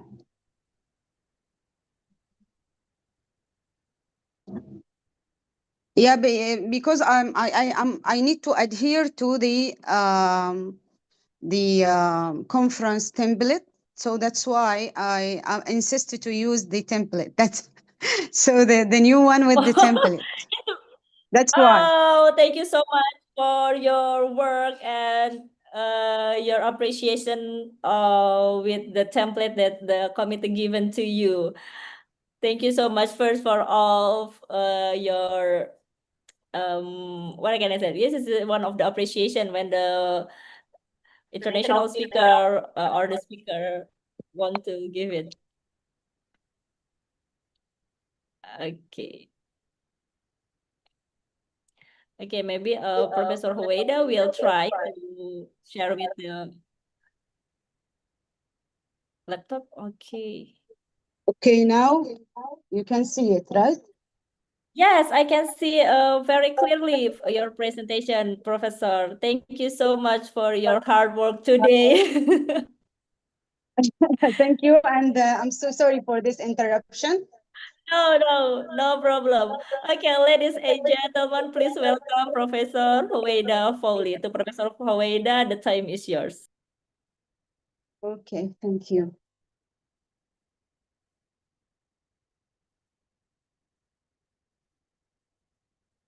So my speech today about the empowering the midwives and maternity nurses, which shape the healthcare generation in the Gen Z era.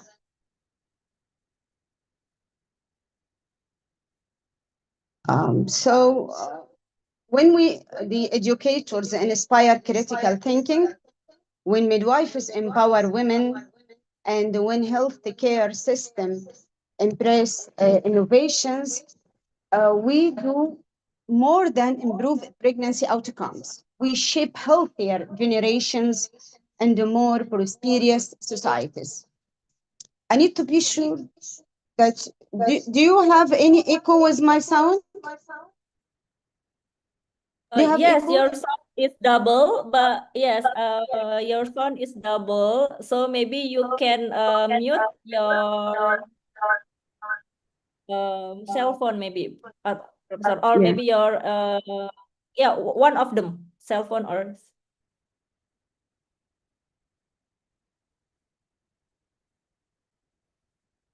I think the laptop one, the laptop you must be mute.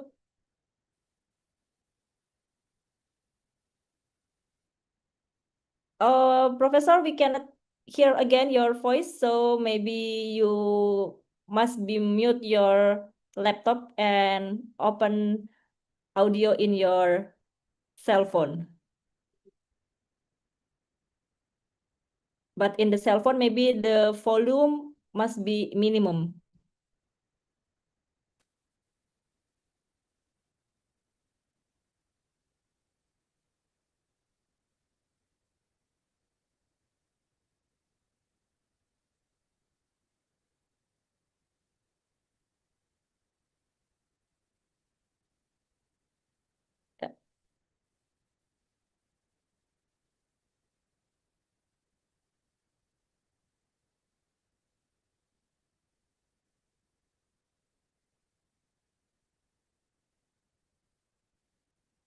Maybe the cell phone will be better to open the audio, but the volume must be minimum, doctor. Now we cannot hear your voice. Yes, now? Yes, now it's better. Okay. The objectives here, it's understanding the Gen Z learner, the parents. Yes. Also, artificial intelligence, future midwifery, improving teaching strategies for Gen Z, and women-centered and respectful maternity care, and digital maternity care and future health system.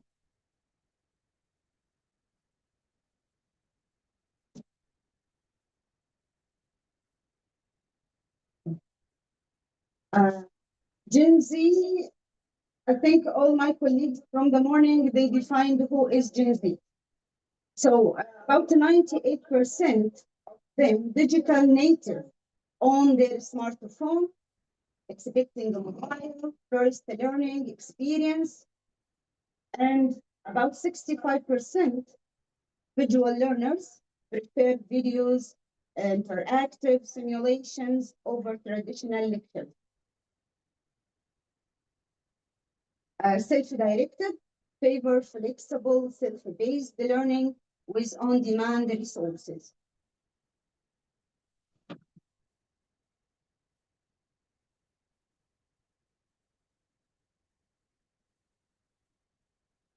So the design for this literature review, it's followed the PRISMA, and out of 3,000 record screen, we found about 74 research speaking about the digital and the maternity care and how to work with the Gen Z through the technology. So the Gen Z characteristic, we can decoding them because we should know how their profile here. The learner profile, it's expected intuitive, on demand, mobile first, technology sense here also the first digital integration in their lifestyle. Visual experience, preferences, a strong response to immersive multimedia, video-based learning, and also interactive virtual simulation. Autonomous, they might be nice or might be tried to be autonomous all the time for favoring flexibility schedule and also based classroom, continuous real-time feedback, and digital rating.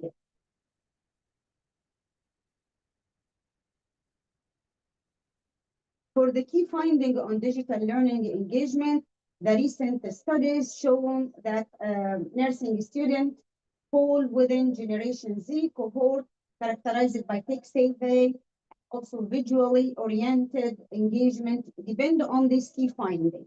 First, we should follow the active learning enhanced management. And second, here, the flexibility, support learning, and social interaction, because we know that our students, very important for them to interact and social with the patient, with the client. And number 4, interactive teaching motivate students. The healthcare expectations when the Gen Z transforming for this part, we need to shift our classroom from lectures, traditional one, to the tech-enabled immersion. And this is for sure occurred when all the world engaged during the COVID-19. And then after COVID, we became more familiar with the virtual classes. And also native tech preferences with this Gen Z passes the high baseline from the static knowledge-centered teaching to highly interactive, competency-driven practice. The diverse digital ecosystem also rather than relying on traditional textbook. And for sure, they need the virtual reality simulation, as we see here, and AI-powered virtual doctors for clinical team training, and the, for sure, high-fidelity simulation models and video-based Zoom learning. This is the second objective for today, artificial intelligence and future of midwifery. So by evolving the clinical education and the models, the digital literacy, this is requirement and the multidisciplinary also framework for the next generation. So if we look at this slide, we will find there is the artificial intelligence, how it can reform the future of the midwifery education by some opportunities for critical and risks, and also the path of the clinical reaction. So here for the opportunities, it can improve the decision making for the student and also for educator. More time here can be controlled and not wasted the time through paperwork, and the personalized care at the scale. So we can find how to deal with each patient based on the requirement for her case. But we should be careful about the critical risks here, because the critical risks can make low quality bias if we don't have a good input from data. This is will result in poor decision. Privacy and consent concern, it's very important because, you know, AI now some issues about it related to ethics and related to privacy. And this is will come to the third part of the risks here about the ethical uncertainty. So we should be sure about all these to be not engaged in our opportunities. On the other side from the slide here, the past clinical readiness. Are we ready enough to this? We should be ready if we reform our curricula to engage the AI in our curricula, and also graduates for grad and postgraduate together, ethical and legal safeguards, as we mentioned, and multidisciplinary input. Like this can come from collaboration between computer scientists, also legal experts and ethics to collaborate together, how to keep these or avoid the critical risks on the other side. For educator also can come with your experience as educator and provide the training for your student, modeling the best practice, and the systemic synergy can come from collaboration between the educational institution and the hospitals.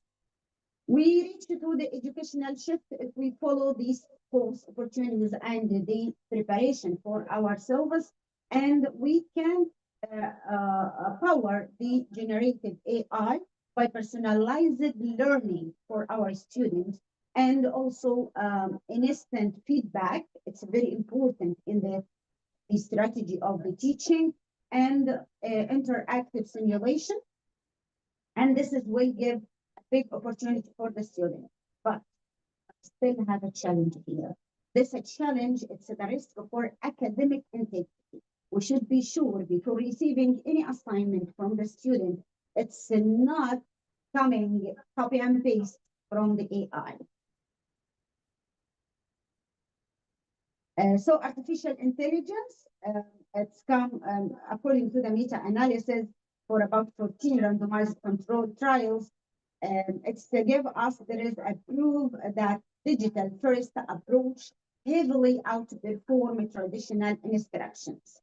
And this is elevated also the clinical skills by immersive simulation, okay?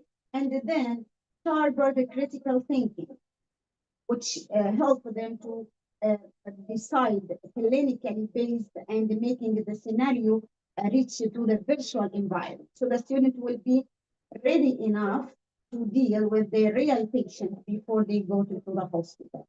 Enhanced information acquisition, and this is interactive digital delivery yields and moderate the statistically significant positive effect in theoretical and knowledge.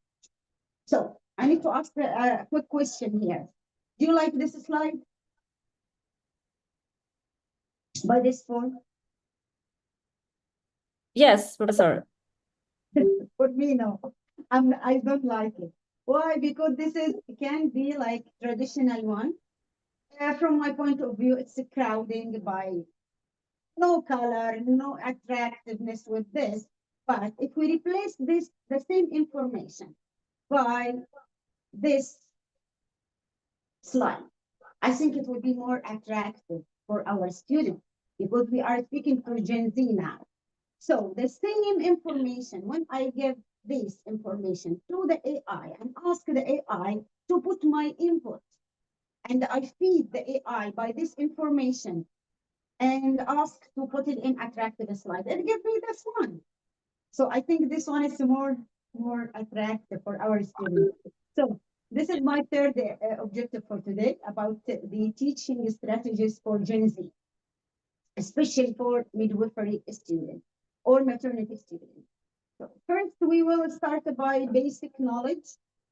It comes from you as an expert, as educator, or as midwife to your student. So you will share the recent research, evidence-based research with your student. And you will use positive questioning strategy. But for example, if the student asks you a question, I'm concerned about the baseline for the baby baseline, for example, for the monitoring. So the midwife, to use this positive questioning, she might say, yes, great observation. What else could they indicate? So again, this is a feedback question for the student. The student may think, well, here, and think a lot. So this is, I appreciate your observation, but at the same time, I need you as a student to do more thinking here. The third strategy, moderating support. By this one, I will sit with my student, take step by step, and learn, teach her how to use these steps. Then I will ask her to share me to put the plan. And then I will close to her and watching how she will work on that. And then I will leave her, but I'm still support, but from far side. And now the student will reach to the independent work. Fourth strategy, teaching via women. This is very important for all of us as nurses. Our student will be in touch with the patient. So we need to put them in real situation. Explain first what they will do, then give them the opportunity to engage, check how they are understanding and how the patient understands from them, and then involve them in the decision about the patient. Fifth strategy, from problematization, how to encourage our student to solve the problem. So, for example, a student can come to you and ask, I noticed that there is a contraction here, very strong with this woman. So, for you as educator, you might ask her, what could be contributing to this? So the student will think here, to what? To solve the problem. And then you can invite her to review more and plan together and find how to solve this problem. Maybe this is late deceleration, early deceleration, or this contraction will cause any other side effect. We reach to the sixth or the last strategy through constructive affirmation. This Gen Z, they like too much affirmation. So give them a start in the first. Say, excellent, good idea, clear communication, and maintain the safety in the same time. I cannot appreciate my student if she did something wrong with the patient, because this is where breach the safety. So next step here, ask the student to consider plan to relieve, for example, option to find more instructions about how to go with the solve the problem. Gamification modalities. Actually, I was honored in the morning to watch Dr. Jippy. She spoke a lot about the gamification modalities, so I will not speak a lot because you already have enough information about it. So gamification quickly, it's depend on digital gaming mediums, non-digital board games like smartphone puzzle, and use the successful board game. They abbreviated here in word dignity, and active knowledge transfer, and also immediate performance feedback like we see here on the right side of the picture. The key finding for the educational gamification, we through the gamification, the student can gain a competence level, also can be engaged with the cultural variations and gain satisfaction metrics regarding the regional European student, brings the gamification setup, and also we can apply through other countries. They can also apply it through hybrid mediums and the purely remote digital games, which cause the feeling of isolation. So we should do a balance between the game face-to-face and the game through the online. But to be sure, for face-to-face, we can use the briefing session to make it a successful game. My first objective for today, woman-centered and respectful maternity care. Maternity care, facing some barriers. We need to avoid this barrier, but we should know first what this barrier to avoid it, and to engage our Gen Z to avoid this. So if the woman receiving less support, less safety, respect, and continuity of care, all these can lead to the barriers in maternity care, which focus mainly in main parts here, or main two basic causes: organizational power and professional power. For organizational power, the woman can go looking for appointment, difficult to find appointment, for example, or a scan or meeting, targets, paperwork. All these come from the organizational part or from the hospital. And the other side, for the organizational part, the woman can be confused between what the general practitioner do or obstetrician do, or the mental health if it's not available there and the woman need that, or social care it's not available, or GP not transfer here, or the obstetrician. All this back to the organizational power. And on the other side, professional power. For us as midwives or maternity nurses or physicians, we shouldn't follow the paternalism and acting as a parent for the patient, because this is make the patient to not use her autonomy to decide by herself and enter sectionally or bias, which comes from the people view about the patient. They might look at her at stigma. She's too young to be pregnant now, or too old to be pregnant now. This is will make an obstacle between the woman and the maternity care. So at the end, the woman's voice and the choice overlooked here, which lead to barrier in maternity care. For educational past justice, for that, we should value clarification and simulation to avoid this barrier. Also using measurable systemic reduction throughout, find the high income regions, how they reveal the significant drops in obstetric violence and unconsent procedure. Sometimes some obstetrician, they are working with the patient like she is a mannequin without to take any consent from her. And this is a breach again the autonomy of the woman. And continuous interdisciplinary learning, continuous education, including clinical, administrative, and manageable staff. So for the system autonomy, again, I think I mentioned autonomy a lot because it's very important for the patient. If we're looking for women-centered, that's mean we have to activate the autonomy of the patient. So the midwife here should navigate, coordinate the care seamlessly across silos. Across silos, it means don't be the only one who decides. We are working as a team. So the Gen Z should know that. Significantly, also the birth companion, it's very important to be with the woman during birth. I reach to the last objective for today about the digital maternity care and the future health system.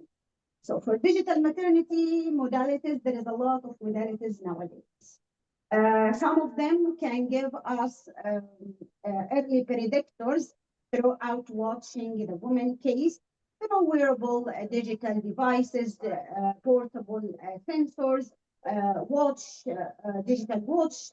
And also this can give us prediction about the early detection of preeclampsia, can give the woman the question about her blood pressure or diabetes or throughout the glucose level. And this is give us the early risk alert.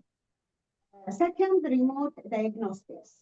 So about 95% success rate here for fetal heart activity detection.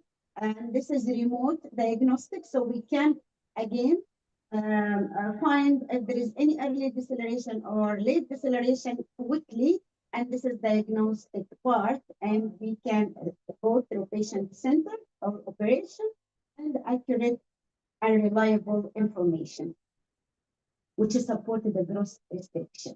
Third modality is digital therapeutics, which mainly based on evidence-based practice through perinatal mental health, which is very important. Many systems ignore the mental health.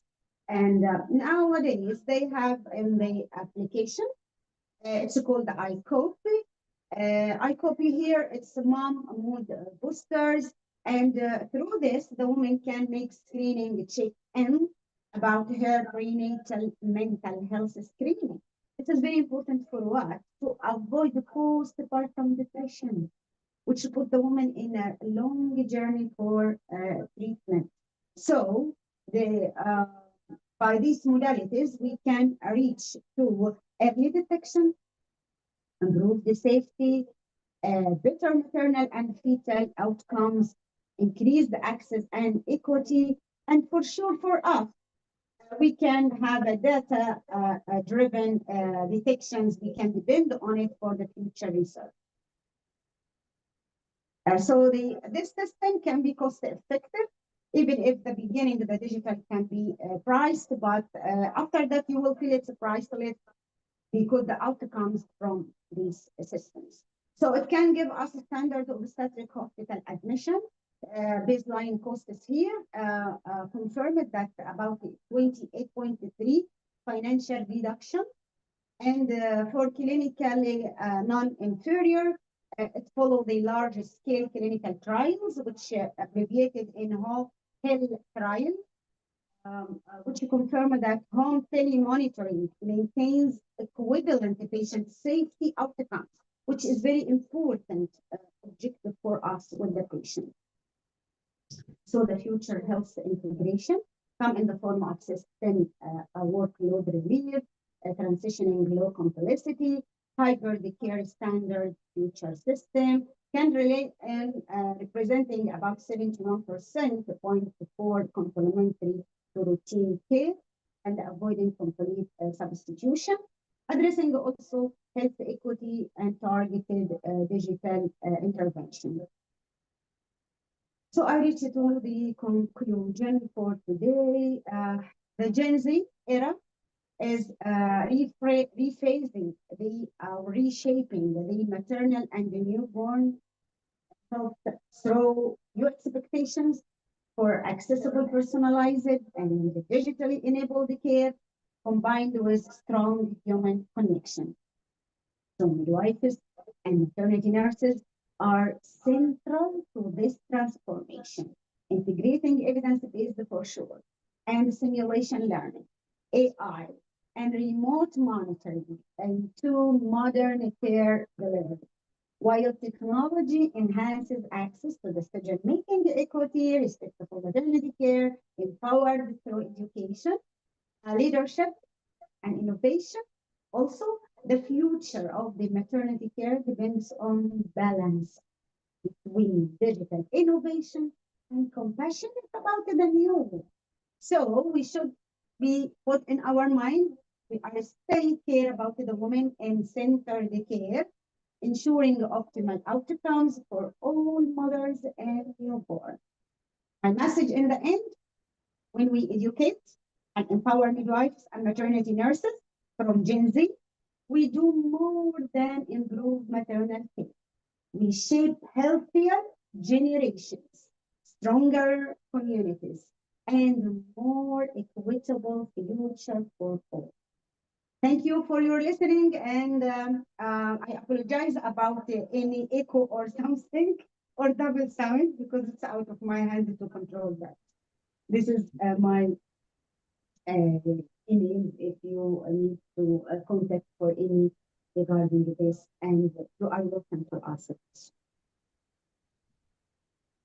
Thank you, Professor Foley. I'm really interesting, and I think I'm hypnotized with your PowerPoint presentation because yes, you asked me about the some slide. Yeah, very interesting material. All of them is very interesting material, full of meaning, and also your presentation was a feast for my eyes. You asked me before about the one slide with only consists of word. Yeah, as a millennial generation, I'm quite satisfied when our lecturer give me a PowerPoint only with words. You are But so yes, humble.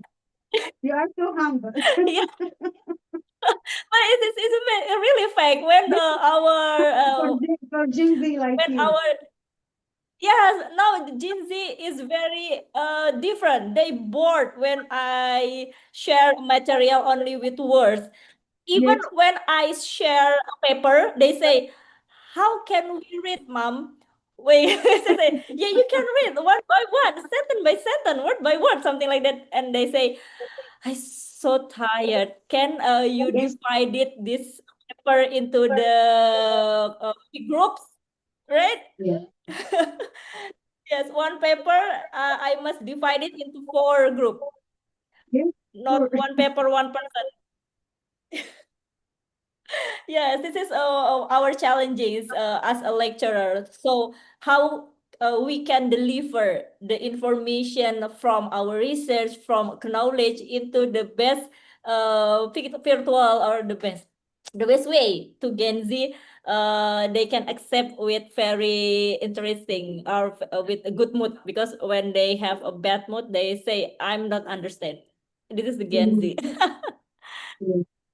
Okay, Professor Fowley, we have 2 questions in our chat Zoom. The first question comes from Miss Triana from National University or UNAS in Jakarta. Yeah, she say about where do you think our midwife education currently stand in the face of Generation Z and AI? Is it at the modeling best practice, systemic synergy, or is still at the curriculum reform? Maybe you can give your opinion, Professor. Yes, for sure. Thank you for this very comprehensive question, actually. And as I mentioned in my slide, we should start by our curricula. From my experience currently, I feel that we are in the middle way. So we are using the technology, BBL, Ultra BB Learn, and Blackboard, but our curricula still need the innovations, because from my side, each semester I'm trying to engage the AI in my slides and in my curricula, but we need more time to do that. We need collaboration from the educational institution to provide us maybe by some accessible platform or accessible new curricula to be innovate, and at the same time to spread this culture among all nursing institutions.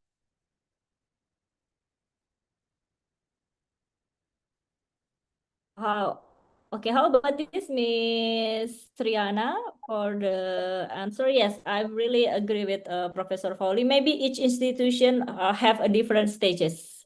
Yes, every country maybe have a different stages. But we need to finish our reformation, something like Professor Foley say. Yes, we must come to the new generation, and we must do the best practice to make a midwife or Gen Z in the midwife era have empowerment. And I really like your final statement. If we teach a midwife, we not only teach a midwife, not only teach a nurse, but we try to make a new generation and new healthy generation. Okay. The second question, Professor, come from Miss Verina Damayanti. Oh, maybe Miss Verina asking about your PowerPoint, your PPT sentence. Can you explain more?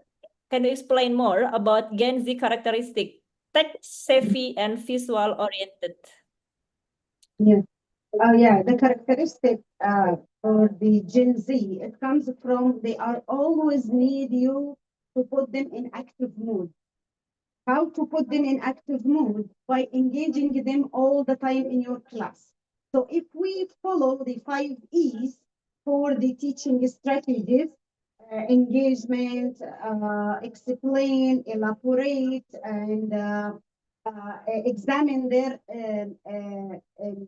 information by giving a puzzle or giving a game in middle and at the end of the class, and just to put yourself in the 15 minutes for the lecture and then the other time for them. So you are working with only 15% or 25%, and the 75% it comes from engaging your student.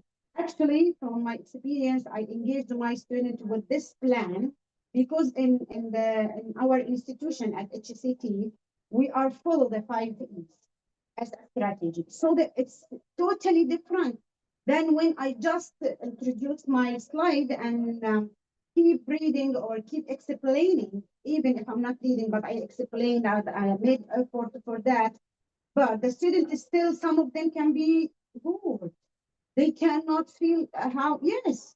So engaging them all the time in active mode, this is the characteristic for them. They need to use their technology. They need to use their iPad, their computer, their desktop to engage with you. Instead of that, they can use the platform like Viva, like a discussion forum on the Blackboard. All this makes them to engage with you. And this is from my real example with my student. They can sleep if I'm still explaining and talk longer time, or leave the class for any reason and back again after a long time. So I feel okay. I did mistake here. I didn't engage them in the slides or in the talk. So yeah. Yes, it's really related to our problem too, Professor. Yeah, when we always explain, maybe in our meeting they stop video, or when we when we call their name, they doesn't answer. It means they out of the class. Actually, yeah. Okay, very interesting, Professor Fowley, and I believe there is still a lot of your experience that can make us better as a lecturer. But we have, yeah, very little bit of time to discussion. Maybe in the next conference, you're still available to sharing with us, to give us a new perspective again, to teach us. Actually, you are teacher since I'm not a I'm nobody. Now I'm a teacher, but I still need to learn more from all of my senior lecturer like you. Okay, it is an honor to us to have you, Professor. And we will give you the certificate by email.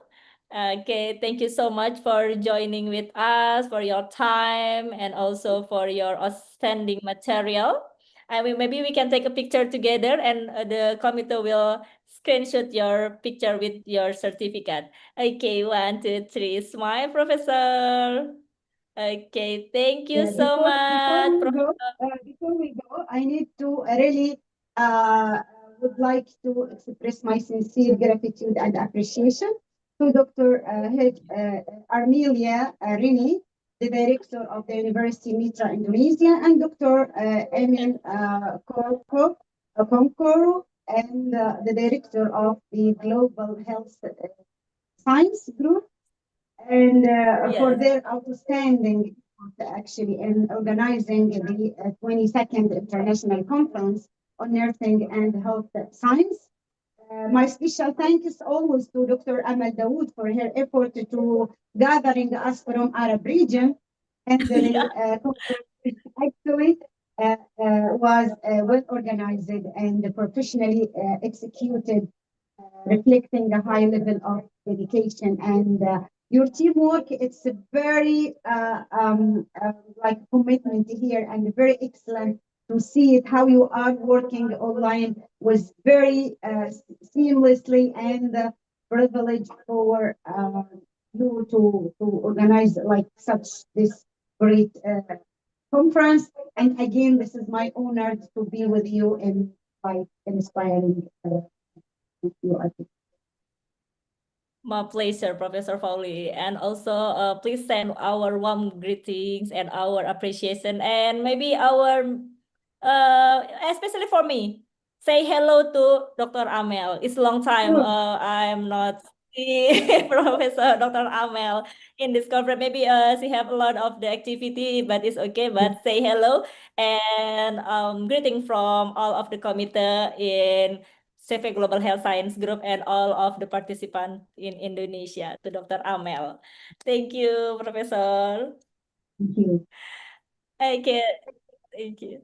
Pleasure. Okay, ladies and gentlemen, we will come to the next session about in the second session of the discussion and symposium. I will invite our honorable speaker, Dr. Nasrin Ibrahim Abdul Manan. Good morning, Dr. Nasrin. Assalamualaikum warahmatullahi wabarakatuh. Waalaikumsalam warahmatullahi wabarakatuh. Yeah, Dr. Nasrin, maybe you can open your camera, but it is okay if you still preparing. Dr. Nasrin, before you start your presentation, let me introduce you and read your curriculum vitae to make sure our participant knows more about you. Thank you. Okay, ladies. Okay, most welcome, a pleasure. Okay, ladies and gentlemen, we will learn again, and also we have a discussion again with Dr. Nasrin Ibrahim Abdul Manan. Okay, she is born in San Antonio, Texas, and also she's fluent in English and Arabic. Have a professional education, starting in bachelor in nursing from King Abdul Aziz University in Kingdom of Saudi Arabia with very excellent GPA, and also she passed a diploma of women health in midwifery from Shenandoah University. I hope my spelling is correct. Okay, and after this, Professor Dr. Nasrin passed the Master of Science in Johns Hopkins University in 2014, and also PhD in Women's Health and Midwifery Nursing from Catholic University of America with a very outstanding GPA. She has have a lot of experience in research and also in lecturing, have a board certificate and a license from Women's Health Consultation in Saudi Arabia, and also in Virginia license for birth nursing, in Maryland and District of Columbia for a license in nursing. As her subspecialty also in women's health, in trauma nursing, and also in mental health. I can see the anxiety in perinatal and all of the women's, and also women's health in physical or in mental. Okay, this is a lot of the honorary clinical experience, and she also have a honorary degree and awards from Global University Ranking in Saudi. A lot of the activity that's she already doing. Okay, you can see, and also she is a committee. She is a chairperson of faculty enhancement, member in discipline committee, member in postgraduate committee, and also member in quality assurance curriculum review. Okay, a lot of the things that we will learn more about the knowledge and also the education, and also she is member in quality assurance. Okay. About the publication, you can see maybe in a website in journal, because I believe a lot of the research that have already done.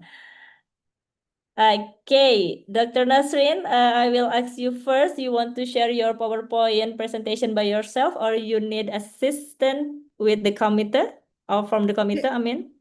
Yes, please. First of all, thank you very much for this thorough introduction. I really appreciate you. Jazakallah khairan. I just, please, if you don't mind, I have a problem with my computer, and I sent that PowerPoint to Dr. Amal. I hope you receive it, guys. So if you don't mind, share it from your side. I received this is the file, or maybe you have another file, doctor? Yeah, I was like hoping to make a change, but I really, the last minute was my computer crashed. So I'm so sorry. I couldn't use that format for that conference. Okay, no problem. But the information is same, or maybe Yes, you yes, need to. yes, yes. Okay, but if the information is same, it's okay. You can start your presentation with this file. Okay, ladies and gentlemen, please welcome Dr. Nasrin. Dr. Nasrin, the time is yours. Thank you so much. So before I start my presentation, I want to highlight to one word you just said about Gen Z, that they are struggling by reading paper materials as we used to do before. But honestly, and most of them, I'm not saying all, I'm saying most of them, they're relying on technology and receiving technology and receiving information directly from different resources. Yes, some of them, they're trying to validate this information, some of them, they're not.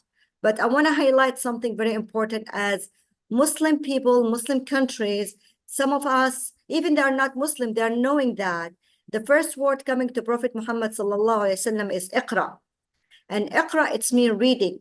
Reading, it's really you have to search and go and read and discover new knowledge and information, and not relying on one source, which is just only technology. So this is something very important to combine between technology and, as we said, old school, as we used to be reading from paper materials. Because nowadays, these generations, or Gen Z, they're spending a lot of time sitting in front of, computer, and I'm not blaming them. This is what it is.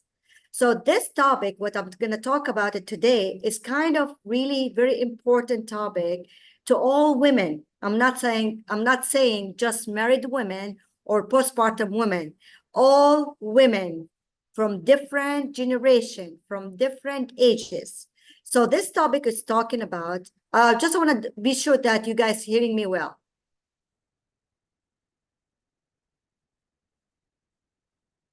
You can hear me?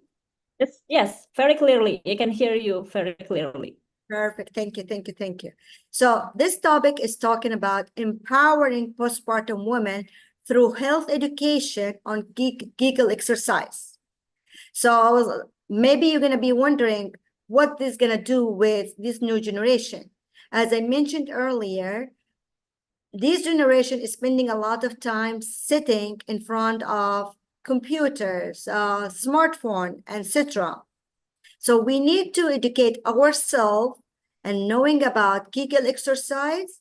So we are, as a midwife, can help our women in a clinic or postpartum about this exercise. So this topic is talking about Kegel exercise and the effect of Kegel exercise on pain, pelvic flora, and dysfunction sexual function. Also, this is a very sensitive topic. Most of us, we don't really share about this type of topic about sexual function, pain, pain during sexual intercourse, and that's really very important to help using technology to deliver this information among different generation of women. So how we as a team, we came together and we tried to find out what is missing in Saudi Arabia. And we tried to find the prevalence of women that really doing Kegel exercise through after postpartum. So from our search, we found that strengthening the pelvic floor muscle through non-invasive Kegel exercise is very effective. But these studies really help only, they were focusing on it abroad. We don't have it in our country, in Saudi Arabia. So we are, as a team, decided to focus on that non-invasive exercise among postpartum women. So this study seeks to investigate the impact of Kegel exercise on maternal postpartum pain, pelvic flora dysfunction and sexual function among women. And we try to target women in our hospital, National Guard Hospital. So we target postpartum women in our setting, which is National Guard Hospital in Saudi Arabia, only in one area, which is Jeddah, in one city. And we process with a method which is quasi-experimental design. We took this study through among these women through 6 weeks. It was 6 weeks apart. We had almost like 31 participants per group, recruited with the convenient sampling. We started with the interview, administering a questionnaire. This questionnaire, we had the 3 different tools. One, almost like 20 item pelvic flora disability. And the other one, it's 19 item female sexual function. And the third one, visual analog scale. We try to have these 2 groups, experimental group and controlled group. The experimental group and a controlled group, as I said, it was 6 weeks. And we saw there is a difference. We saw women who really were following our education and giving them that how they are doing the Kegel exercise. And the good thing that was through a digital technology, which is a WhatsApp. We were used to have a virtual meeting with them. We used to have a follow-up with them through WhatsApp. And at the end of this study, we found really it was very beneficial to use the technology and the evidence-based practice of Kegel exercise in changing their life, changing in their sexual activities. Because most women who come to this study, they were complaining of urine incontinence, pain during sexual activity, low self-esteem. So after really we conducting this study, and it was really short time. However, we found there's a result. I'm not going to say 100% improvement, but there is a slightly improvement in their pain, a slightly improvement in sexual activity. And this come to the results, which is revealed that significant increase in the female sexual function index in experimental group. And after intervention, decrease in a pain during sexual activity. So the conclusion here, I want to really advise all women, all midwives, to use evidence-based practice and apply it, and they can use it through technology. And the recommendation, if we can, as a woman, as a midwife, start thinking about having application or software help women let's say after postpartum, teach them about Kegel exercise. But as a midwife, from my experience, women after delivery, they don't want to hear anything. They're really focusing on something else. So as a midwife, I encourage everyone to start, if you are really want to invent or having a smartphone about teaching a specific exercise or especially Kegel exercise, teach these women before they deliver. Because after delivery, women, they don't have time to listen. They're in pain, they're struggling, they are going through different emotion changes after birth. So I'm recommending that use your technology or use this smartphone or use any education material with your patient prior delivery. And this is really a short lectures or short presentation. But really the goal here, we have to combine evidence-based practice with the current situation that we live right now, which is using technology to help women to improve awareness and increase knowledge among women, especially, you know, they don't have that much time to read a paper material. Thank you. Thank you so much, Dr. Nasrin, for your presentation. And also as a midwife, and also as a woman, as a mother, I do a Kegel exercise. Yeah, look at you.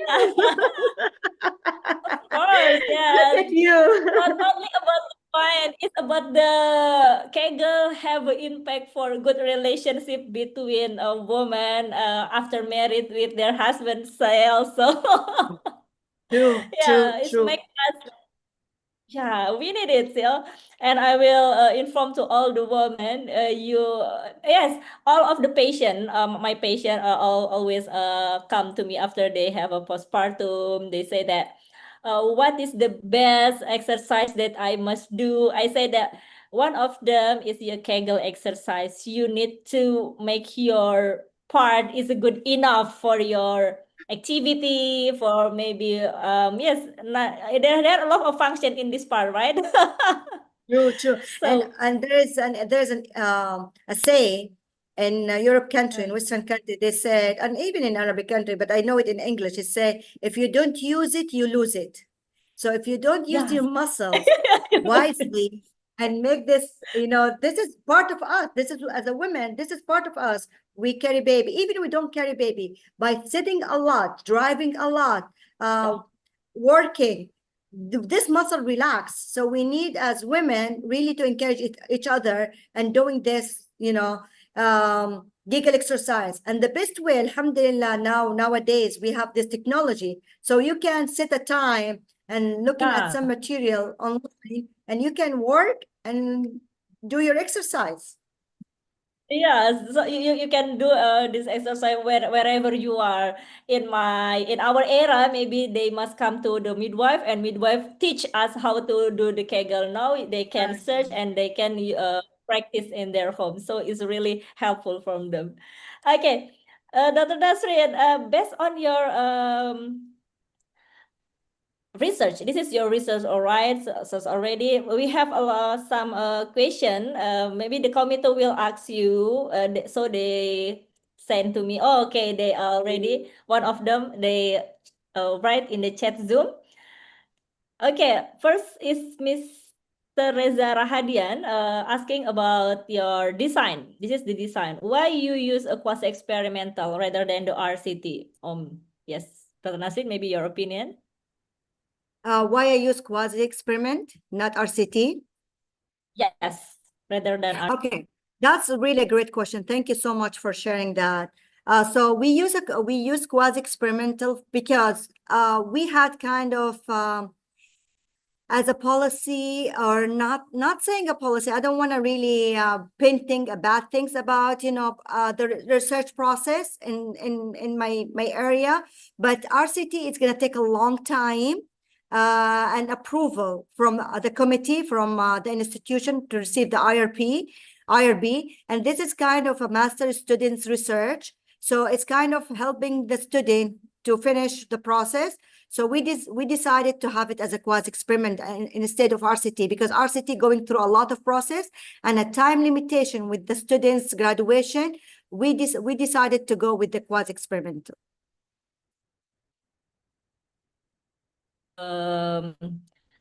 Research, one of the, yes, you must be in, we must be wise, yeah, right, to our students. So yeah, if it's not doable, don't do that, something like that. Exactly. Okay.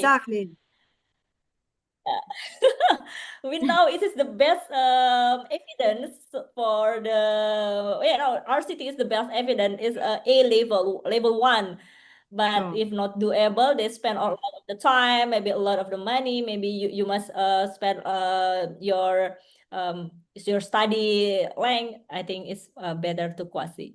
Okay, the second question come from our committee's Zoom WhatsApp discussion. One of the committee want to ask you about your analysis. Why you do not use a multivariate analysis, Dr. Nasrin, or maybe in the full text you use the multivariate analysis, because in the PowerPoint you just share a univariate analysis. True. It just really because, as I said yesterday, I had the problem to put all my my analysis. Because so I use my old poster presentations. So I really picked that multivariable analysis, but I use different analysis, in my study. I use t-test, chi-square. So I use different analysis. ANCOVA, I use ANCOVA as well. I just really, Okay. because I picked that in all the presentation, and yesterday my laptop collapsed, so I couldn't really update it, my analysis. Okay, no problem, Dr. Nasrin. Something, yes, sometimes we finding or we Technology facing challenges. unpredictable, yeah, unpredictable moments. When I in diploma program, my laptop are collapsed with a virus. This is Oh my why God. I must change the laptop. And I lost a lot of the data. This is why I must search again and do again. Oh my God. Okay.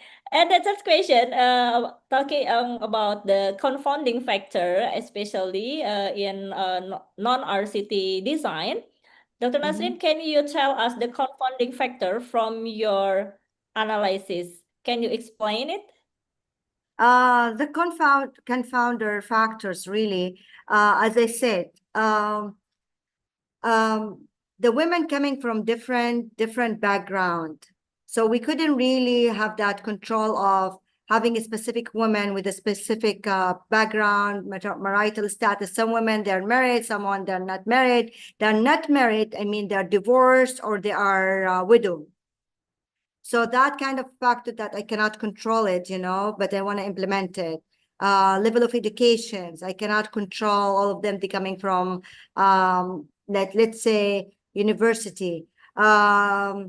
We do it in a one side, which is really limited, can affect our result. One side in Saudi Arabia, in Jeddah, one hospital, that limited our result. So that factor can affect it to generalize that result. Okay, thank you so much for your explanation. Maybe sociodemography is one of your yes, the package of the confounding in the baseline data. Yes, because in Indonesia, we also have a lot of the table. When you have research, you must show in the a lot of the table, the first univariate, the characteristic, a confounder, something like that. Some of the stages in my master, we must come until the mediator. Confounder, mediator, oh my God, a lot of the variable that must we have to analyze. And we must show it. We must show it into the paper or the poster. This is why maybe a lot of the committee want to know about this, something like this. Okay, very Sure. interesting, Dr. Nasrin.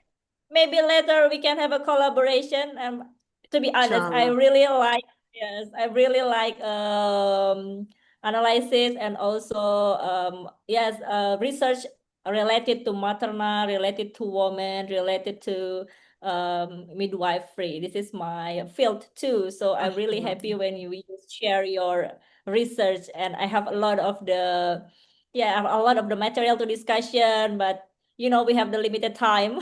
So maybe next conference you can share again your research, or maybe join with our oral presentation program so we can share. And maybe if you have a conference in Saudi with online, you can contact me. I like to Absolutely. I like to I will- share. Absolutely. I will reach to Dr. Amal to take your guys' information. That is going to be an honor for us, really, to have this collaboration. This is a wonderful thing. Alhamdulillah, technology helped us to be connected. Alhamdulillah. Alhamdulillah. So please contact me. I like to share about the research talking about the woman and also the midwifery field. Okay, Dr. Nasrin, thank you so much for your sharing. Maybe later we have a good discussion again. This is the certificate, and we will give it to you by email. You can contact the committee if the certificate doesn't come to you in 24 hours. Okay, Dr. Nasrin, please Thank you accept so our much. certificate. Thank you. Terima kasih. Thank you so much. Terima Shukran. kasih. Alhamdulillah. Alhamdulillah. Shukran. Shukran. Ma salama. Thank you. Okay, thank you. It's an honor to us to have a lot of the international speaker today. Come from Egypt, come from the Uni Emirates Arab, come from Kingdom of Saudi Arabia. Thank you so much for all international speaker, our mother, our father. I also say a lecturer like mother and father because they give us a lot of the information, a lot of the guidance for our lives. So thank you so much for joining with us. And also I will, on behalf of the committee, I will say thank you to all of honorable participant. Our participant is still loyal until now. I can see a lot of you stay in our Zoom meeting and some of you open the camera. Thank you so much. And don't forget, we still have one day again tomorrow for the oral presentation. So prepare yourself. And because what? Because the committee have a special certificate for best presenter and we will select it each room. Okay, I will remind you again, each room, not all of the speaker or not all of the presenter, but for each room. So I hope you can deliver your research very clearly, and also you can prepare yourself and do not hesitate if you want to ask something to the committee. Okay, ladies and gentlemen, we will come to the end of this first day conference. As a master of ceremony and also a moderator on behalf of all of the committee, we will say thank you and apologize if something make you uncomfortable during this conference in this first day of the conference since morning until now. I remind you again, tomorrow we will meet again in this same link. Again, the link is still same. So you can join in again for the conference and for the oral presentation. Oke, saya juga mengucapkan terima kasih tentunya mewakili panitia dan juga diri saya sendiri. Ya, dan juga memohon maaf jika ada sesuatu yang membuat Anda tidak nyaman dalam pelaksanaan hari pertama di konferensi hari ini. Dan saya juga mengingatkan jangan lupa untuk teman-teman besok bergabung kembali di link Zoom yang sama. Ya, link Zoom-nya masih sama untuk bersama-sama nanti kita memulai oral presentasi. Jika ada yang ingin ditanyakan terkait dengan teknis pelaksanaan, jangan ragu untuk bertanya kepada panitia, ya, baik secara pribadi ataupun melalui grup. Okay, if you have some information that you need, something like a presentation, we already share the link for the presentation so you can access it and you can fulfill your presentation to get your certificate. Ya, terkait pertanyaan yang tadi sudah sering disampaikan di dalam pelaksanaan konferensi, yaitu adalah link presensi. Kami sudah menyebarkan link presensi tadi ya, pada jam 13.41, boleh dicek lagi di chat Zoom teratas ya. Silakan diakses dan juga diisi tentunya untuk mendapatkan sertifikatnya Bapak Ibu sekalian. Okay, thank you so much for your cooperation. See you tomorrow. Don't forget to join again with us. Wassalamualaikum warahmatullahi wabarakatuh. Good afternoon for all. Thank you so much. God bless you. Oke, izin live ya.